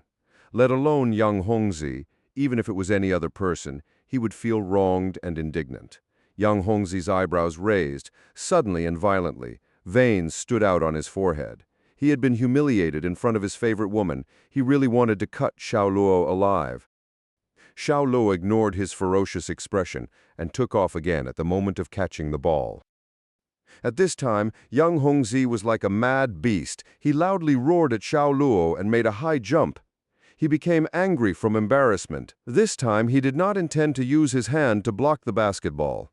He planned to use his body to physically block it. Peng. An impact sound made by the 2 bodies colliding was heard. Xiao Luo's chest was hit by Yang Hongzhi's shoulder in mid-air. Under the force of such a collision, his body was slightly out of balance. He staggered back 2 steps to stabilize his body. His chest ached faintly.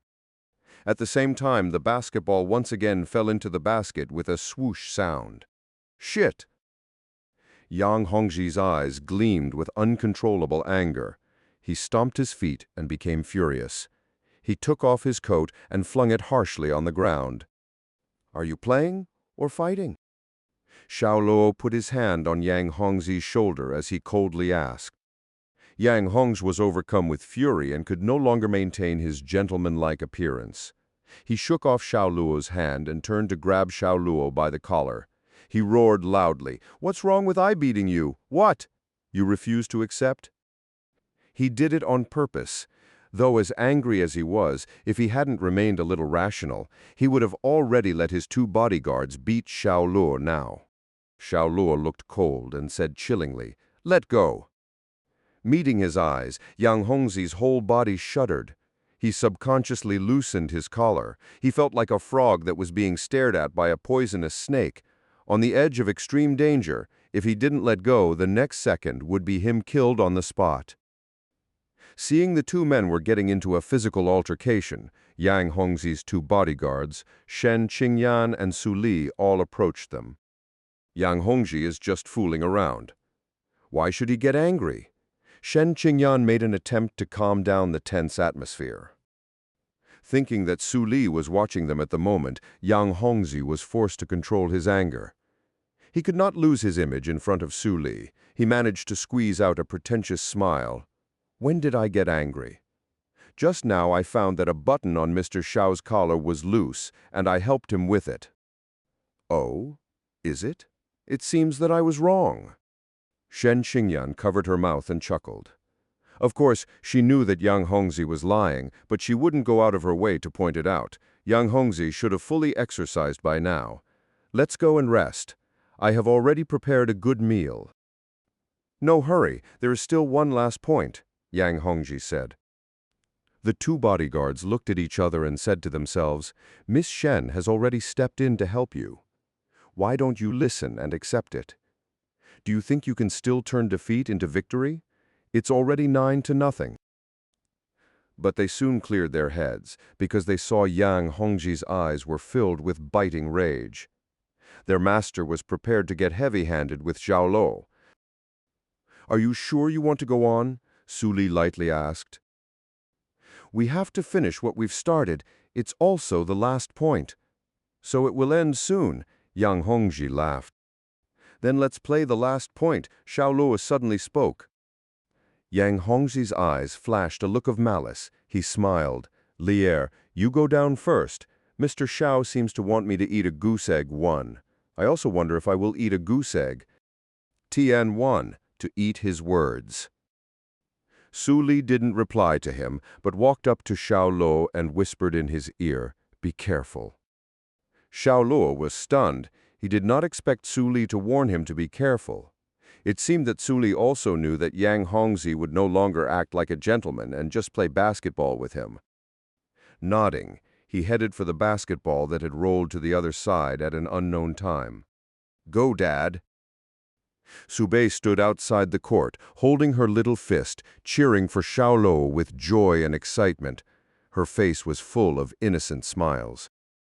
Xiao Luo replied with a smile and an okay gesture. "Mr. Xiao, don't go for a jump shot for this last point. It's too boring.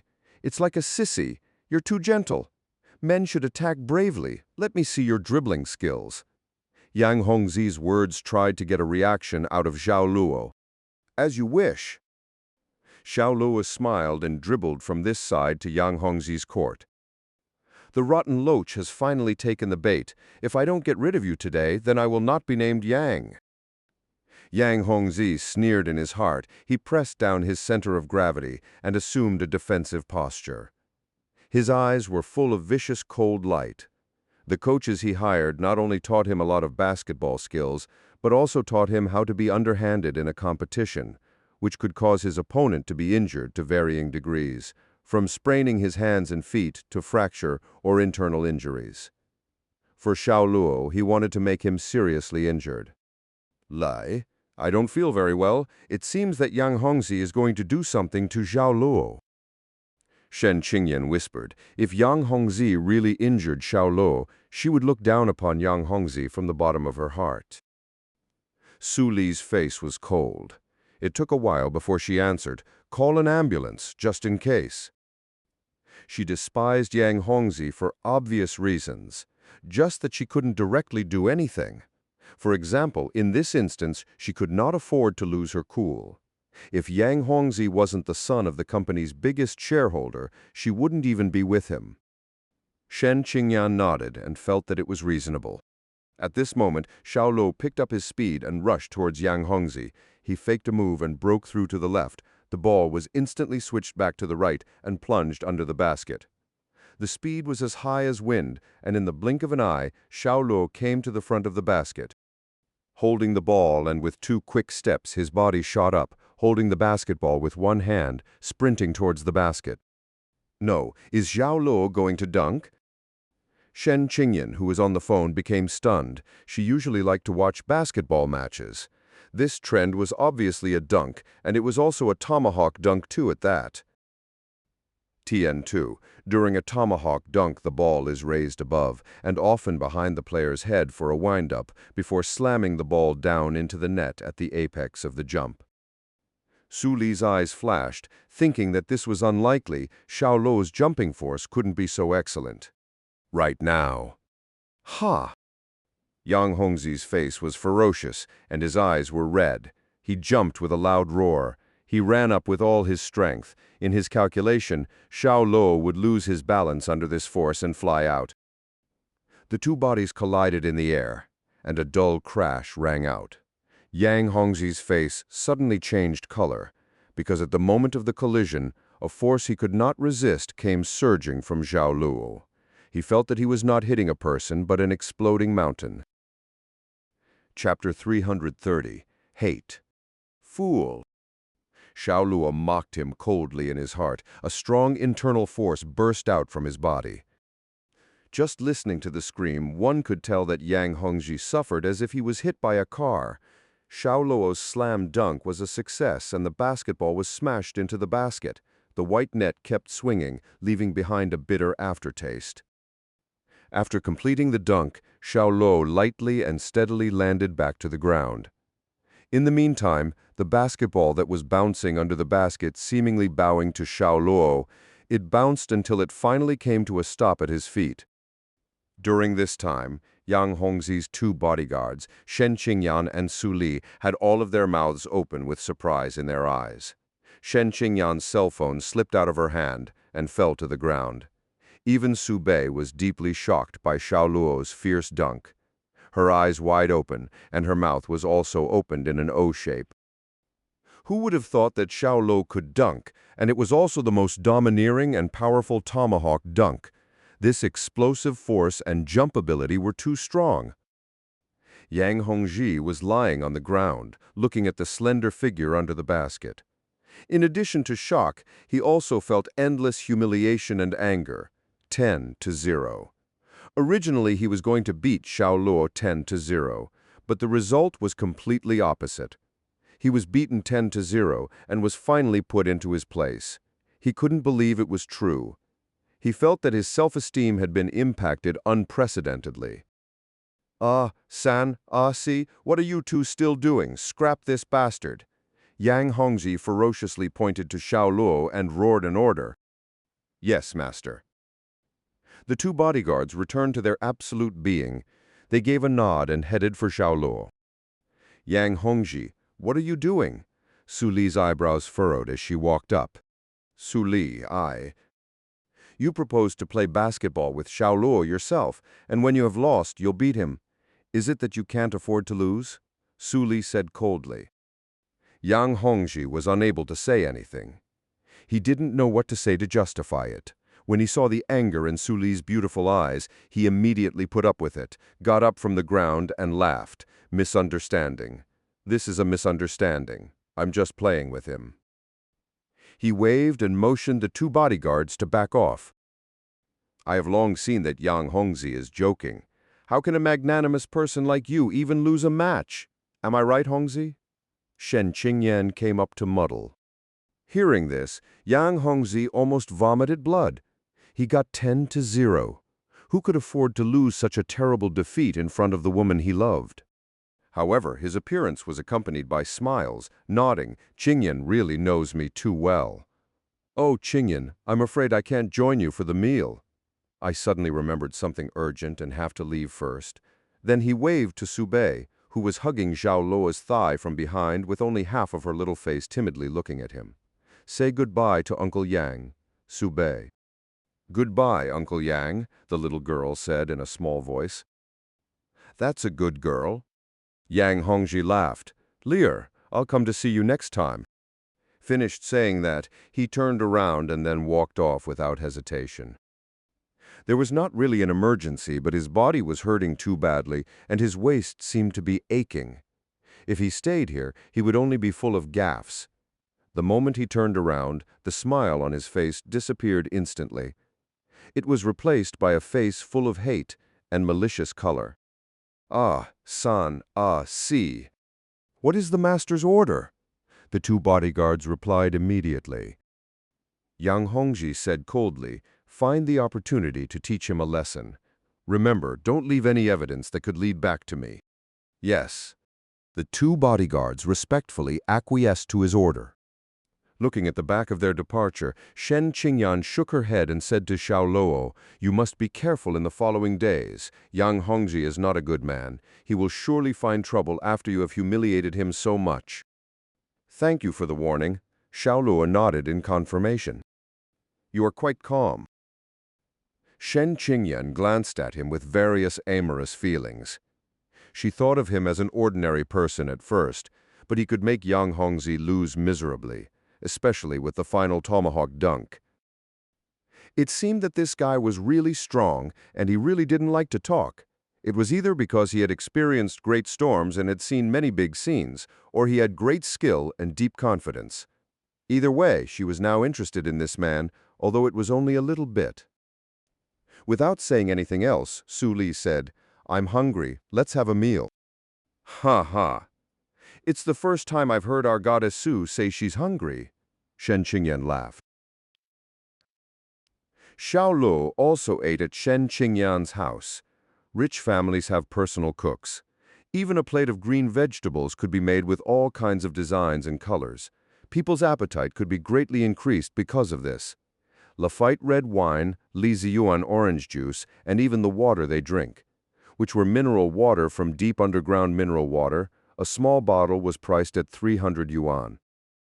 In Shen Qingyan's home, Xiao Luo finally understood what luxury meant. Of course, although his current financial situation was not as good as Shen Qingyan's, it would not be too much pressure on him to lead such a luxurious life. He just chose not to do so. Ever since he was a child, he was taught to live thriftily. That way of living had now been deeply rooted in his mind, and this was reflected through his style and habits. In the evening, Li Zimeng made a phone call to him, informing him that some key members of Luo Fang had already arrived in Zhahai and were ready to begin to organize. The planning of the branch's office, recruiting employees, and setting up equipment were all ignored by Xiao Luo. Those jobs were handed to Li Zimeng. Xiao Luo was currently staying in Zhahai, but he would only show himself when the company encountered big problems in its expansion to Zhahai. The next day, Xiao Luo went to his alma mater, West Province Aviation University. He was a nostalgic person. Since he was back, of course he would go back and have a look. He also missed the elastic noodles on the second floor of the third canteen, which were smooth and chewy. It was especially delicious when eaten with minced meat and seasoning sauce. In the past, when he was in college, the elastic noodle restaurant was often crowded and you were not guaranteed any if you arrived late. Of course, besides the excellent taste of the elastic noodles, it was also due to the hunger marketing strategy of the boss. The main road was still the main road, and the English corner was still the same English corner. However, the mood when walking through the campus was quite different. Passing by the former dormitory, he stopped and looked up at the balcony on the 7th floor. There was a small hole in a piece of glass window, and the cracks around the small hole were like spider webs. Xiao Luo remembered it very clearly. At that time, when he fought with Zhang Dashan, he accidentally punctured it with the end of a broom. He thought it was probably 5 or 6 years ago, but it hadn't been replaced yet. Looking at it, he felt mixed feelings. Chapter 331. 8 years in university. It was almost noon when he arrived at the West Province Aviation University. Xiao Luo went straight to the noodle shop in the third canteen, which was already crowded. Because there was no queue system, everyone was crowding outside the small window. From time to time, there were trampling and shoving incidents, and complaints were frequent. One of them, a plump and short man, complained harshly. "Don't squeeze, another squeeze, and I will get pregnant." "You stepped on my foot." "This is mine. Don't rob me." His hairstyle was similar to a mohawk with the middle part of the hair prominent. He was wearing a black Chinese tunic suit, and his plump and round face was apparent. Xiao Luo stood still because he recognized the fat man. The man was an acquaintance. He was his college classmate Guan Tong. However, Guan Tong was still in his sophomore year because of serious substandard grades. Not only that, he also has substandard credits. Simply put, Guan Tong was a dropout. Of course, he also heard from Zhang Dashan that after 2 years of suspension, Guan Tong applied to return to school. Xiao Luo originally thought that Dashan just made it up, but now that he saw Guan Tong, he was able to confirm Dashan's previous words. The fat man turned around and met Xiao Luo face to face after he grabbed 3 portions of meat paste noodles and squeezed himself out of the crowd. He blinked his horribly small eyes before finally confirming it. Xiao Luo. His face was full of surprise. He even took a second look to make sure his eyes weren't mistaken. He seemed to take a journey back to the past. The young man's face woke him up from that kind of unrealistic fantasy. "Long time no see, Tong," Xiao Luo greeted him. 10 minutes later, the two sat face to face at a table. Xiao Luo also ate noodles, which Tong gave him. This fat man darted through the crowd and skipped the queue to directly buy noodles. Nobody dared to complain loudly. After all, he had a fierce face. "I thought I was daydreaming. I didn't think it was really you. Aren't you hanging out in River City? When did you come back? Is it another story of Hu Hansan's murder?" Guan Tong was very talkative. He stammered and talked while eating. He was very excited to bump into his former classmate. "I returned this year and am preparing to work in Zhahai." Xiao Luo took a bite and tasted the once familiar smell. He couldn't help but think of a lot of things in the past. "Then welcome back. Now I am not alone. When I am bored, there will be someone to bicker." Xiao Luo raised his eyebrows. "You are not alone. Isn't the monitor in Zhahai all the time?" "Don't mention Guo Qinghe. He is now a gold medal lecturer in a MLM organization. I have never contacted him." Tong shook his head around. "Gold medal instructor of a MLM organization? Guo Qinghe?" Xiao Luo was startled. What Tong said caught him off guard. Guan Tong went on to say, "Guo Qinghe dressed like a dog. He pretends to dress like a successful person to deceive those poor people who want to become rich overnight. He got them to pay out of their own pocket. The places he chose were all in the county town or small town under Zhahai City, specially deceiving outsiders." "How do you know this?" asked Xiao Luo. "When he first joined the Pyramid Scheme organization, I was the first one on his list. I didn't know at first. Fortunately, I am very clear-headed. Otherwise, I would have really fell for it." Guan Tong sighed and reached for the second bowl of noodle. While speaking, he had already finished 1 bowl of noodles. "Forget it. Let's not talk about him. It's not good to talk about him behind his back. It was also for this reason that I didn't go to the reunion he initiated at the end of last year.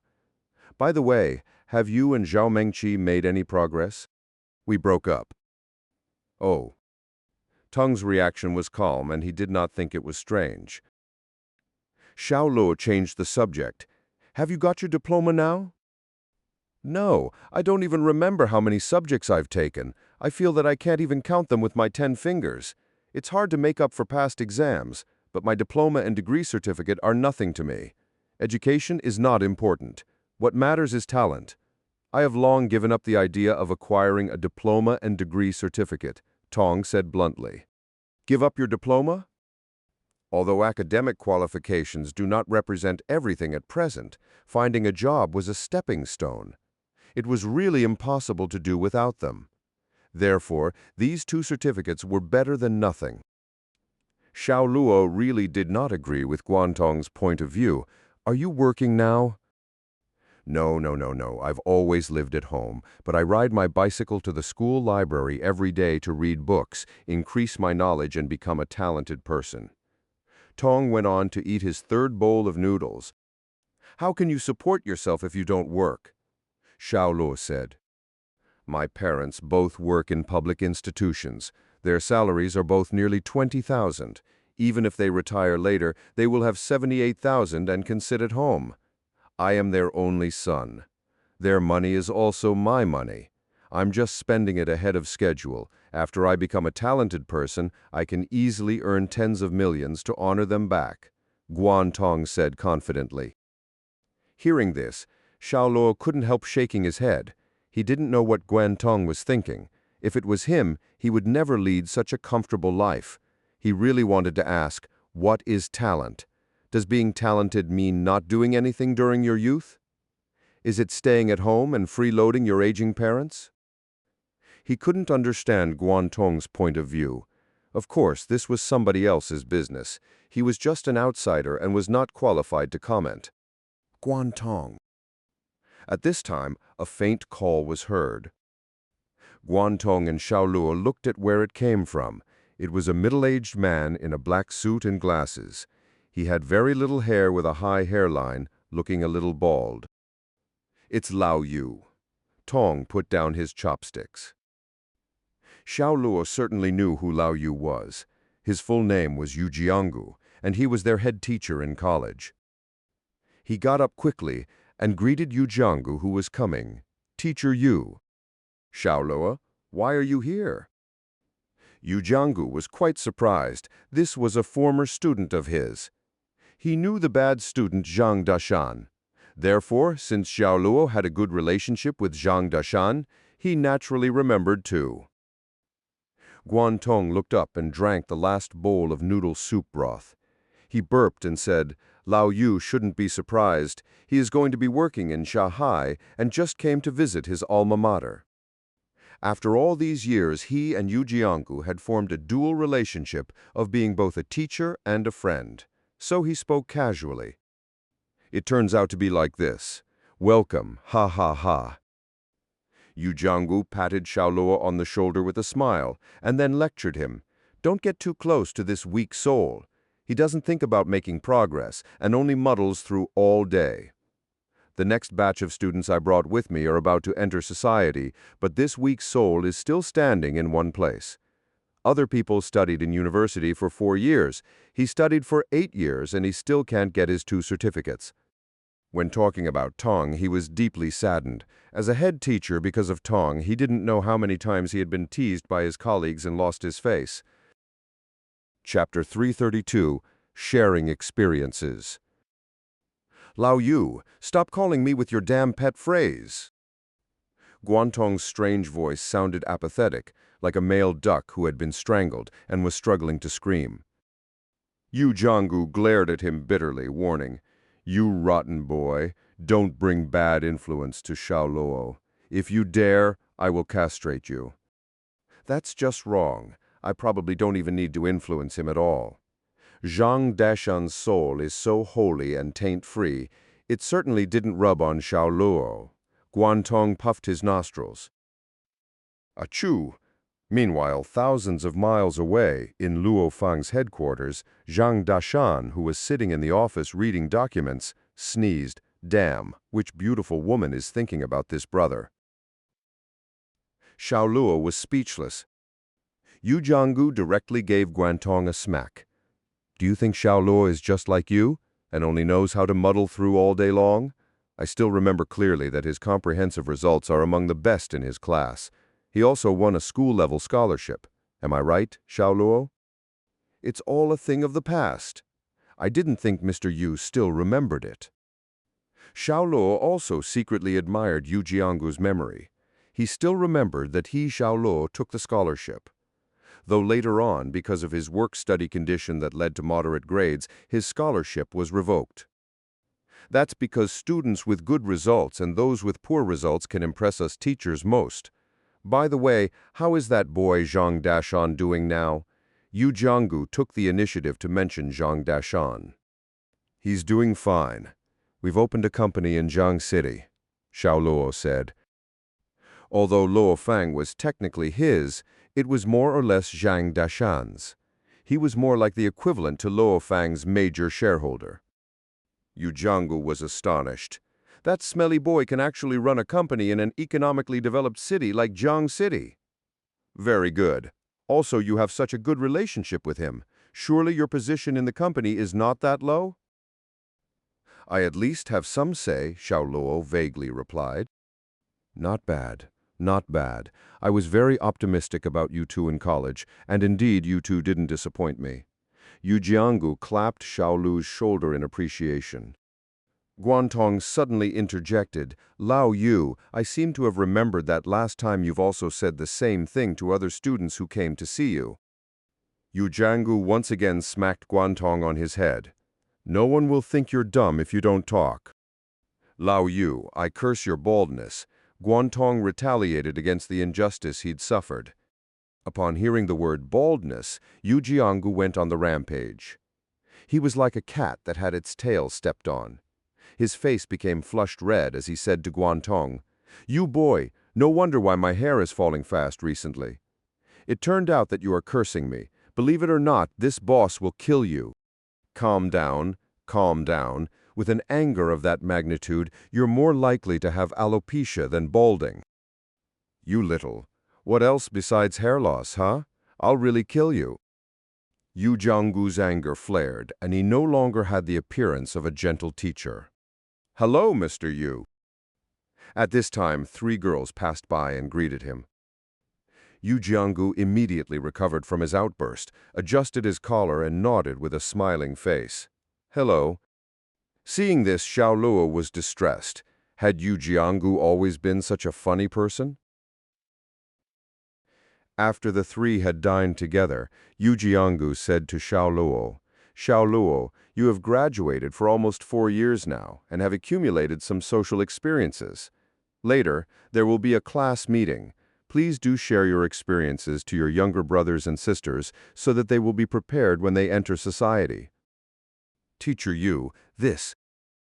Xiao Luo was very embarrassed. He really wasn't that kind of person, and he didn't like talking to people. He would talk less if he could talk less. But suddenly he had to give a speech with 50 to 60 people. It would be difficult for him. Don't pressure yourself. You're just meeting with your junior brothers and sisters. Just tell them about some of your memorable experiences in society. That way, they'll know that our engineering department is not an unpopular major. Yu Jianggu smiled as he put his hand on Xiao Luo's shoulder. His eyes were sincere. Just do me a favor. They always jump onto things hastily. They didn't even listen to what I, the head teacher, had to say. However, if I were replaced by a senior with a successful career, the effect would definitely be different. I sincerely hope that they can make vigorous careers in the future. In this way, my face will also lighten, unlike a certain someone who only drags me down. Speaking of which, he profoundly looked at Guantong, who smiled foolishly. Guantong was stunned and gave a glare as he realized what Yu Jianggu had just said.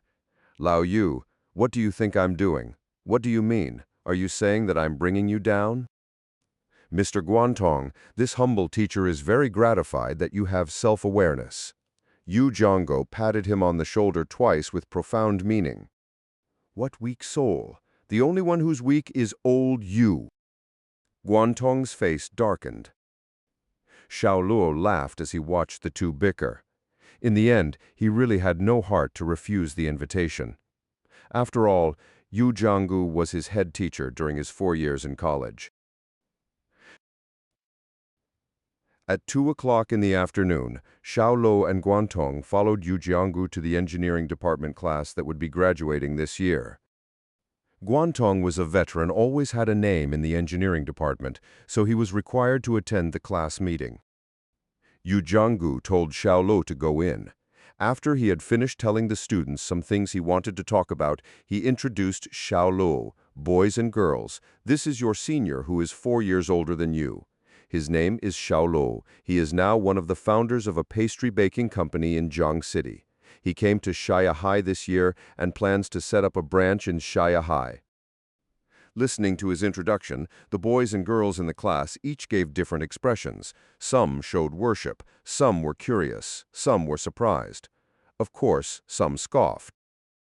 Now he'll talk about some of his experiences. Class, let us all welcome him. Yu Jianggu took the lead in applauding. One by one, the students clapped enthusiastically.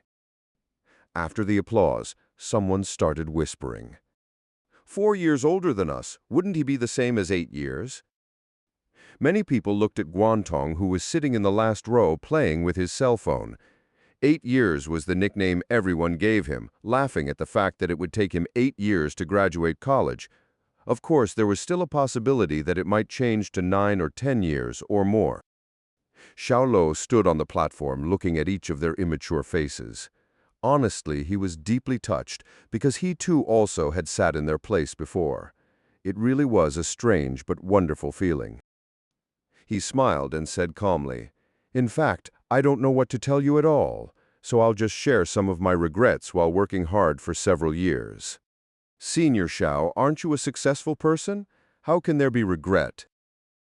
It was Guan Yilin, a student bully in the class, who asked the question. Her question seemed to be ordinary and typical, but she put heavy emphasis on successful person, which gave off some sarcasm and tension behind it. Chapter 333, Spite. Yu Jianggu wanted to ask Guan Yilin not to interrupt, because he knew Guan Yilin very well. She was a very proud person. She would often ask some strange questions to make things difficult for her teachers. This made him and the other teachers like having a headache. In the eyes of the teachers, she was an excellent student, but at the same time also a thorn. But on second thought, the platform was handed over to Xiao Luo. He wanted to see if Xiao Luo could subdue this rose with its sharp thorns exposed. Everyone looked at Xiao Luo with pondering smiles. They wanted to know how he would answer. Xiao Luo laughed. "Of course I have regrets. Everyone has regrets, more or less. A life without regrets is not a complete life." "What are your regrets?" Guan Yilin asked. "My regret is that I didn't choose to study or take the examination for civil service in my senior year." Xiao Luo smiled. "In today's society, there are too many college students and the job competition is very fierce. Even the graduates from big universities are facing the unemployment crisis after entering society. It is necessary to study in a graduate school if you want to have a higher starting point and stronger competitiveness. However, I did not choose to study in it and gave up an opportunity to improve myself." Although many people despise the work and think that it has no other benefits besides stability and there is no room for growth or advancement, it is valuable for new graduates. It can help you set the foundation first and then think about your future path and which field you are suitable for. This was indeed his 2 regrets. If it weren't for the unexpected integration of the system, he would have still been a product engineer who worked 9 to 5 hours a day, sometimes even had to work overtime. He regretted not choosing these 2 paths. Yu Jianggu listened with great approval. As a teacher with high qualifications, he also summed up the same experience as Xiao Luo. In recent years, millions of college students poured into society to compete for a limited number of jobs. Under such a big premise, attending a graduate school or taking an examination for civil service was a clever way. For example, one of his students entered a large company directly after graduating from a graduate school. The base salary was 10,000 yuan and often had opportunities to travel abroad. Although he just started after graduation, he quickly got ahead of everyone. Then what Senior Xiao means is that our graduates have only 2 ways to go. One is to take up grad school. The other is to take an examination for civil service, right? Guan Yilin scoffed and asked. Xiao Luo shook his head. "No, this is only my personal experience and insights. It is not suitable for everyone. It is like a document for reference only." "Oh, is it? Then, in your opinion, what should I do after graduation?" Guan Yilin disagreed with Xiao Luo's point of view. She spoke with a confident smile. "I am now the regional manager of CITIC Credit. CITIC Bank has also given me a contract. Once I sign it, they will throw a lot of resources my way so that I can quickly grow into a working woman. According to Senior Xiao's opinion, I should give up their sincere invitation and go to a graduate school or take an examination for civil service. Yilin now has a salary of 80,000. If she rejects the invitation of CITIC Bank, she probably has some mental problems. Yes, I initially thought I could get good pointers, only to get some babble about studying and taking an examination. This guy is a nobody. There was a burst of derision in the class, and everyone was happy to see Xiao Luo make a fool of himself, as students who successfully entered a key undergraduate college after going through hell taking the college entrance examination. Everyone has pride in their hearts. That same pride made them unable to accept other people's opinions. Xiao Luo suddenly understood what was going on. With a face full of confidence, the girl in the front row looked up at him from below the podium. She was clearly set against him. Fortunately, he had good control of his temper and didn't go around beating up people. I have to stress it again, it is only my regret. It is not appropriate for all people. Senior Xiao is very cautious in his speech. I like that. By the way, have you read the 4 famous novels of romance of the 3 kingdoms? Guan Yilin diverted the topic. Yes. Which person does Senior Xiao like in the story? Zhuge Liang. Then is the reason why Senior Xiao likes Zhuge Liang is because of his loyalty, courage, and wisdom. After all, it is a reflection of his whole life that he died after all his efforts. In fact, I also like him very much, but I prefer Sima Yi, who is wily and cunning. Guan Yilin stood up and made her remarks without any hesitation. She completely drew everyone's focus onto herself. For heaven's sake, this girl is stirring up trouble again. She is deliberately making things difficult for Xiao Luo, as she did for her teachers. Yu Jianggu felt worried. He invited Xiao Luo over for the purpose of sharing his insights and experiences to the class. They could then harvest it and use it for reference for their future. However, this was completely outside of his expectations. He didn't want Xiao Luo to have to deal with this thorny rose. However, when Yu Jianggu was preparing to stop Guan Yilin, Xiao Luo quietly made a gesture to him to not interrupt. There was a boy who was not afraid of causing a big scene. He deliberately put on airs as he asked, "Yilin, why do you like Sima Yi? Isn't that the guy who got scared to death by Zhuge Liang?" No, Sima Yi had already seen through Zhuge Liang's plan. The reason why he did not attack Zhuge Liang was because he was clever enough and knew the reason why the hare was killed and the dog was cooked. Guan Yilin's astonishing speech not only aroused the class curiosity, but also made Yu Jianggu have a strong thirst for knowledge and thought.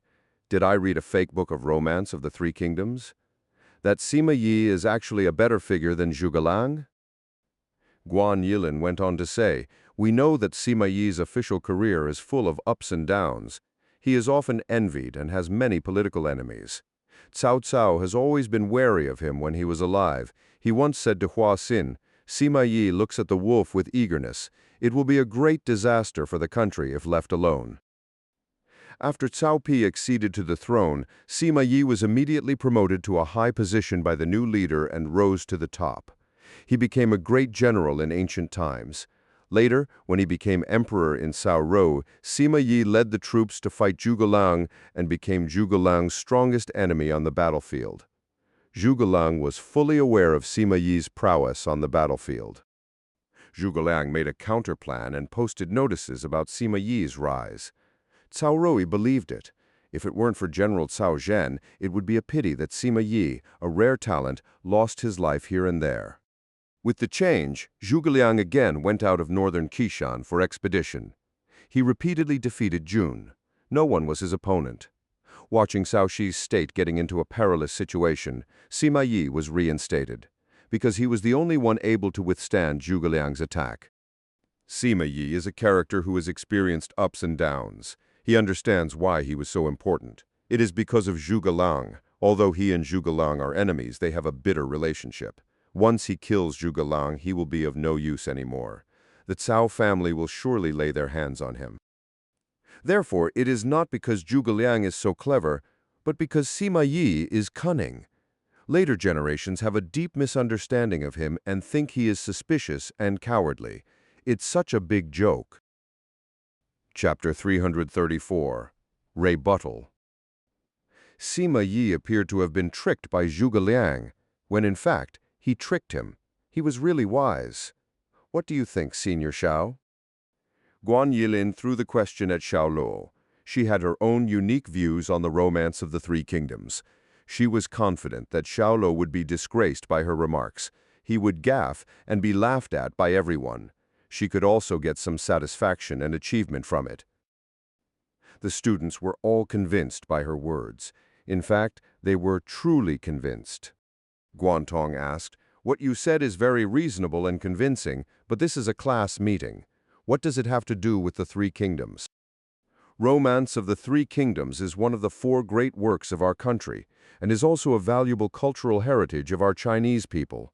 Why not talk about it? Guan Yilin said sternly, "Aren't you claiming to have 8 years' worth of talent? You must have read this book well, so you should have your own opinion about it?"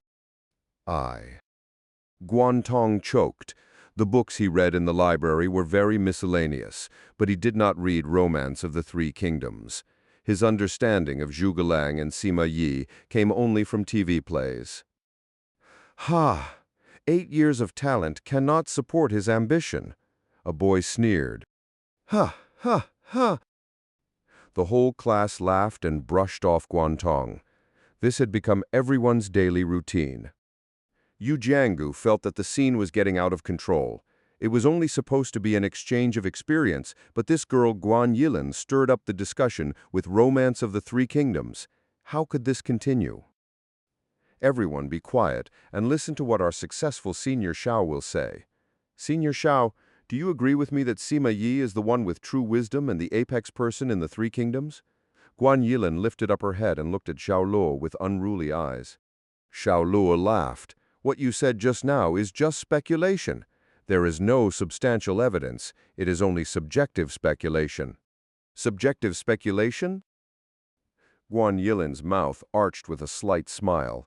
Since Senior Xiao said it was subjective speculation, can Senior Xiao please answer me the following questions? First, why did Sima Yi dare not attack? It is nothing but fear, right? But how many people can ambush in such a big ideal city? In the era of cold weapons, it is impossible to send Scud missiles or have any secret weapons, so it should be okay to send a reconnaissance company in, right? There was another round of burst of laughter in the class because Guan Yilin's words were humorous. Even Scud missiles and reconnaissance companies were used. Yu Jiangu secretly clicked his tongue.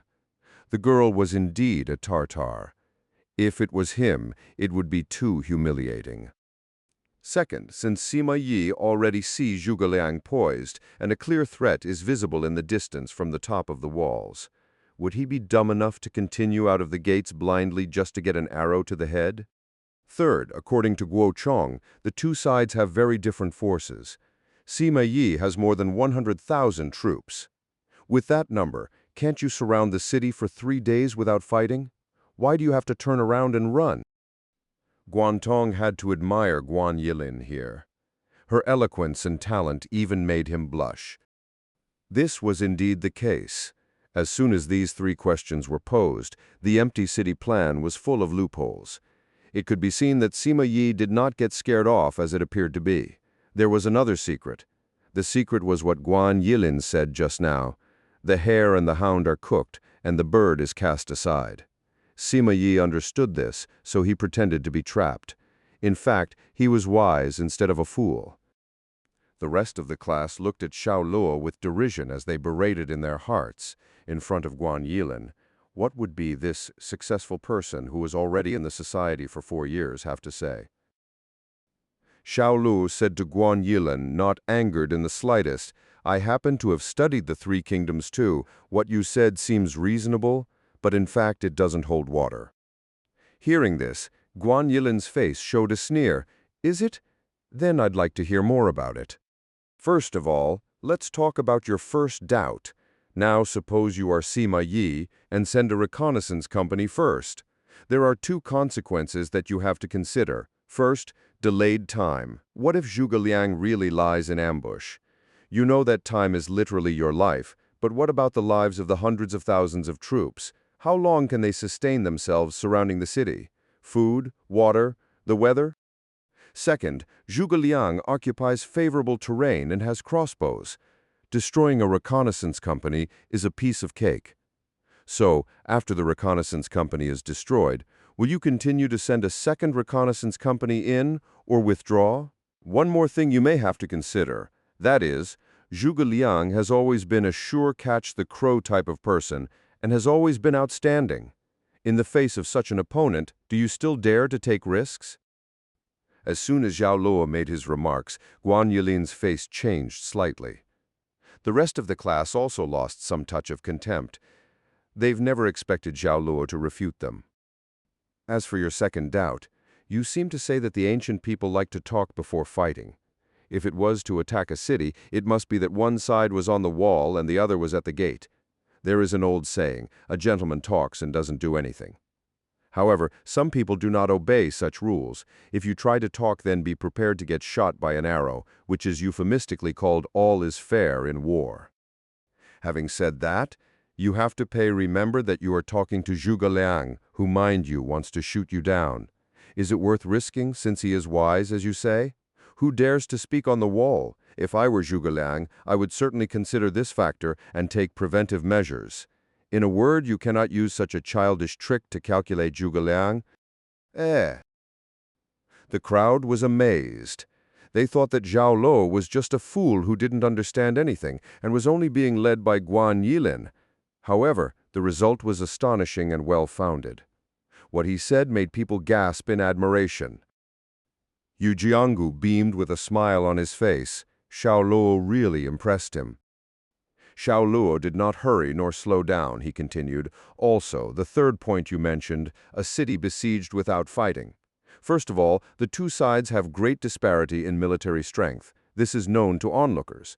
But Sima Yi, who's the inside party, does not know it. Second, what if Zhuge Liang really has an ambush and attacks both inside and outside? Don't forget, Zhuge Liang is resourceful. He is good in an array of things from inventions to creations. If he uses the complex terrain to attack with water and fire, everyone will immediately know the reason why the defeat is overwhelming. Once frustrated, the whole army panics and runs away. What's the use of more soldiers? So, if you are Sima Yi, do you want stability and get away with it, or do you put all your eggs in one basket and bet on it? The whole classroom quieted down. If someone were to drop a needle, it certainly could be heard. Xiao Luo's argument was too forceful and convincing. Guan Yilin frowned, bit her lips and stared at him. Her face turned blue and purple. She could not find a word to refute. Chapter 335, Talented People. You are trying to argue irrationally. Guan Yilin rebuked Xiao Luo angrily. She could only use these kinds of words to fight back against Xiao Luo. What I stated were facts. Even if Sima Yi saw through Zhuge Liang's empty city plan, as you said, it only showed that Zhuge Liang expected Sima Yi to see through his plan in the first place. That made Sima Yi withdraw his troops. From this point of view, Sima Yi was already in a disadvantageous position. Thus saying Sima Yi is the best character in the Three Kingdoms is simply not true. Xiao Luo lightly argued. Everyone involuntarily swallowed a mouthful of saliva. They didn't expect Xiao Luo to be eloquent and be accomplished in literature. He shut Guan Yilin up.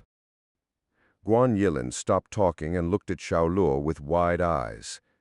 She got nothing else and could only sit back in her seat. She couldn't believe that Xiao Luo's knowledge on the Three Kingdoms was so profound. She initially thought that Xiao Luo could easily be bullied. It's really hard for people to be self-aware instead of judging others. Isn't that right, Senior? A girl who had a good relationship with Guan Yilin suddenly threw out coldly. What the heck? Did she just scold him with a couplet? Yu Jianggu got more frantic and nervous when he witnessed this. He knew that there was talented people in his class, but they were using it in inappropriate ways. It was Shen Xia, a talented woman in their class. She was good at poetry and painting. Everyone felt the same and thought that she chose the wrong major because of this. Her couplet was clearly aimed to scold Xiao Luo, meaning, with such little achievements, he claimed to be a successful person, reeking with shamelessness. Xiao Luo smiled lightly and answered, "Awareness to oneself can be achieved through exchange, just like couplets during rituals in the spring and autumn." When he said these words, everyone looked at Xiao Luo as if he was a monster. It was too cutting. Not only was it a good sentence, it also strongly fought back against Chen Xia's doubts. It was simply divine. Henceforth, they would never dare to show any contempt for Xiao Luo again. Their eyes were full of shock at the moment. Chen Xia was also slightly angry. She severely scolded. Rats are rats, regardless of size. Xiao Luo shook his head and said with a smile, "Tortoises can be male or female and aren't fixed." "On my," he countered her again perfectly. The crowd gaped and were completely shocked. Guantong blinked too. It was hard to believe that Xiao Luo could do this. This was too fantastic. People have no shame and are overbearing. Chen Xia scolded again. "A tree without skin will surely die." Xiao Luo was indifferent. "You?" Chen Xia gnashed her teeth while her face reddened as she stared at Xiao Luo with wide eyes. It was so irritating that he was able to fight back these verbal attacks. It made her feel like she was being played with by the other party. Obviously, against Xiao Luo's literacy, she was defeated. What a heyday! Guantong's eyes were full of admiration.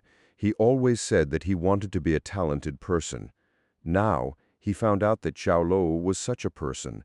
His aura and confidence were like nature itself that had easily subdued others.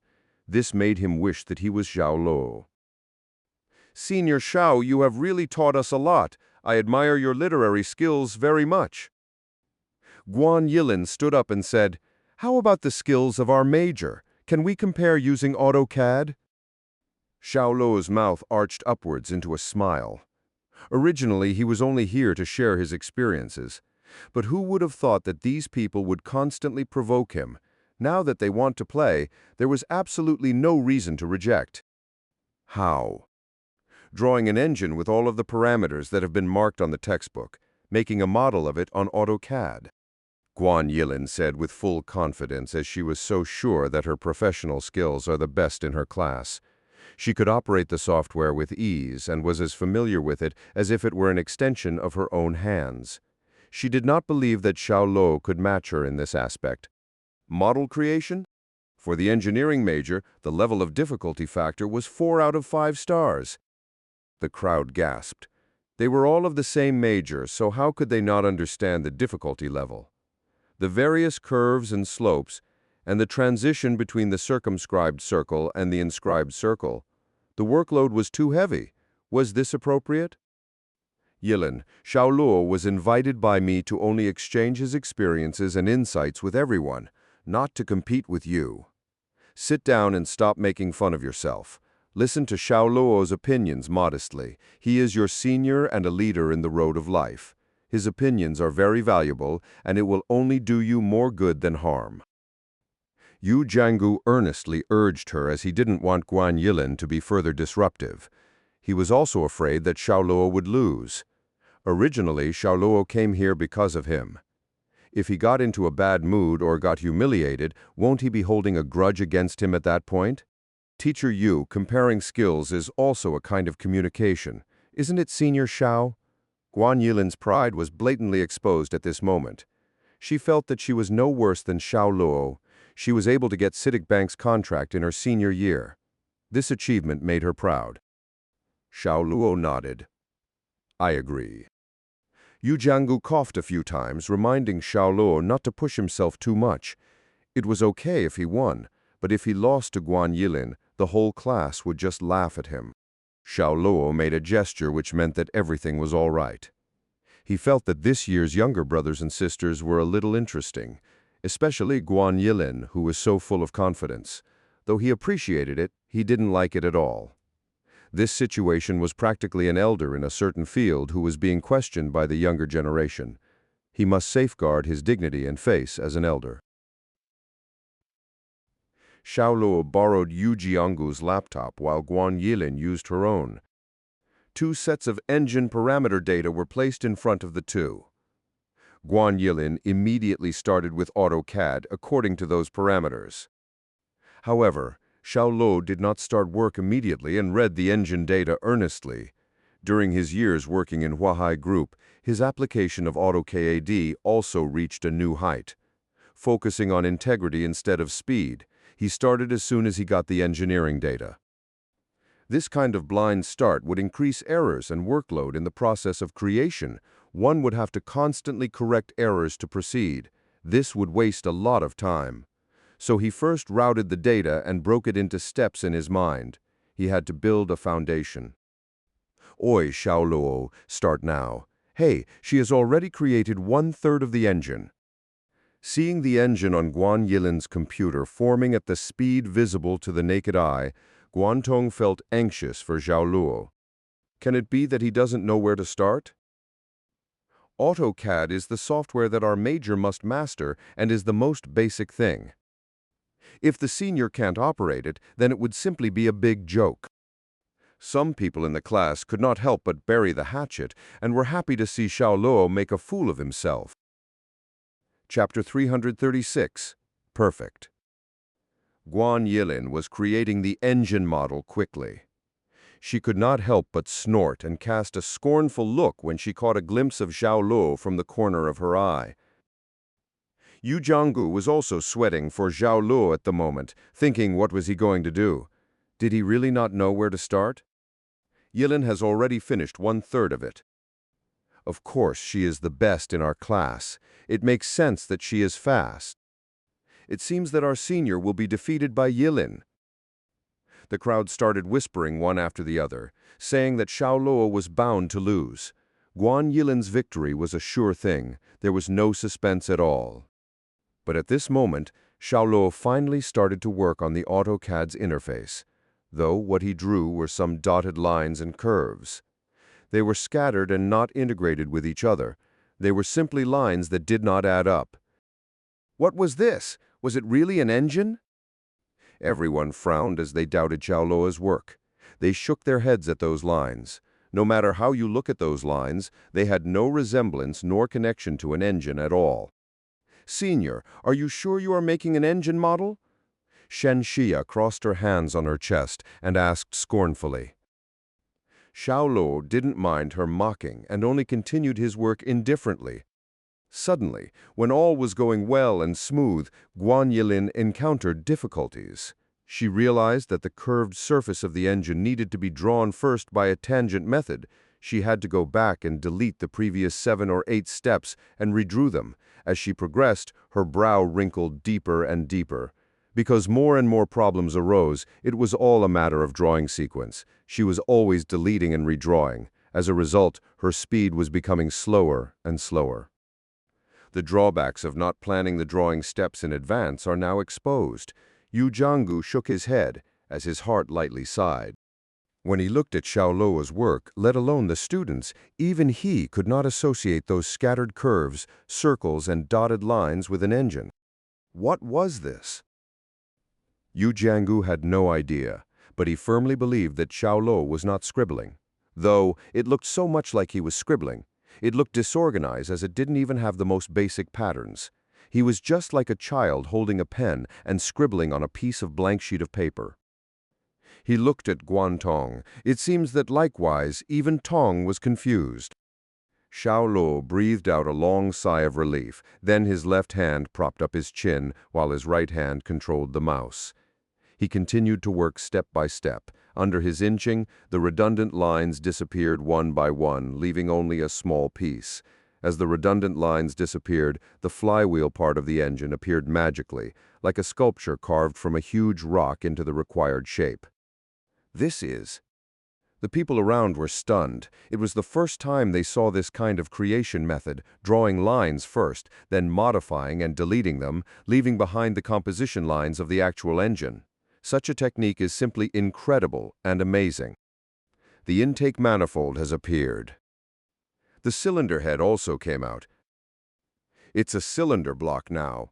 Oh my God, it's too fast. Seeing the rapid shaping of the engine, the crowd was shocked as they opened their eyes wide. They all thought, is this really a 4-star difficulty? How can it be made so easily, simply and smoothly without any unnecessary or wrong steps? Yu Jianggu was also unable to contain his excitement. He squeezed a position and looked at Xiao Luo with burning eyes. The more he looked at it, the more shocking it became. The process of erasing line segments and curve segments was smooth, without even the need to pause.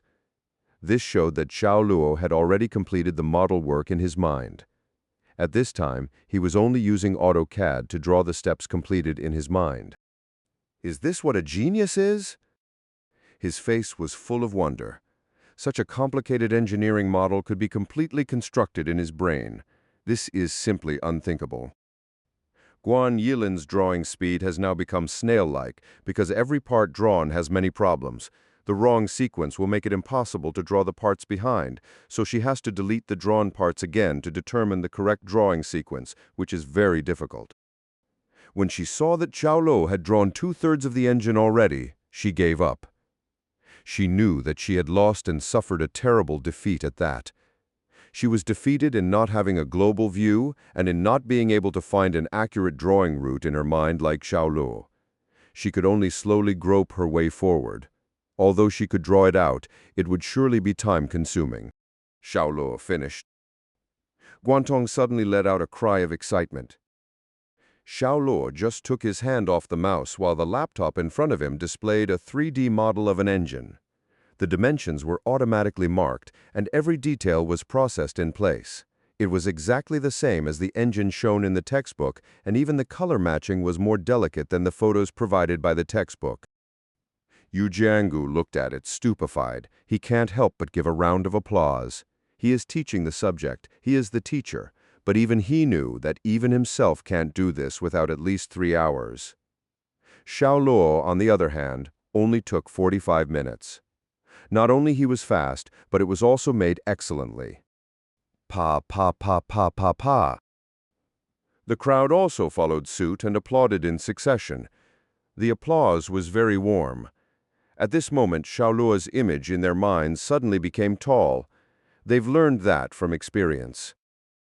Guan Yilin's eyes are no longer as proud as before. There is a sense of shame now present, as she did a re-examination of herself. Senior, please teach us. Yes, sir. We were just kidding around, and it was nothing serious. Please guide us. Senior, do you have a girlfriend? The attitude of the crowd reversed 180 degrees almost instantly. The senior impressed her so much that she could not help but shout affectionately. The blushing girl even asked Xiao Luo if he had a girlfriend. The meaning was self-evident. Xiao Luo shook his head and smiled helplessly. After the exchange of experiences, Yu Jianggu wanted to treat and thank Xiao Luo wholeheartedly. Xiao Luo could not shirk his responsibility and had to promise to come. Not far from the classroom, Guan Yilin ran up and stood in front of them. Yilin, what are you doing? Yu Jianggu frowned, thinking that Yilin was unable to accept her loss and will create trouble for Xiao Luo. Teacher Yu, I just want to apologize to Senior Xiao. Before Yu Jianggu could reply, Guan Yilin already bowed deeply to Xiao Luo and said apologetically, Senior Xiao, I was wrong. I was too arrogant. I'm sorry. It's okay. Everyone makes mistakes. Xiao Luo smiled. He really didn't take it to heart. After all, they were his juniors. It was only he needed them to realize their place and not be too arrogant. Otherwise, they would end up badly in the future. Chapter 337, Heresy. Yu Jianggu nodded approvingly. Xiao Luo was magnanimous, high quality, and modest. He felt that he needed to meet Xiao Luo again sometime in the future. Such a student made him feel extremely gratified and proud as a teacher. Senior Xiao, is your company hiring? Guan Yilin suddenly asked. The branch office in Shanghai is just starting, so we are in urgent need of talents. Xiao Luo laughed. Guan Yilin bit her lip and asked hesitantly, Can I apply? Of course you can. However, I am not in charge of such matters. If you have the intention, you can send your resume to our company online. If the personnel department is interested in you, they will reach out to you for an interview." Xiao Luo replied, "Then, what is the name of Senior Xiao's company?" Guan Yilin took out a notebook and was ready to write down the name of Xiao Luo's company so that she could find it later and post her resume in their official website online. Luo Fang? Luo Fang. Hearing these two words, Yu Jiangu, Guan Tong, and Guan Yilin were all shocked. They looked at Xiao Luo as if they were looking at an alien. "There was a lot of talk because of a company called Luo Fang last year. Is your company the same Luo Fang that made it to the headlines several times?" Yu Jiangu's face was full of disbelief. When he heard Xiao Luo said that he was in a baking company, he did not associate it with Luo Fang at all. "I am only one of the shareholders. It's specifically Dashan's company," Xiao Luo said with a smile, putting himself behind the scenes. "Oh my God!" Yu Jiangu felt dizzy and thought that the world was too crazy. The company was actually a giant. In just a short 3 to 4 months, it crushed its rivals and became a strong business legend, and the creator of such a legend was his own student. This was simply unimaginable. "I suddenly feel so low. You and Zhang Dashan are really abnormal in a good way." Tong expressed his inner shock by spouting out these words. On the other hand, Guan Yilin looked at Xiao Luo now with complete adoration. She never expected that the person who set off a frenzy in River City's business circle last year would be her senior. It was too hard to believe. Just literally moments before, in the class meeting, she even thought that she was better than Xiao Luo. It turned out that she was just a frog in the bottom of a well.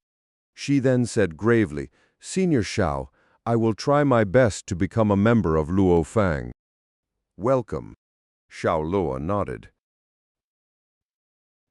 After eating hot pot with Yu Jiangu and Guan Tong, it was already 9 p.m. when he left for Star Moon Bay Hotel.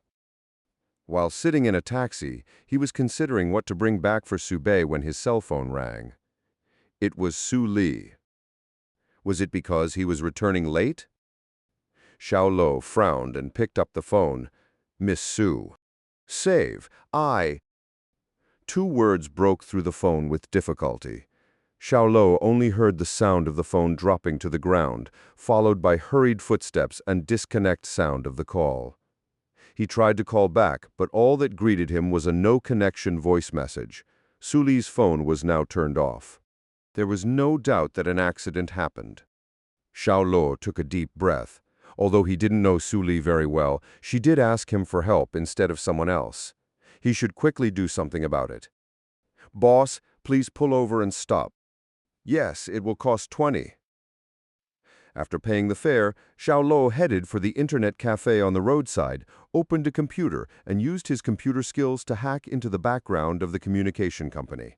Finally, he was able to locate the signal position of Su Li's phone. "Hilton Hotel. Have you been kidnapped?"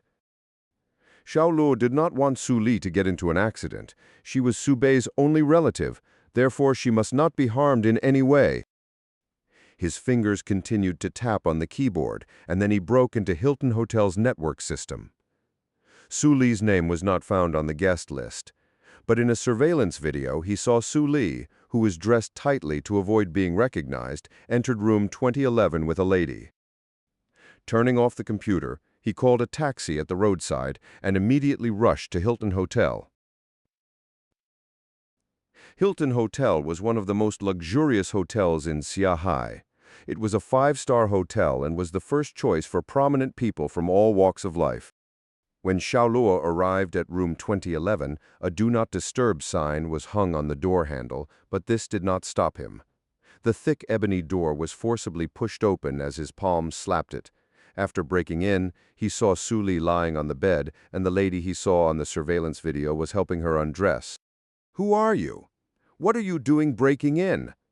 The lady got a fright and looked up at Xiao Luo in horror. "Who are you? What do you want to do to Miss Su?" Xiao Luo glanced at Su Li in a coma as he coldly asked. After a pause, the lady got up and said confidently, "I am her mother." "Oh, are you? Does a mother give her daughter drugs?" Xiao Luo approached her step by step. "You don't come here. Get out. Security, security." The lady cried out nervously, but after realizing the current situation, she immediately stopped shouting. If what she did was exposed, the impact would definitely be extremely bad. Xiao Luo simply ignored her. Perhaps she was really Su Li's mother. The two of them looked quite similar. But he didn't care about such things. He only cared about Su Li's current condition. Walking to the front of the big bed, he stretched out his hand under Su Li's immaculate nose. Her breathing was smooth. Fortunately, it seemed that she was just knocked out. There was a cup of water on the bedside table. Presumably, that was where the drug came from. Without saying anything, he bent down and picked her up. Then he turned and prepared to walk away. "Bastard, who are you? Put down my daughter." The lady screamed and yelled at him. At the same time, she tried to pull Su Li out from Xiao Luo's arms. Xiao Luo kicked her to the ground with his foot. Of course, he did not use a lot of strength on her. The amount was only enough for her to be knocked down. He warned in a cold voice, "Whether you are Miss Su's mother or not, you'd better stay down, otherwise the next kick will not be so light." Meeting his eyes, the lady couldn't help but shudder. His eyes were horrifying, just like the eyes of a wild animal. Xiao Luo strode out of the room with Su Li in his arms. The journey was smooth, but after leaving the hotel gate, the front desk clerk felt that Xiao Luo, who was holding a woman, was very strange and asked the hotel security guard to catch up. Xiao Luo was too lazy to talk nonsense with them, so with a kick or two, the security was put on the ground, covering his stomach and groaning in pain. "Dude, is this your girlfriend? She looks very much like Su Li, the national goddess." In the taxi, the driver couldn't help but joke around. Xiao Luo replied lightly, "Just drive the car well and don't talk." The driver was embarrassed. He immediately shut his mouth and stopped at Star Moon Bay Hotel.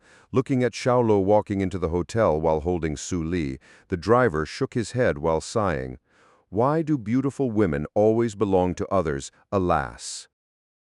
Chapter 338, Crazy Night. After arriving in the elevator, Su Li woke up leisurely, with a pair of eyes full of hazy color, like a beauty who just woke up from a deep slumber. "You're awake!" Xiao Luo helped her down.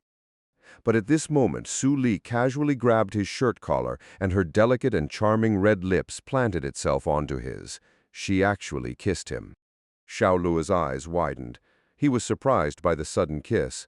Su Li was like an orchid, beautiful. With her blurred eyes, she constantly pressed against him. It was simply embodying desire. "What's happening?" Xiao Luo fiercely pushed her away. He took a good look at what was happening to her. Su Li's skin was hot and ruddy. She was semi-conscious. The breath coming out of her nose and mouth was hot.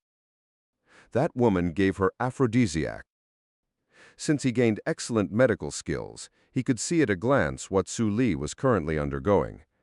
As for how to cure this kind of drug, he immediately thought of one. After arriving at the floor of his apartment, he picked up Su Li and went inside the room. Su Li could not be seen by Su Bei nor Aunt Li under this condition. Xiao Luo threw her on the sofa and turned and walked into the kitchen. He started to prepare light salt water, added with green tea, and a towel soaked in cold water. Upon returning to the hall, he saw that the semi-consciousness Su Li was only in black underwear. Her crooning voice was straight up inviting him. Her proud figure was vividly displayed in front of Xiao Luo's eyes. Her jade-like skin was sending out her charms under the soft light. Pressing down the evil thoughts in his heart, Xiao Luo stepped forward to help her up. He poured light salt water and green tea into her mouth and then applied a towel on her forehead to cool her down, but the effect was fast enough. Her consciousness was vague, and her body felt like it was aflamed. She grabbed and kissed him, even made her frantically tore at his clothes. "Miss Su, sober up." Xiao Luo cried out and pushed her away. Actually, an aphrodisiac didn't have a real antidote. It needed to be restrained and calmed by her own will. He ran into the bathroom and poured a handful of cold water on himself to disperse the little bit of uncomfortableness he felt. He took some ice from the refrigerator and returned to the hall, dumping it on Su Li. Want you? Want you." Su Li kept repeating this as she nearly cried out. Her red, sweet lips were being gnawed by her white teeth that it was starting to ooze purples of blood. Xiao Luo was helpless, but on second thought there was another way. Yi Jinjing could refine any poison, so he should not be afraid of the aphrodisiac. If he was correct, he could transfer the aphrodisiac to himself and refine it. Wouldn't the problem be solved then? When he thought of doing it, he asked Su Li to sit cross-legged. He then sat behind her with the palms of hands firmly pressed against the middle of her back. He started to absorb the aphrodisiac from Su Li's body. However, he neglected one important thing, and that was the vigor of the aphrodisiac. It was strong and domineering. He immediately realized this when he absorbed them into his body. Even when he was using Yi Jinjing to suppress and refine them, his body temperature continued to rise. His forehead was already covered in sweat, his body hot. Under the action of the drug's effects, Xiao Luo felt that every inch of his skin was as hot as if he was being burned by fire. Damn it! Cursing in his heart, Xiao Luo stopped absorbing and immediately concentrated in refining it. If he didn't start refining it, sooner or later, he would lose his head and become like Su Li, thirsty for desire. However, at this time, Su Li's burning body jumped up and used all kinds of friction against his body. "Want you? Want you?" The woman's eyes were full of desire and glistened with tears. She seemed to be suffering from great pain. Xiao Luo would like to push her away, but he was busy concentrating on refining the strong and domineering medicinal properties. Su Li took off his clothes as her wet tongue slid back and forth around his neck. Alas, all of his efforts were in vain. With the combined attack of Su Li and the aphrodisiac that he had failed to refine, desire instantly flooded Xiao Luo's mind. He turned around and pressed Su Li under his body. The two kissed fiercely. In the passionate kiss, the two slowly withdrew their last piece of clothing. The night was full of sex and excitement. In the morning, a ray of warm sunshine shone through the balcony and poured on the big soft bed full of love. Xiao Luo was already awake. He looked down at Su Li, who was sleeping in his arms. He never thought that his first time would be like this. As he was deeply attracted by her flawless body, out of the corner of his eye, he caught a glimpse of a few dried red plum blossoms on the sheet at the end of the bed. It was Su Li's first time. Xiao Luo took a deep breath. He was conflicted. His mood was unclear. His feeling was complex, mixed with a tinge of chaos. His way of thinking was traditional. Since he took a woman's first time, he was inclined to take responsibility. Not long after, Su Li woke up. She sat up and looked at Xiao Luo. Her eyes were still dense with a layer of fog. Of course she knew what had happened. She also knew that all this had nothing to do with the man in front of her. But still, she lost the most precious thing she had as a woman. At this moment, all she wanted to do was wail loudly. "Miss Su." Xiao Luo was thinking about how he should explain it. Su Li, however, turned and walked out of bed indifferently. She found her own clothes and put it on. She then endured the discomfort and pain between her woman's place as she opened the door and left. From the beginning to the end, she didn't say a word. She was calm and didn't cry like a typical woman. Xiao Luo withdrew his eyes and looked at the plum blossom on the bed. He had never tasted a woman until last night, so the feeling made him remember it deeply. Perhaps most men would feel excited after they took a woman's virginity, but he instead got a strange feeling of guilt. He felt neither joy nor excitement at all. He did not expect this to happen in the first place. And he also confirmed one thing. Su Bei was not 100, Su Li's biological daughter. Of course, it didn't matter for the time being. What mattered the most now was how was he to face Su Li. A big thanks to our Patreon supporters. Tier 2. Maceo. Roger Cornejo. Anonymous K. Anonymous J. Anonymous L. Tier I. Anonymous M. Chapter 339. What are you doing here? Xiao Luo tidied up the room and switched the bed sheets for a new set. He then went into the washroom. Under the influence of the aphrodisiac, Su Li was too wild last night, and her kisses left a lot of marks on his neck. Xiao Luo secretly thought, it will at least take 2 or 3 days for this to completely fade away. He put on a black sweater and went to Su Li's apartment across his. In order to play the role of Su Bei's father more effectively, this was written in the agreement. 3 meals were contracted by Aunt Li. When he entered the hall, Aunt Li was the only one who was busy. Su Bei, who should have been running around the hall like a little angel, was absent. Su Bei was waiting for Mr. Xiao and Miss Li to come back last night, so she stayed up very late and hasn't got up yet. Aunt Li said, "Oh, that's what it is." Xiao Luo nodded, sat down at the table and ate the breakfast prepared for him. Aunt Li came up at this moment, looked at the second floor of the apartment, then asked in a low voice, "Mr. Xiao, do you know what's wrong with Miss? She doesn't look very well. She seems to have cried. After seeing Bei in my room, she went back to her own room and never came back out. I called her for breakfast, but she didn't reply. Maybe she has some things on her mind." Xiao Luo lied guiltily. He couldn't tell the truth to Aunt Li, could he? Aunt Li shook her head and looked serious. "No, your aunt isn't young anymore. Miss looked like—" After looking around to make sure no one else was listening, she whispered, "A man took her first time away." Hearing this, Xiao Luo tingled and thought to himself, the old are really experienced and versed. Ahem. With a dry cough, he deliberately hardened his face.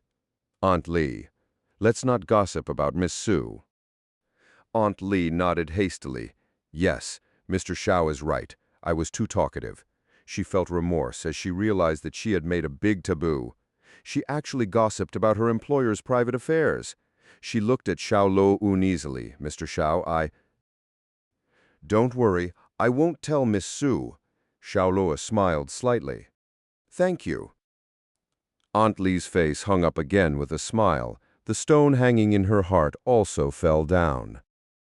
Not long after, Luo Pingxiang came as well as Chai Jing, Su Li's agent. With a melon-shaped face, although her appearance was not amazing, her facial features were well proportioned. Her head was styled with short and shiny black hair that was neatly combed back. She was dressed in a black business attire, and her aura was very professional. After seeing Xiao Luo, Chai Jing's face showed an expression of disgust. Of course, she knew that Su Li had hired Xiao Luo to play Su Bei's father. Since it was Su Li's decision, she would not interfere. However, this did not prevent her from hating Xiao Luo. As soon as she entered, she couldn't help but mock Xiao Luo with sarcasm. "Why is there such a thick smell of a gopher turtle here? Who farted?" In her eyes, Xiao Luo was just a poor gopher turtle struggling at the bottom. He was not of the same class as them. "Who farted so early in the morning?" "It stinks, Miss Luo. Don't you smell it?" Xiao Luo deliberately fanned the air in front of his nose and asked innocently. Luo Pingxiang got a fright. She was afraid of Chai Jing. After all, she was a tough and domineering woman. She didn't want to get scolded by Chai Jing. So when Xiao Luo fanned, she shook her head and motioned him not to provoke Chai Jing. Chai Jing was so angry that her eyes widened. She shouted, "Xiao, believe it or not, I'll make you run out of Shanghai." "Sorry, I don't believe it." Xiao Luo turned around and replied lightly, "You." Chai Jing gnashed her teeth with her fists clenched. At this time, the door on the second floor was opened and Su Li, who looked rather gaunt, came out. She was wearing a clean white folded sarong with her black hair held high. It looked meticulous. Her face was freshly cleaned. Her delicate and beautiful face showed aloofness and indifference. "Elder sister, what's wrong with you?" Luo Pingxiang rushed up to help her. Xiao Luo couldn't almost resist rushing over to help her. For the first time, he placed such importance on a woman. Although there were no feelings between them, but Su Li was his first woman, and that would remain an indisputable fact. His heart would naturally be more prone with the desire to protect her. "I'm fine. I can do it myself." Su Li waved and indicated to Luo Pingxiang that she did not need her help. She came down from the upstairs carefully, although her cover was very good, but when she came to the table and sat down, her white, jade-like forehead was stained with sweat and her face turned pale. "You should pay more attention to your rest," Xiao Luo looked at her and suggested. Su Li only gave him a cold look, with a hint of bitterness, anger, and unwillingness. In the end, she said nothing. She just picked up a piece of bread and chewed it slowly with milk. "Li, are you not feeling well?" Chai Jing asked with concern. The wind was a little chilly. Su Li dismissed. "Then today's schedule. Reschedule it." Su Li responded with 2 words. Chai Jing frowned slightly. "Reschedule it? Li, this is—" "I said reschedule it." Su Li raised her head and said in a defiant tone. Chai Jing was stunned. She didn't know why Su Li had such a big emotional reaction. She could only nod. "Okay, okay." Then she took out her mobile phone and dialed Li Zong. She declined the activity, expressed sincere apologies, and was willing to pay liquidated damages. Then she made some small talk to maintain the connection so that there could still be future opportunities for cooperation. At this time, the doorbell rang. Aunt Li went to open the door. The new arrival was Yang Hongzhi. Yang Hongzhi came here in a hurry. Last night, he persuaded Su Li's mother to give Su Li some medicine that was imported from abroad. Once the effect kicked in, even a martyred woman would become a slut. But who would have thought that a random man interrupted halfway through the plan and took Su Li away? According to Su Li's mother's description of the man, he immediately thought of Xiao Luo, who played the role of Su Bei's father. He should have come last night, but that would just be digging his own grave, so he endured the night. This morning, he rushed over and to confirm the situation. His bride got taken away from their bridal chamber. Of course he was raging. He could just die from pure anger. After he came here, he was so anxious and uneasy that he even asked his grandfather to tell his grandmother to bless Su Li, still be holy and not defiled. He also wished that the damn aphrodisiac was not as domineering and effective as it was advertised otherwise. "Yang Hongzhi, what are you doing here?" Anger shot out from Su Li's eyes. She slapped the table hard and scolded coldly. Yang Hongzhi had a guilty conscience, so he was scared. His body shook violently. He tried to put on a smile. "Lier, why are you so unwelcoming? I just happened to pass by and thought that maybe I could have some breakfast." Chapter 340. Responsible for you.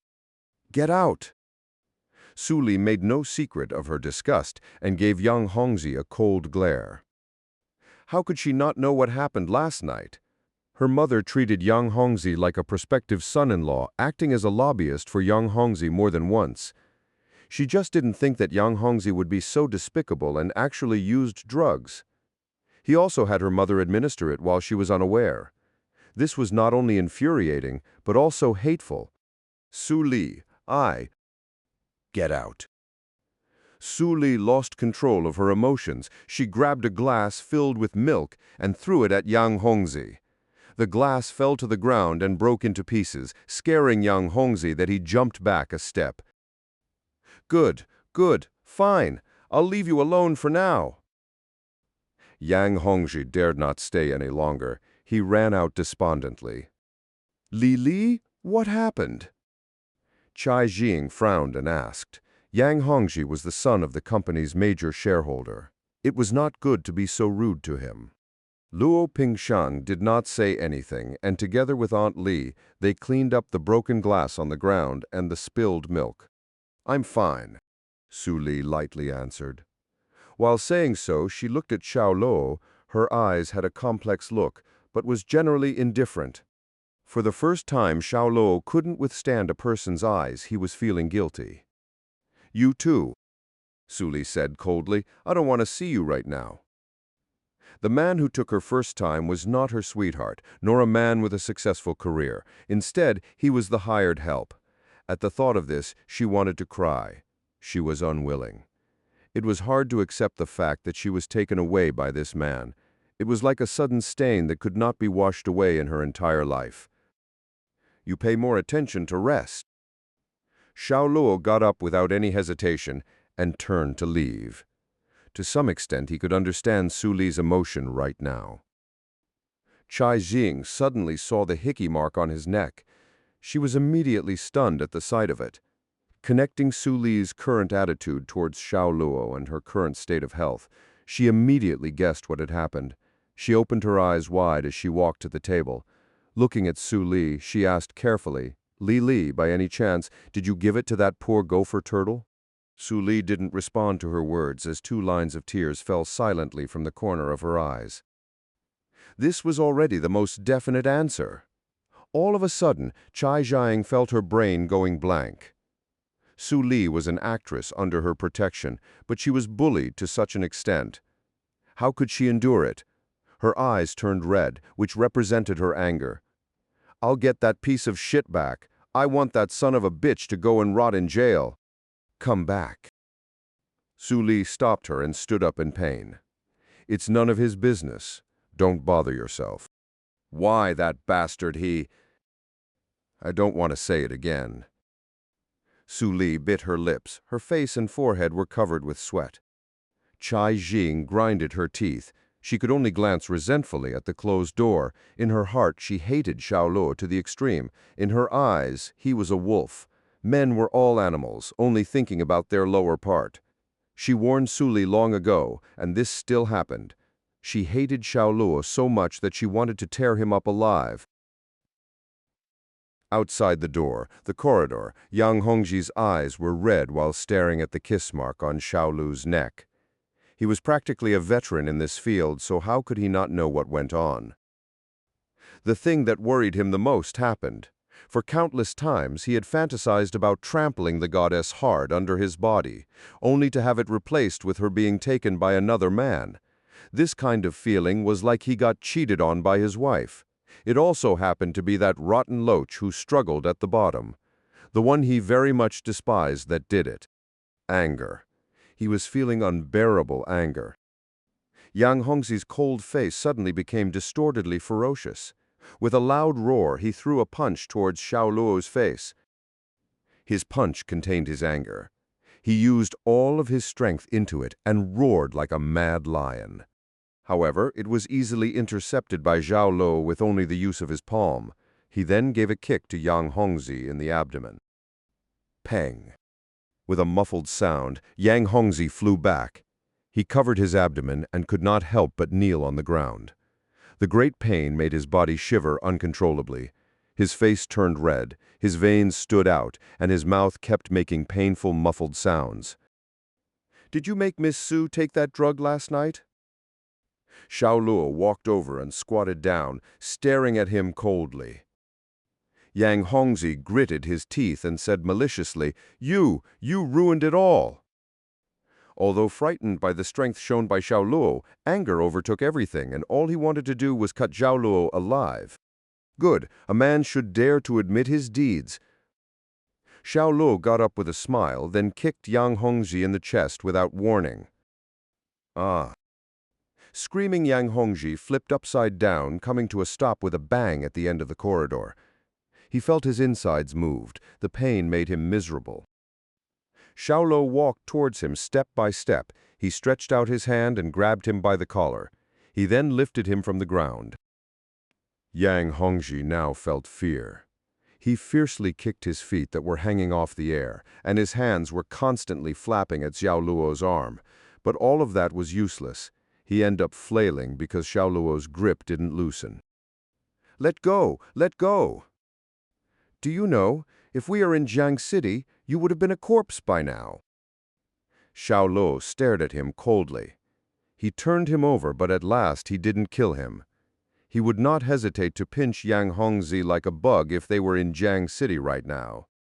Saying so, he carried Yang Hongzhi and flung him hard to the wall of the corridor. "Ah." Yang Hongzhi let out a sad howl again. After Xiao Luo let go, he slowly slipped to the ground like a puddle of mud. Xiao Luo ignored him and turned back to his apartment. He had a hickey on his neck and could not go out carelessly. Besides, he had nothing to do for the time being. Fortunately, this was a luxury hotel apartment. With just a phone call, the waiter would deliver a nutritious meal specially prepared by the chef. On the first day, Su Li was nowhere, but Su Bei often came to look for him. The next day, there was still no movement from Su Li. Still, Su Bei often came to look for him. On the third day, Su Li's mother came. Su Li had a big fight with her. After that, she finally left in despair. On the fourth day, Su Li took the initiative to visit. Two people, one man and a woman, sat down at the guest table in the apartment's hall.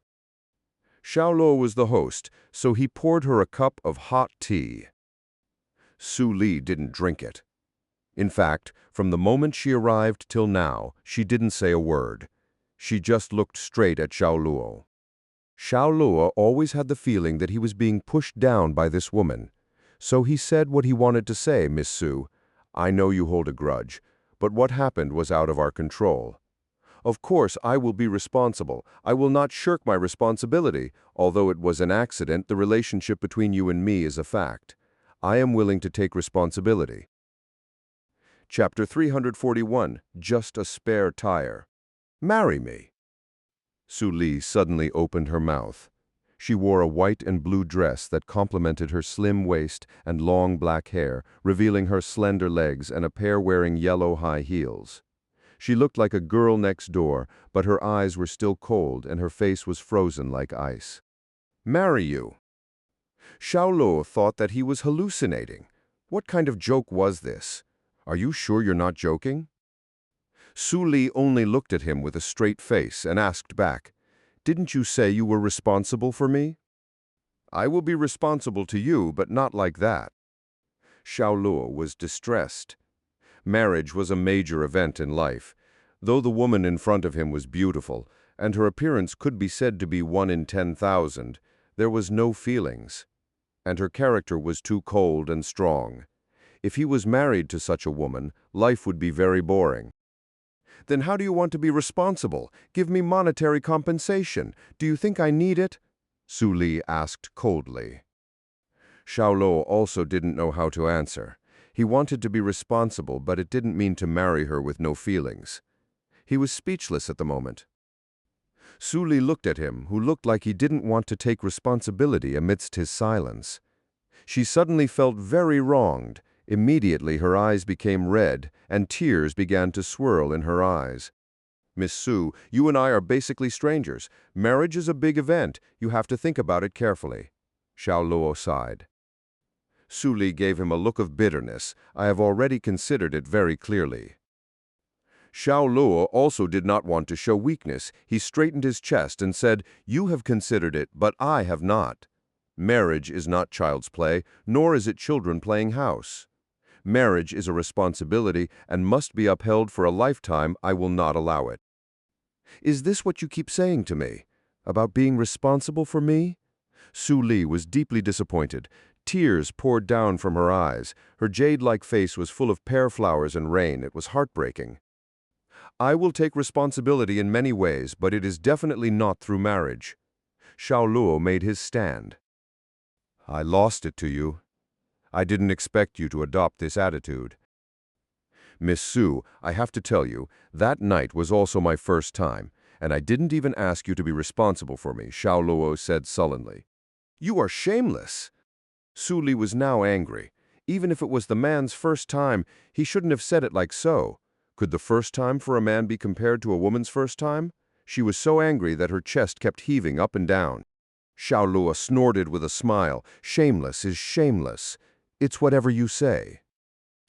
Su Li took out a paper towel to wipe away her tears. She stood up, stared at Xiao Luo with red eyes, sniffed her nose, and slowly asked, I'll ask you one last time, will you marry me or not? Xiao Luo suddenly had a bad feeling and thought, Does this woman want to fight? With a dry cough, he shook his head and said, If that's what you came to me for today. I'm sorry, but I won't agree. Good. Su Li looked at him indifferently. Her tearful eyes were filled with a mix of determination, pain, and sadness. If I were to become a ghost, I swear I would haunt you for the rest of your life. Every word of this sentence was like a nail that was pounded into Xiao Luo's heart. Her words just fell when Su Li turned and ran to the balcony. She then climbed up the railings. This was the 52nd floor. If she jumped, she would surely die without question. Since she couldn't face the situation, she chose to escape, and jumping off the balcony was her ticket. She closed her eyes with a hint of despairing smile. Perhaps in tomorrow's news it would say that she had suffered from depression and chose to jump off the building to commit suicide. However, she didn't care about all of these matters. She just wanted to put an end to her life now. She was desperate. In any case, no one would miss her. Her own mother gave her the drug, and her brother only asked her for money. The only person she would miss would be Su Bei. She didn't think that she would end up just like her sister. At the moment when she was starting to fall, a lot of thoughts ran through her mind. But then, a big hand suddenly appeared out of thin air, grabbed her wrist, and stopped her fall. When she opened her eyes, she saw that Xiao Luo had caught her. The two of them were like two grasshoppers on a rope, hanging in the air on the 52nd floor. The two pairs of eyes looked at each other. Xiao Luo's deep heartstring was severely touched. The moment before Su Li jumped off the building, a red, beautiful shadow appeared in his mind. It was Sun Yu, who likewise had also jumped off a building. First, the girl who was teased by fate, and now the girl who was always as holy as snow. His heart couldn't take it. The same tragedy almost happened. Su Li's determination really surprised him. He felt a sudden and inexplicable love for the woman. At the same time, he was also angered. He asked loudly, "Did you think of Bei when you jumped off?" "I have no choice," Su Li cried tearfully. Fate made her meet Xiao Luo. She thought that the two of them would not be intertwined too deeply, but fate was playing tricks on her. She lost her body to him. During these 4 days, she has been trying to accept this fact. Trying to accept the situation and Xiao Luo, she thought that the man in her life could only be Xiao Luo and not anyone else. She even convinced herself that although the man did not have a successful career, his appearance was okay. She really tried to come up with positive points for this man. Stupid woman. Xiao Luo breathed out deeply. "I promise to marry you." Su Li's charming body visibly shook. Xiao Luo pulled hard and propped her back up. She seemed to be blown up by the situation. She fell heavily and sat on the floor of the apartment. Xiao Luo, on the other hand, was as agile as a monkey and easily climbed over the balcony and returned to the inside of the apartment. After a long time, Su Li's mood gradually stabilized. She picked up her bag without delay and took out a document from the inside and put it in front of Xiao Luo. Xiao Luo picked it up and found that it was another agreement. It was a prenuptial agreement with many rules and regulations. The most interesting ones were the following. No publicity should be made on their relationship, no more relationships between men and women. Don't interfere in each other's private life. "Are you sure this is marriage?" Xiao Luo looked up and gave her a ponderous look. At the very least, this marriage was only decoration. Su Li took a sip of tea at this moment and did not answer him. She only added, "Once I meet the man of my heart, I will return your freedom." "Okay, I understand what you mean now. I'm just a spare tire, right?" Xiao Luo sneered. "Almost." Su Li generously admitted, of course, this was only an excuse for her. How could a woman's pride allow her to take advantage of this man? She was just placing this man in an unimportant position to urge him to make progress and change. A big thanks to our Patreon supporters. Chapter 342, Tied Fate. Xiao Luo's household register was a different one. He brought it with his ID card and promised to marry Su Li only as a temporary measure. He figured that the woman would soon get tired of this kind of game and would end this nominal relationship. He really wanted to use ideological work on Su Li, making her feel indecisive, since many married couples did not last at all. Nowadays, this was normal to society, but Su Li's firm eyes made him give up the idea. In the afternoon, the two went to the Civil Affairs Bureau to apply for a marriage certificate. Because of Su Li's special status, she had some connections and it was handled by a trustworthy staff member. The marriage certificate was made in duplicate, one for Xiao Luo and one for Su Li. Looking at the wedding photos of the two on the marriage certificate, Xiao Luo had mixed feelings. If this was nominal, was he really married? There was no lively banquet and no pledge of eternal love, as the two people didn't have any feelings for each other. They were literally only bound together by a certificate. "Miss Su, I hope you will not regret your foolish behavior today," Xiao Luo seriously said. Su Li didn't mind this remark. She turned to her limited edition pink BMW Mini Cooper and said coldly, "Accompany me to see my mother." Xiao Luo snorted softly, put away the marriage certificate, opened the backseat door, and got into it. The two were sitting in the car together. Su Li was driving in front and Xiao Luo was sitting in the back, but they did not say a word. They were like two icebergs, cold toward each other. It was Su Li who broke the silence first. She looked at Xiao Luo in the inside rearview mirror. "Have you found a job in Shanghai?" Her tone was very cold, like asking an irrelevant person. "No." Xiao Luo propped up his chin and laid his back against the soft seat, looking casually at the street outside. Although she has no feelings for Xiao Luo, he was now her nominal husband. She said rigidly, "As a man, you must have your own career. You must find a decent job as soon as possible. If it is really not possible, you can go to my friend. Shen Qingyan owns a company and she will help you." "You don't have to worry about my work," Xiao Luo interrupted. He knew it would be like this. This woman was simply too good. Naturally, she would have her own ideas and opinions and used her own values to control a man's behavior. Su Li said nothing and drove the car seriously. The pink BMW Mini Cooper sped all the way to Yinlong Mountain Villa, where houses were separated from each other. Although there were no luxurious houses like the ones in Shen Qingyan's, the environment was elegant, quiet, and very suitable for living. Xiao Luo followed Su Li to one of the houses. A short nanny opened the door and led them inside. On the sofa in the hall, a lady was sitting there, cracking melon seeds and leisurely watching TV. Her hair gave off an explosive feeling. She had a mole on her face that made her look more vitriolic. It was really her mother? Xiao Luo finally confirmed that the woman he saw that night was indeed Su Li's mother. The woman did not lie to him. He couldn't help but sigh to think that there was such a mother in this world. At the sight of Su Li, the woman immediately sat up, threw the bag of melon seeds aside, and stood up, looking at Su Li nervously. Su Li sat down on the sofa beside her and looked at the woman. "You don't need to be nervous. I'm not here to challenge you. I'm only here to tell you one thing. I'm married."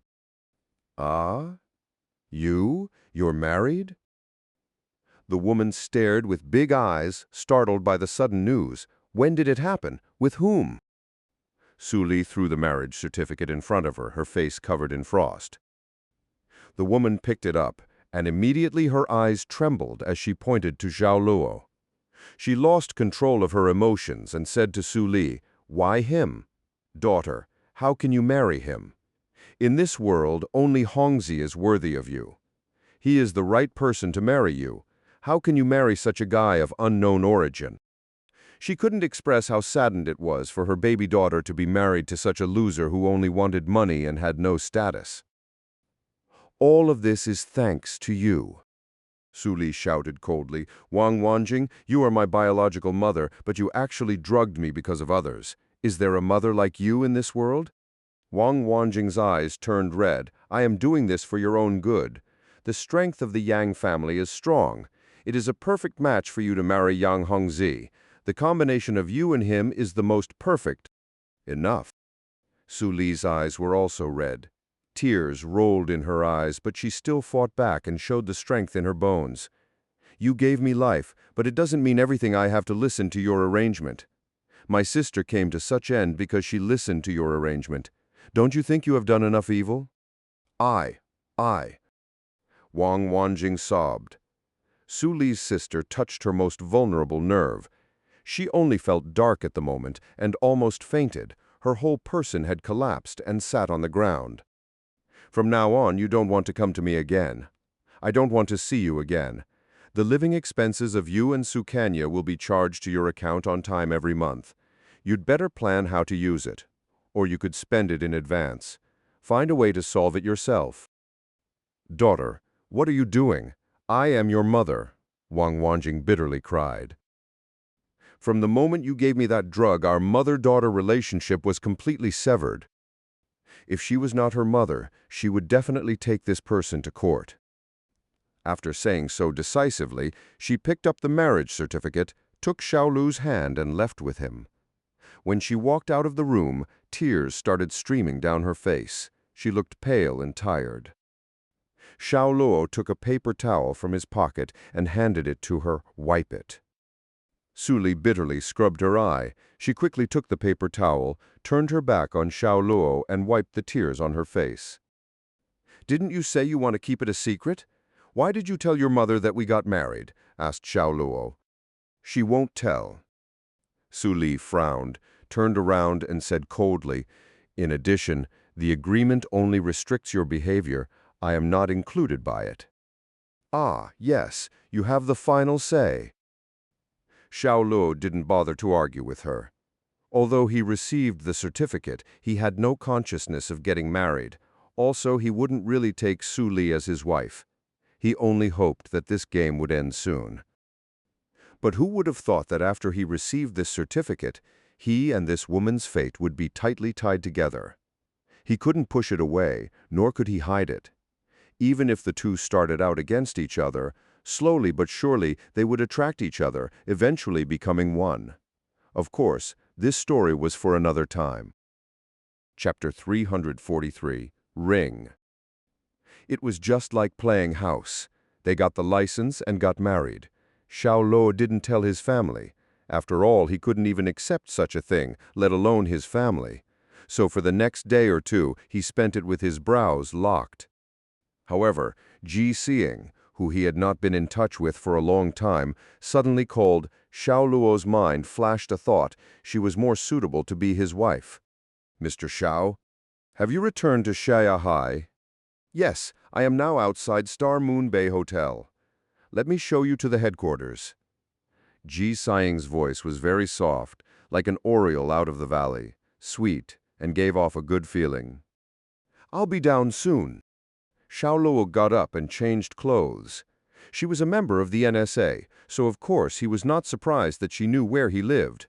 The ring on his finger had a global positioning function, and NSA could accurately grasp his position. In a black coat, a pair of navy slim jeans, and a pair of hiking shoes, Xiao Luo prepared to leave. The value of his attire was no more than 2,000. If people were told that he was the boss of Luo Fang, they would not believe it, because he was dressed too shabby to be a well-known boss. He got black, bright and vertical hair, oblique knife-shaped eyebrows, slender and sharp black eyes. Although he was just in ordinary casual clothes, it was still impossible to hide Xiao Luo's naturally handsome and clean face. "Dad, open the door. Dad, open the door." When he was about to leave, the door rang with Subei's childlike and friendly voice. Xiao Luo shrugged his shoulders. Now, he was not playing a role anymore. He was really Subei's father, both in name and in law. When the door opened, the little girl looked up at him with her head tilted back, and her big black gem-like eyes were sparkling. The little girl was holding a delicate little box in her hand. When she saw Xiao Luo, she held up the small box with both hands and said, "Dad, Mom said this is for you." "What is this?" Xiao Luo squatted down. The little girl smiled sweetly and said mysteriously, "Dad, just open it and see." Xiao Luo intimately touched her little head and then took the small box and opened it to see. But then his expression froze abruptly. There was a shiny diamond ring, quietly sitting inside, engraved with a few English letters on its inner surface. Kila Cien was a colonned diamond ring. Looking at its colorful edge and flashing brilliant diamond, the value of this ring must be expensive. "You put it on." A cold voice sounded nearby. Xiao Luo twisted his head to see, wearing a burgundy windbreaker with a noble temperament, Su Li with a hint of sweet wind. He also noticed in particular that in the woman's right hand's ring finger was a ring. The ring that Su Bei gave him looked similar to it. They seemed to be a pair. Standing up, frowning, he asked, "What do you want?" Su Li took a slight sip of her mouth and said clearly, "Now that you are married, this ring is naturally to be worn." After a pause, she added, "Do you expect me to buy several $1,000s worth of cheap goods?" Xiao Luo only looked at her. He didn't know what was going on in this woman's mind. There was clearly no feelings between them. They didn't even like each other. They got married just because of a damn one-night stand. This was undoubtedly a sham marriage. Could a ring make this marriage more real? "Dad, put it on. You will look very good." Su Bei raised her head and said to him with an innocent face. Xiao Luo did not want to give Su Li face, but he would do so for the little girl. He smiled and said, "Bebe, help me wear it." "Okay." The little girl was eager to try. After Xiao Luo gave her the ring, she took it carefully with her little white hand. "Daddy, which finger do you want it to wear?" "Haha, whichever finger is the right size." Xiao Luo laughed. Su Li said in a hurry, "Who said you can wear it casually? You must wear it on the ring finger of your left hand." "Ring finger?" The little girl was puzzled. She didn't have the concept of a ring finger in her mind. She was afraid Su Li would blame her, so she asked Xiao Luo in a low voice, "Dad, which is the ring finger?" Xiao Luo had to stick out the ring finger of his left hand. "This one." Oh. Su Bei nodded, then carefully helped Xiao Luo wear it. Xiao Luo was somewhat surprised. He didn't expect the size of the ring to be just right, not too tight and not too loose, and it was quite nice. The inner ring was golden and the outer ring was bright but sturdy. The diamond inlaid was not particularly large and looked like a magic pen dapped on it. While not being so obvious, it gave a noble air. He raised his hand and said to Su Li, the same question as before. "Are you not afraid of the outside world knowing our relationship?" Su Li looked at him coldly and said disapprovingly, "What does wearing a ring mean?" She suddenly saw Xiao Luo still wearing another ring on the index finger of his left hand. She could not help puckering her arch eyebrows. "Where did you buy that ring? It is very ugly. Take it off." "Sorry, but no." Xiao Luo directly refused. He really could not believe this evil of a woman. Did she want to eat him next? He was supposed to do what she said. This was absolutely impossible. His machismo would not allow it. Touching Su Bei's head, he said, "Bebe, stay at home. Dad is going out for a bit." "Okay, Dad should also pay attention to his safety. Bebe will be waiting for you to come back." The little girl cleverly replied. Xiao Luo didn't even look at Su Li. He straight up turned and walked to the elevator. Su Li did not interfere with him. She hoped that this man could make a career in Xia instead of staying at home all day long. As soon as he arrived at the hotel lobby, he saw Ji sitting on the sofa waiting for him. She had been staring at the elevator, so she knew that Xiao Luo had arrived. She stood up respectfully and greeted Xiao Luo with a joyful smile. "Mr. Xiao Luo!" With a head of black hair with soft curls falling down her back, skin that was as white as snow, clear and bright pupils, curved arch eyebrows, and thin lips like rose petals, Ji was as lovely as a flower. "Sorry to have kept you waiting," Xiao Luo said apologetically. "It's okay. It doesn't matter. For me, Mr. Xiao Luo is the boss. Subordinates should wait for the boss." Ji, sighing busily, motioned with her hand. Xiao Luo also did not continue to circle on this topic and nodded. "Let's go then." Ji, sighing naturally, followed behind Xiao Luo. While looking at his back, her mood was very excited and happy. They have met again after such a long time. The whole world felt very warm and comforting. Chapter 344, King Kong and Miss Venom. Ji drove with Xiao Luo to their destination, the NSA's headquarters. They stopped in front of a building at the easternmost end of the city center after an hour of driving. The high and thick walls, the heavy gate, the awe-inspiring atmosphere, and the national flag visible through the gate made this place sacred, especially the indifferent men standing at the gate holding guns. There was no doubt that they would dare to shoot if someone dared to intrude. "This is NSA's headquarters." Xiao Luo looked at the surrounding environment. It was a strange place, to say the least.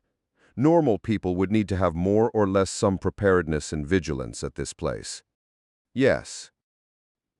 Ji looked at the front door and answered truthfully, "Covering an area of 680 muon. There are science and technology buildings, training grounds, office buildings, leisure venues, and so on. Many soldiers live in these buildings and are all bent on improving their strength so as to serve the country better." And mu is Chinese measurement. In this case, the SQ FET equivalent is 4879639438890842. What is the relationship between the NSA and the police? Who's in charge? Xiao Luo was suddenly curious about this question. Ji smiled gently. There is no question of who is in charge of who. However, if there is a conflict between the two jurisdictions, the police must give in to our NSA. After all, national security is greater than the sky. It's similar to the relationship between the Public Security Brigade and the Army warlords when there is chaos. "So you mean we, NSA, are big warlords?" Xiao Luo jokingly asked. "Warlords." Ji couldn't help but laugh out loud and smiled like a blooming flower. Mr. Xiao Luo is really humorous. The two people entered the main entrance. The armed guards saluted as they passed. Passing through a training ground, one could see many people training, similar to those of the army. Xiao Luo could see that they were not ordinary soldiers. Every muscle in their bodies was exerted to its fullest extent. It was not bulky nor overwhelming. But their explosive force was incredible. They could punch through sandbags with one punch, smash boulders with one hand, and pull large trucks forward to showcase their strength and physical ability.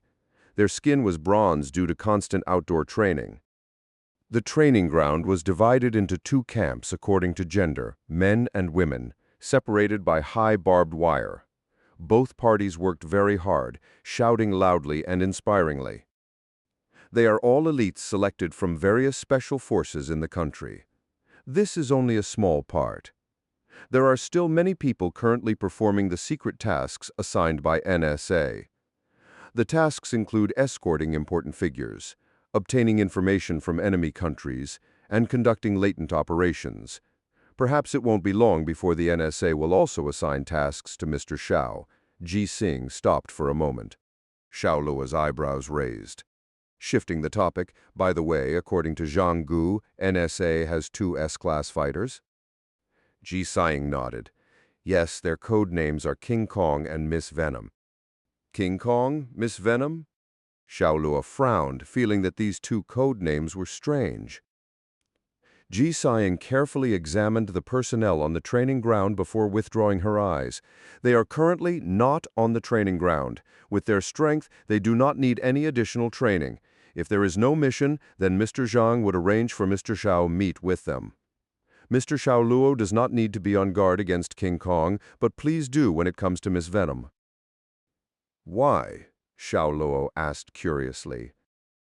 Miss Venom's body is highly toxic, including her blood, body fluids, and even the breath she exhales. As long as she touches something, it will be toxic. If you meet her, Mr. Xiao must remember not to be too close to her. As Ji said this, her eyes were filled with deep fear.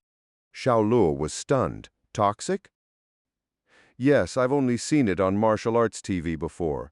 If I hadn't seen it with my own eyes, I wouldn't believe that there would be such a constitution in the world. It is difficult to explain scientifically. Ji nodded heavily. Xiao Luo's face turned pale slightly. The world was indeed big. There should be nothing strange about it. But still, a poisonous body actually exists. Mr. Xiao must not get too close to her. She is highly toxic. Researchers have tested and compared the poison in her body with the African black mamba's venom. A drop of a black mamba's venom can kill a 260 kilograms pig in 45 minutes, but the poison in her body is even more toxic than the black mamba's. It only took 15 minutes to kill a pig of the same size. Ji Xing said gravely. Xiao Luo was stunned. Even with his mental capacity, he still felt his scalp tingling. It was no wonder why Zhang Gu said that S-rank soldiers are terrifying. The most horrifying thing in this was that her poison could kill people through an act as simple as breathing. In the Science and Technology Building, Xiao Luo met Zhang Gu. The old guy's body was as healthy and strong as before, with straight waist and sharp eyes. His face always gave the impression of a shallow smile. His all-white hair did not make him look old, but instead added a special quality to him. Next to him was a middle-aged man whose age was almost the same as that of Zhang Gu. He seemed to be well-maintained, with fewer wrinkles on his face than Zhang Gu. In addition, his hair was all black, and not a single strand of white hair could be seen. The two men stood together in suits. Their white and black hair were a sharp contrast.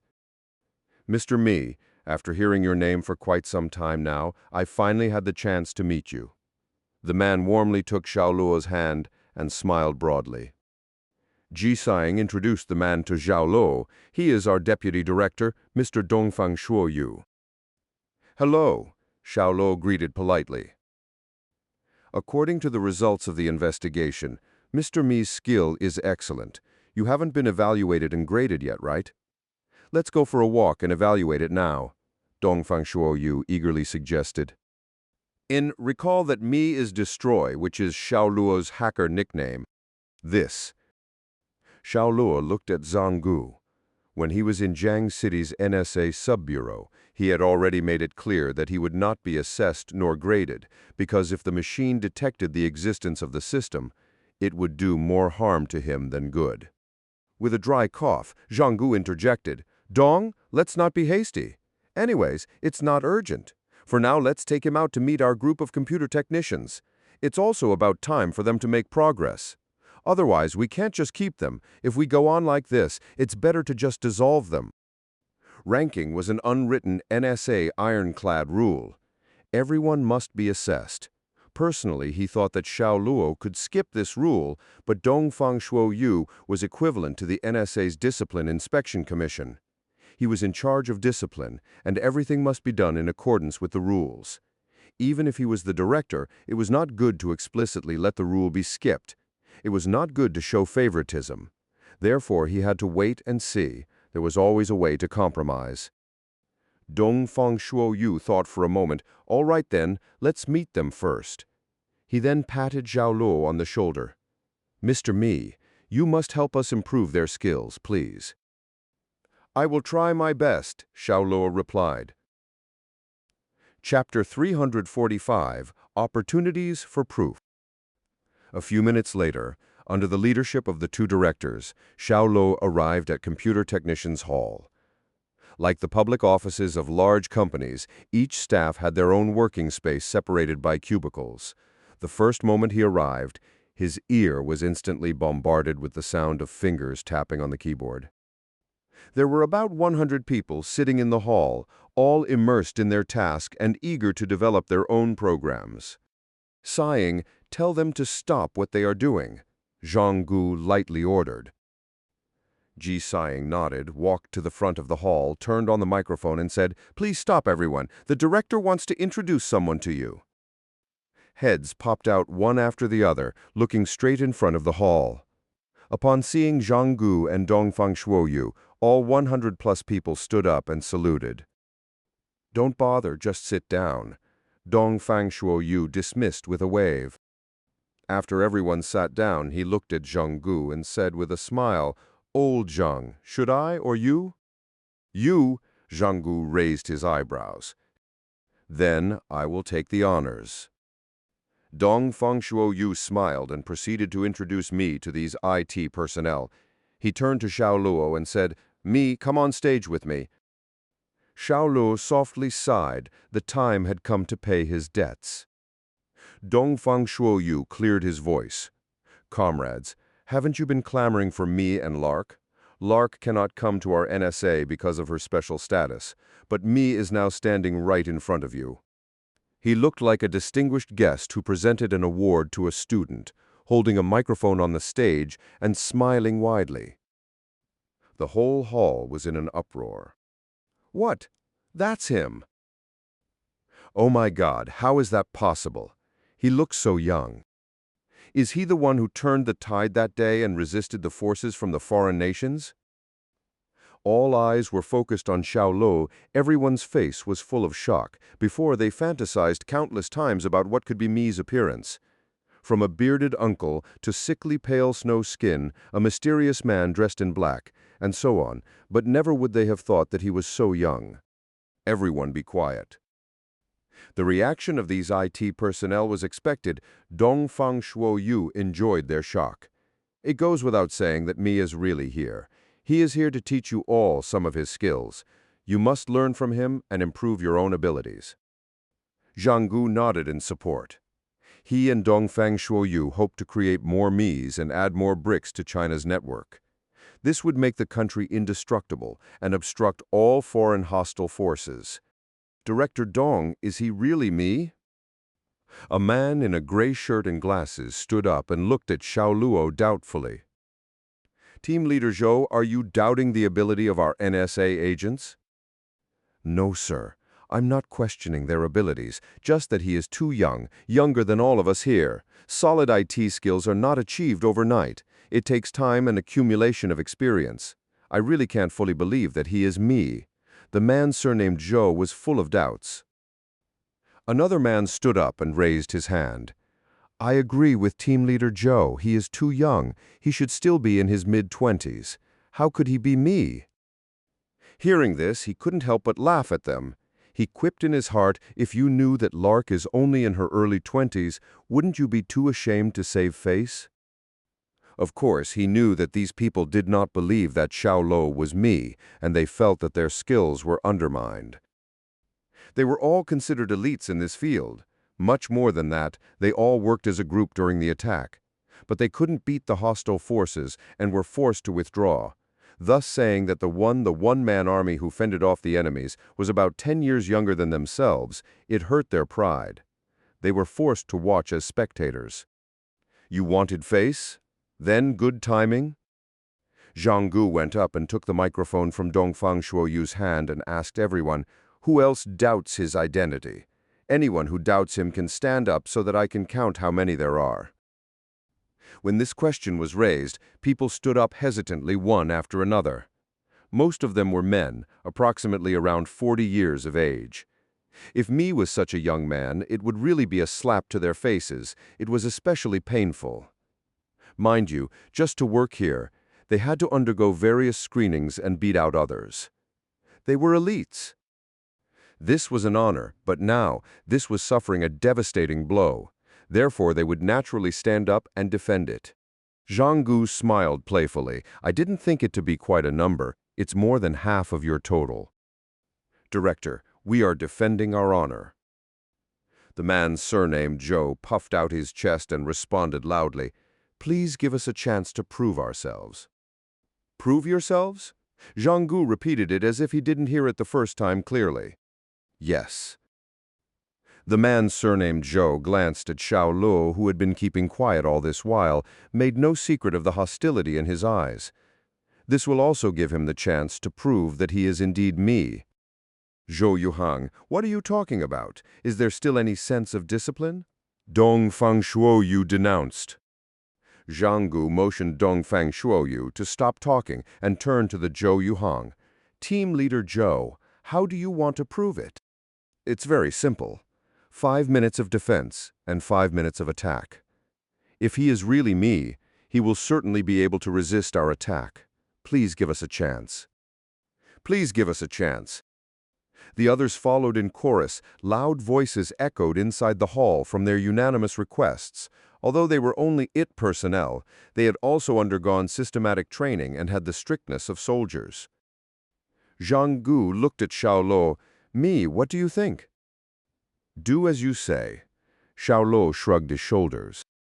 "Well, Team Leader Zhou, I will give you a chance to prove yourselves. But I must remind you that since I gave you an opportunity, please ready yourself for humiliation if you fail, Zhang Gu reminded.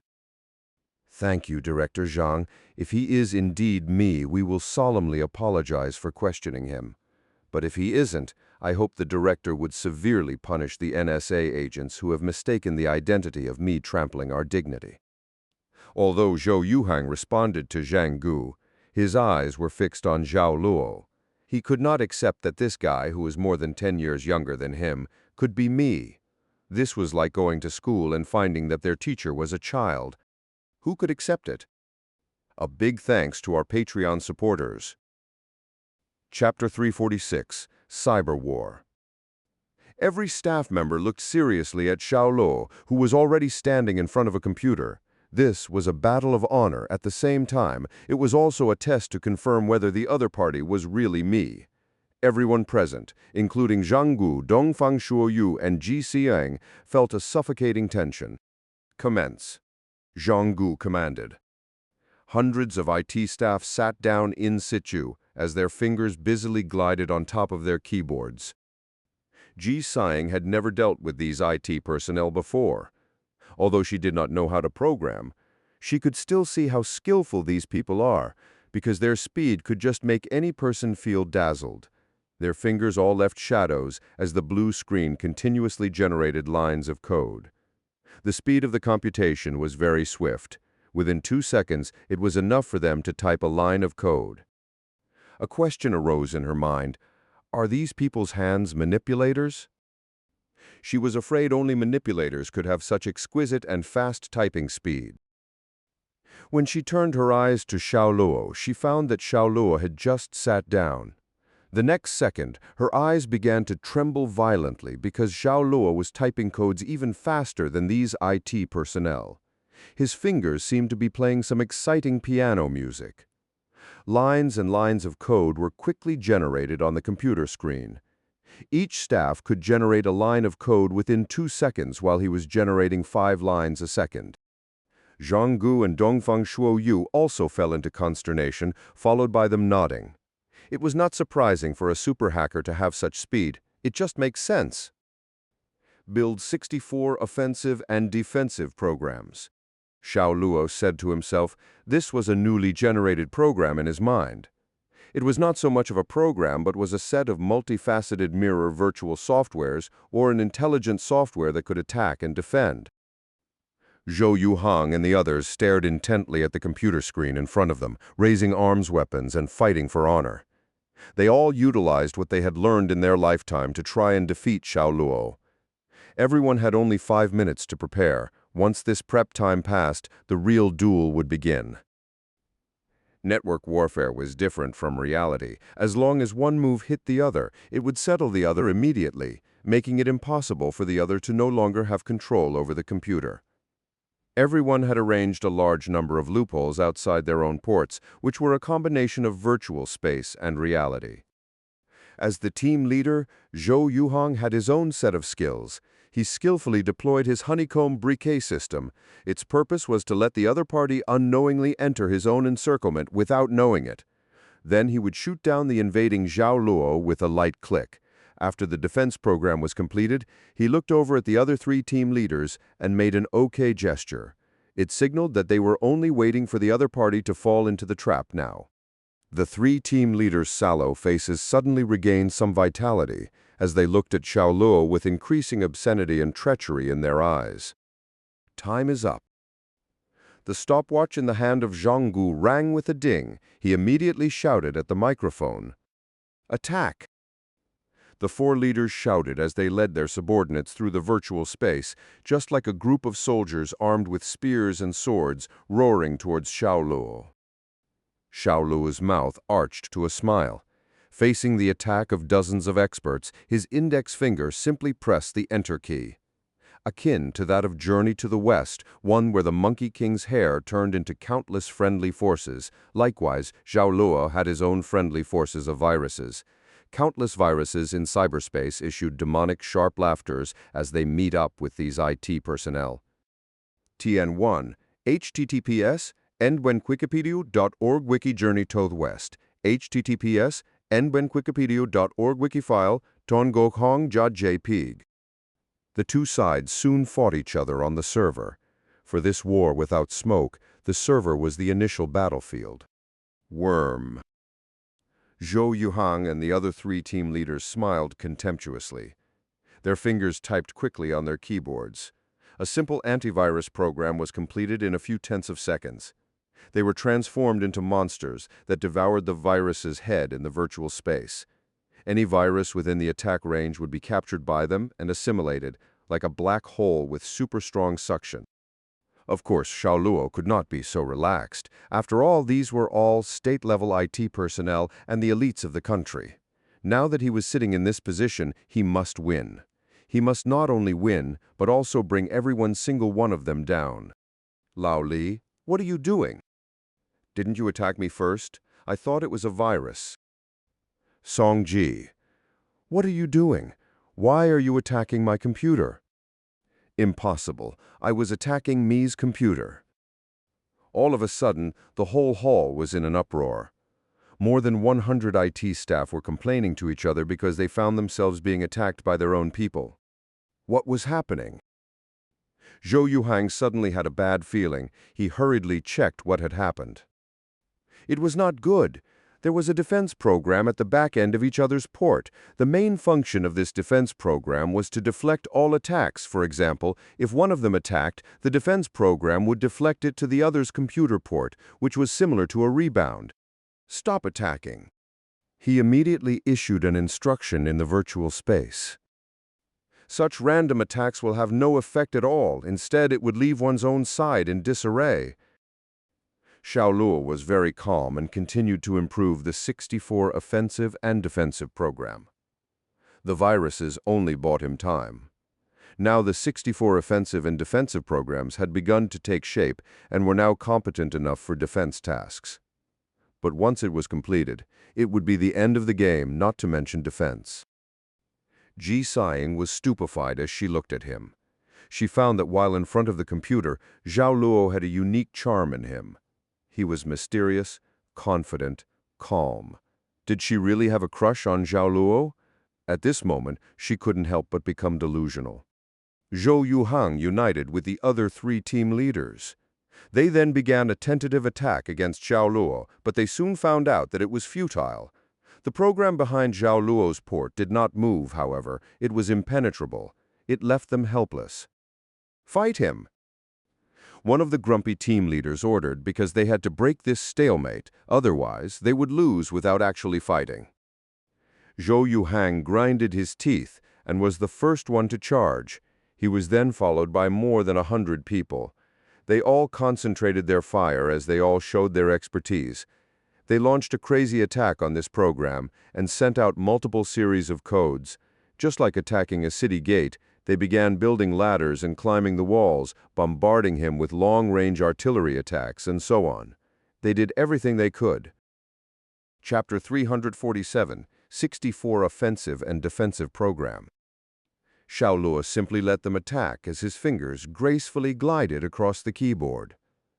Line by line, codes were gradually made into the 64 Offensive and Defensive Program, brick by brick, like building a house, constantly improving the complex and perfecting the program.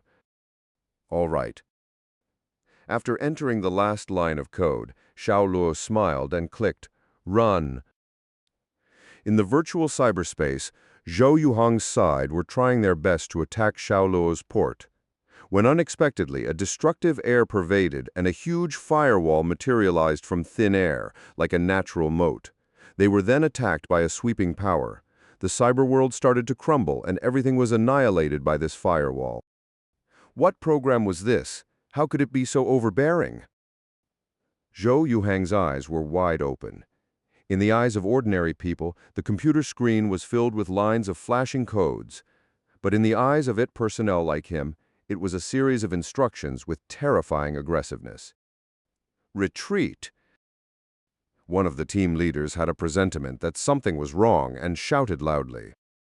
Zhang Gu and Dongfang Shuoyu looked at each other and shook their heads helplessly. They both had the same thought. It seems that Mi has the upper hand. One by one, the IT personnel stopped and looked at their computer screen with blank faces and bloodless complexion. Their computer was successfully invaded by Xiao Luo. On the blue screen were the words, "Me destroy," displayed by codes. Defense, quickly defend. Zhou Yuhang was sweating profusely. The server had been occupied by Xiao Luo. He must keep his computer port safe and never allow Xiao Luo to penetrate it successfully. The other 3 team leaders also recovered quickly. Their fingers were firing back missiles as they blocked their respective computer ports. In addition, they cooperated with Zhou Yuhang's honeycomb briquette system and opened a large pocket, inviting Xiao Luo to enter the cage. More and more IT personnel withdrew from the battlefield. They gritted their teeth and tried to calm themselves down, waiting for Xiao Luo, a tiger, to break in. At this moment, let alone the IT personnel who was knowledgeable in programming, even Zhang Gu, who knew little, had a premonition that a decisive moment was coming. Ho! In the virtual space of the network, a fierce tiger, which was completely formed by flames, roared and rampaged wherever it passed. Those soldiers who were transformed from IT personnel's codes could not fight against it at all. They were all smashed into bits of codes under its attack. In reality, computers representing one IT personnel were captured one after another. The original neat and orderly codes were all changed into random codes and formed into the word, "Me destroy." "It's coming! It's coming towards us!" A group leader warned in a low voice nervously. "Come on!" Zhou Yuhang gnashed his teeth. The honeycomb briquette system was the most powerful program he had developed.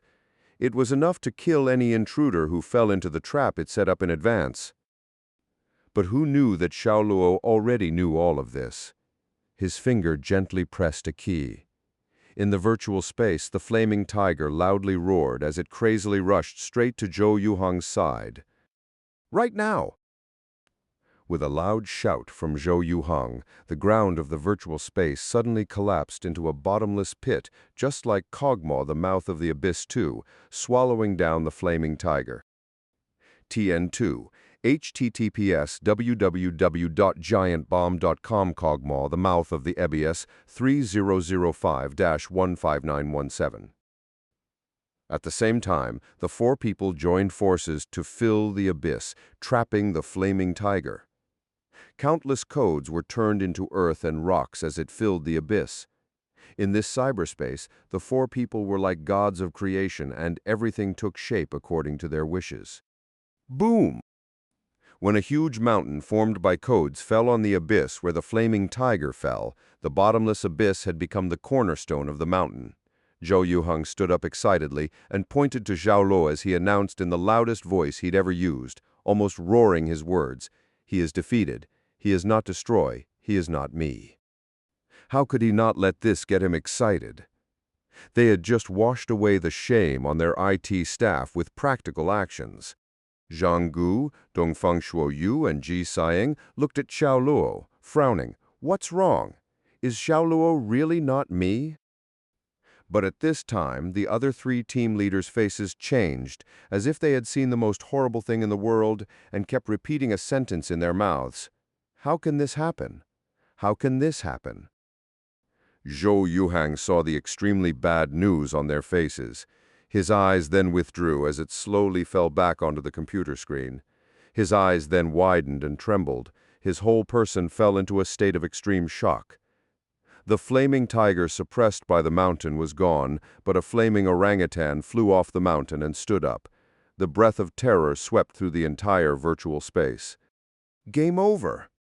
Xiao Luo smiled faintly and entered a string of codes with his fingers, finishing by pressing the Enter key.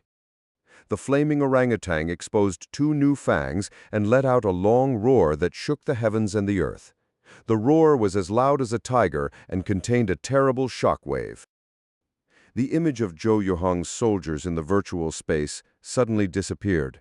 Simultaneously, their computers sounded out alarms beep, beep, beep, and the word "me" slowly appeared on the screen from the garbled code.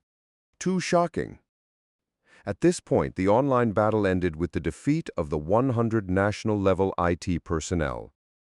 Zhou Yuhang was dazed, gawking at the word me on the computer screen like a lost soul. But in the end, he had no choice but to accept this fact. He painfully closed his eyes with a sigh, as if his soul was drawn away from his body. Zhang Gu was also quietly relieved, as they did not mistake Mi's identity, otherwise it would have been really bad. He then walked on stage and picked up the microphone. Now, there shouldn't be people who still question whether he is me or not. All IT staff nodded like chickens pecking rice.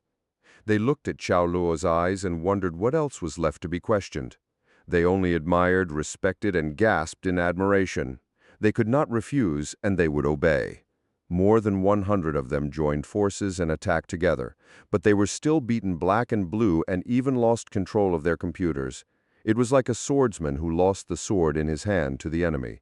What else could they refuse, and how dare they refuse to obey? Teacher, exactly what is this program? I have never seen such a domineering and powerful program. Zhou Yuhang regained his soul and stood up. He asked for advice from Xiao Luo like a thirsty person. His address to Xiao Luo was instantly changed to teacher.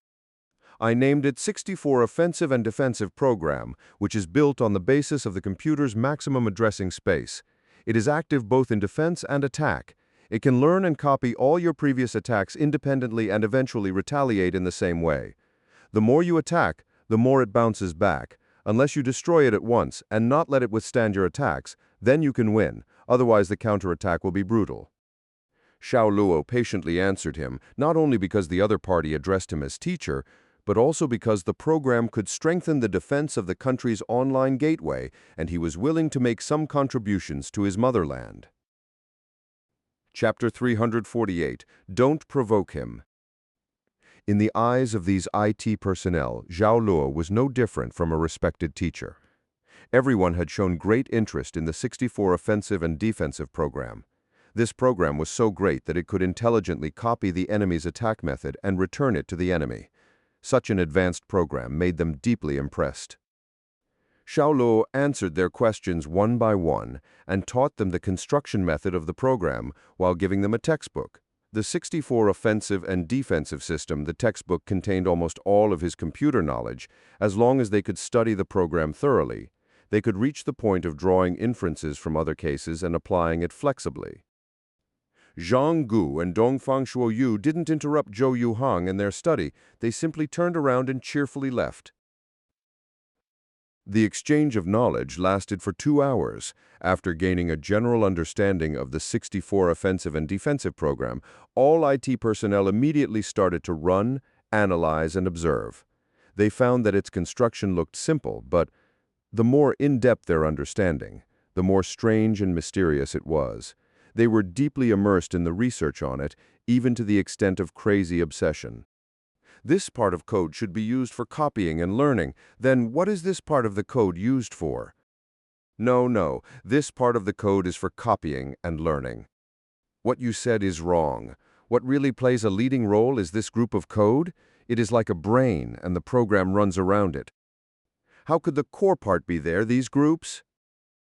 Everyone had different opinions, and independent variations of the program were constructed and tested according to everyone's opinions.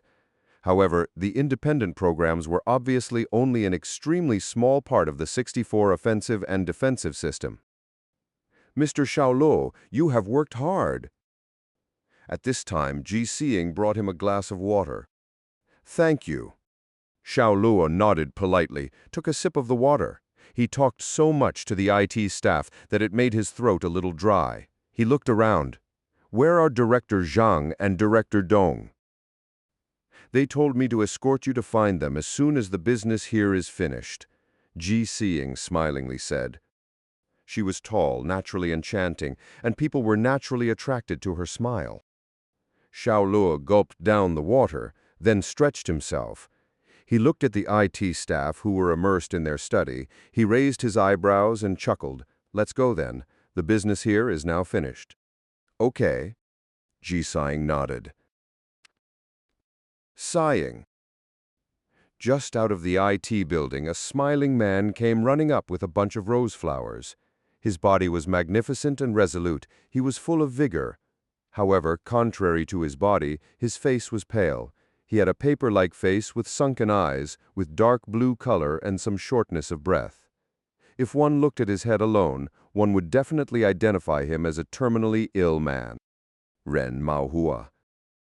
Ji, sighing, subconsciously shouted out the man's name, but soon emerged in her eyes the color of disgust. The pale-faced man approached her and presented the flowers in his hand, seeing, "It's for you," and then he suddenly kneeled on one knee, "Be my girlfriend." Ji, sighing, looked at Xiao Luo, then shook her head and refused without hesitation. "These are beautiful flowers, but it doesn't suit me. You'd better give it to another girl." "Ying, don't you know my heart? The first time I saw you, I fell in love with you at the first sight. Your smile, your beauty, and everything about you are deeply imprinted in my mind. I love you beyond redemption. I promise to be good to you all my life," Ren Maohua passionately confessed. Xiao Luo was very embarrassed at the scene of this confession and gave a dry cough that, "Miss Ji, I'll wait for you in front." As he spoke, he walked forward to gain distance.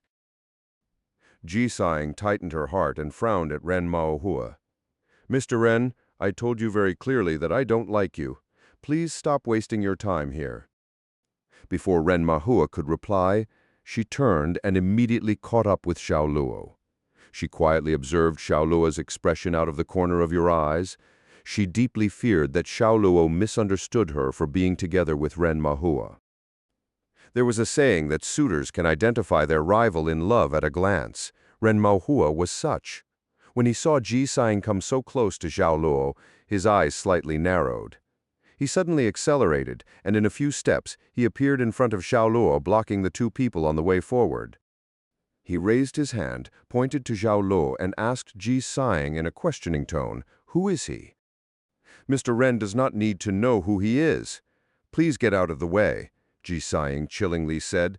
As a liaison, although her strength was only C rank, but to some extent, her position was higher than soldiers, especially to this kind of soldier who did not abide by the rules. "I'll ask him myself if you don't want to answer." Ren Maohua glared at Xiao Luo and ordered inappropriately, "I'll give you 5 seconds to tell me your name and your rank as a soldier. Otherwise, kneel on the ground and sing the national anthem until I am satisfied." The last sentence came out in a low growl. "Ren Maohua, I remind you, being sent into the Black Room is not good," Ji Saying warned coldly. "Sighing, if you are willing to go to the Black Room with me, I'd be happy to stay in it for the rest of my life. We can give birth to a child there." Ren Maohua grinned in a flirty manner. "You?" Ji Saying's face turned sullen. Towards Ren Maohua, this kind of guy who kept pestering her unreasonably, she was running out of patience. Ren Maohua then took away the smile on his face and snapped at Xiao Luo. "One." Xiao Luo wiped a handful of spittle on his face and snorted coldly.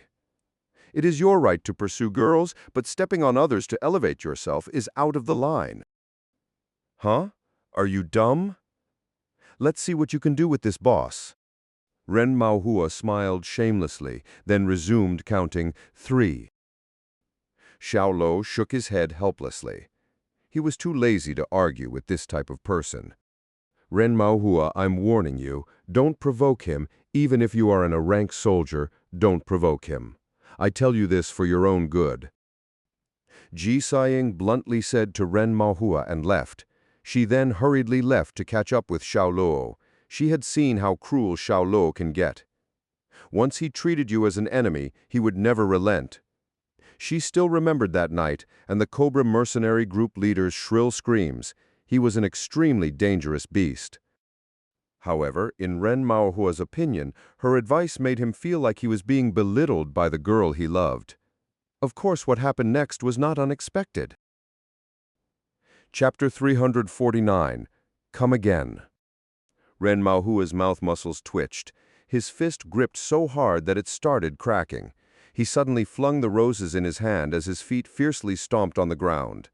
With a hissing sound, he rushed toward Xiao Luo. He threw his right hand out, like talons reaching at Xiao Luo's back. His fingers were like knives, spreading a sharp breath. Feeling the coldness behind him, Xiao Luo coldly hummed. Without turning, his right hand accurately intercepted Ren Maohua's sneak attack. Peng. The two exchanged blows. It was fast like wind. With a dull crash, Xiao Luo and Ren Maohua's bodies shook at the same time. Xiao Luo took a step behind as his right foot stomped on the ground. The force exuding from that almost buried his foot in the soil. Ren Maohua did not expect Xiao Luo's strength to be this incredible. He was caught off guard, his body bolted back. It was only after 10 steps that he was able to steady himself. He wore a stunned expression on his face. "If you want to fight, you are barking up the wrong tree." Xiao Luo glared on the back of Ren Maohua's hand. His claws now had a slight wound. Ren Maohua burst out laughing arrogantly.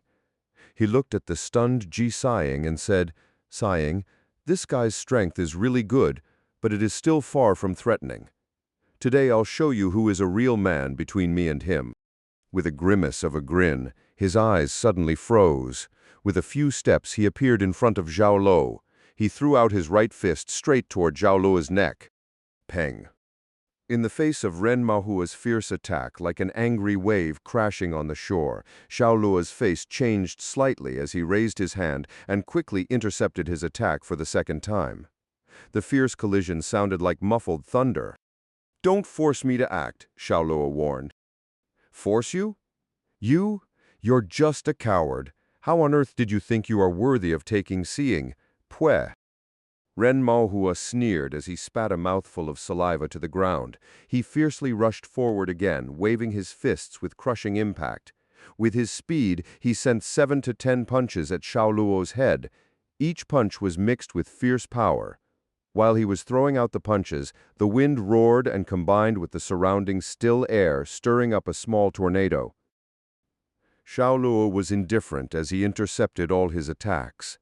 He did not want to make any trouble at NSA, of course, provided that this person does not completely irritate him. Peng peng. The ground where the two men were standing, cracks began to appear one after another on the ground. Sandstorm blew up and the fighting scene was very visual. At this time, a large number of NSA fighters were attracted from the training ground. Both men and women formed a circle and excitedly watched Xiao Luo and Ren Maohua fight. "This guy is unfamiliar. He can actually fight with Hua Ge, who's a rank A. It seems that his strength is also at rank A. He is indeed a new face. I have never seen him before. He should be from other places and was transferred here by the headquarters. Hua Ji has been pursuing Miss Ji all the time, and by looking at this, they are fighting for Miss Ji. This is the first big show in years." The people talked with ease and their eyes were full of excitement. Ji Sighing stomped her foot in a hurry. "Stop fighting! Stop fighting! Stop!" As a rank C fighter, she couldn't stop this level of fighting. Xiao Luo also didn't want to continue this meaningless fight. However, this Ren Maohua was bent on taking him down and proving himself in front of Ji Siang. "Boy, did you hear? Sighing told us to stop. All you have to do is kneel on the ground and bow to me 3 times, then call me Grandpa. With that, I'll let you go. What do you say?" Ren Maohua's face showed a fanatical look. He was constantly on the attack while making a proposal to Xiao Luo. Of course, his proposal was nothing more than his attempt to make Xiao Luo lose the dignity of a man and achieve his purpose of spurning Xiao Luo in front of Ji Siang. "Idiot!" Xiao Luo coldly rebuked, his hands pushing on Ren Maohua. Ren Maohua suddenly retreated as he seemed to float in an incredible turning point. It was a breathtaking but clever escape. His posture was amazing. He then suddenly appeared on the right side of Xiao Luo. His right hand formed a claw. While grinning, he slashed it towards Xiao Luo's face. Z. His fingers drew a bloody breath as he pounced on Xiao Luo's face. It was like Xiao Luo was hit by a gust of wind. His whole body was thrown backward, and he fell to the ground 2 meters away. "Why are you so useless? You already fell, even before I did my best." Ren Maohua raised his voice and deliberately sneered. His plan was to trample on Xiao Luo's dignity in front of Ji Siang and make her be downright disappointed at Xiao Luo. That was very heavy-handed. I think his face got scratched. I'm afraid it'll leave a permanent scar. Brother Hua laid hands on him so hard. Who would be to blame? The NSA soldiers around whispered about it, though they were just purely talking about it. No one came up to help Xiao Luo nor stop the battle. NSA was a national organization. That was true, but they were soldiers. They fear the strong and were already very happy to appreciate such a battle. Jiaying was stupefied, looking at Xiao Luo lying on the ground. She felt a faint feeling, a bad omen. Ren Maohua was undoubtedly constantly provoking Xiao Luo's patience. It seemed that Xiao Luo's patience had just ran out. Kaka. Xiao Luo slowly clenched his hands into fists. His knuckles issued bursts of crackles. He stood up and turned to face Ren Maohua. His indifferent face was full of coldness. He twisted his neck left and right and flexed his shoulders. Come again! The light two words contained deadly and cold meaning. The NSA soldiers around were stunned, feeling that something was wrong. Ren Maohua was equally stunned, but it immediately changed the next second. He squinted slightly and smiled. Interesting. You're like a roach, very resilient. Okay, let this grandpa help you. His face was full of enthusiasm, and he went up fearlessly to meet him. The iron fist he held, with an unstoppable ferocity, blasted Xiao Luo in the chest. But when his fist was about to touch Xiao Luo, he was amazed to find that Xiao Luo had disappeared in front of him. His fist only hit empty air. The next second, his pupil shrunk suddenly, and cold sweat emerged from the tens of millions of pores on the surface of his body. That was because Xiao Luo just silently appeared beside him like a ghost. What speed was this? Why didn't I see his trajectory clearly? These two questions suddenly came to mind. But at this time, the expressionless Xiao Luo twisted his body and swung his right foot that was encased with strength. His leg was like cold iron that severely whipped Ren Maohua in the neck. Peng. At the moment of the collision, there was a dull sound. The power of a mountain-high tsunami surged out. Ren Maohua only felt his neck break before his body flew out like a shell. His body skipped and crashed towards the group of NSA soldiers watching. Chapter 350. Woman in Black. Several NSA soldiers subconsciously reached out to catch him, but the speed at which Ren Maohua was coming was too fast. The impact was like a speeding car. They tried their best to catch him, but the result was like a group of standing pins suddenly being striked by a tumbling bowling ball as they all hit the ground with a bang. Although Ren Maohua's crash was buffered by them, he still rolled like a runaway car after falling to the ground. He continued on for a good 3 or 4 meters before stopping. His clothes were torn, and there were wounds all over his skin. He looked flustered and gasped as he lay on the ground. All of the NSA soldiers that were currently present froze. Their eyes were wide open. They couldn't believe what had just happened. At first, it was clearly Ren Maohua who had the upper hand. But why did the situation suddenly turn around? Ren Maohua was also kicked more than 10 meters away. How was that possible? Was this guy a S-rank soldier? They callously looked toward the middle of the field, that untouchable figure. Their mind was full of shock. He could even send an A-rank flying. What was this strength if it wasn't S-rank? On the 4th floor of the office building, Zhang Gu and Dongfang Shuoyu were also equally shocked. Behind them, a strong man stood, with short hair, slightly bronze skin, looked to be very strong, with intense eyes, and exuding masculine air. Director Zhang, Director Dong, who is this person? He was able to beat the idiot Ren Maohua with a kick. Ren Maohua has already stepped into the level of an A-rank soldier through his own cultivation. The strong man spoke slowly. Although his voice was low and hoarse, he had the unique magnetism of a man, and it was pleasant to hear. His tone was very gentle. "He is me," Zhang Gu answered as he stared at Xiao Luo's figure. It was hard to hide the excitement in his eyes. Xiao Luo brought him another unexpected surprise. It was only speculation before, now it could basically be certain that Xiao Luo's strength was S rank. That was to say they, the NSA, would have another S-rank soldier. This was a great event. What? He is me! The strong man's body was shaken, and his eyes flashed with shock. As a soldier standing at the top, he got much more information than other soldiers. For example, when he returned to the headquarters last year, Zhang Gu mentioned it to him. Moreover, he also stressed that his fighting force was very strong. Even Long Sangkui of Jiang City died in the hands of me. Soon, the shock faded away, and the strong man's mouth smiled with excitement. Yes, I've been looking forward to meeting him for a long time. Now, I was able to see his face today. King Kong, you should go down. Don't make the situation go out of control. Dong Fangshuoyu ordered. His face expressed a dignified temperament.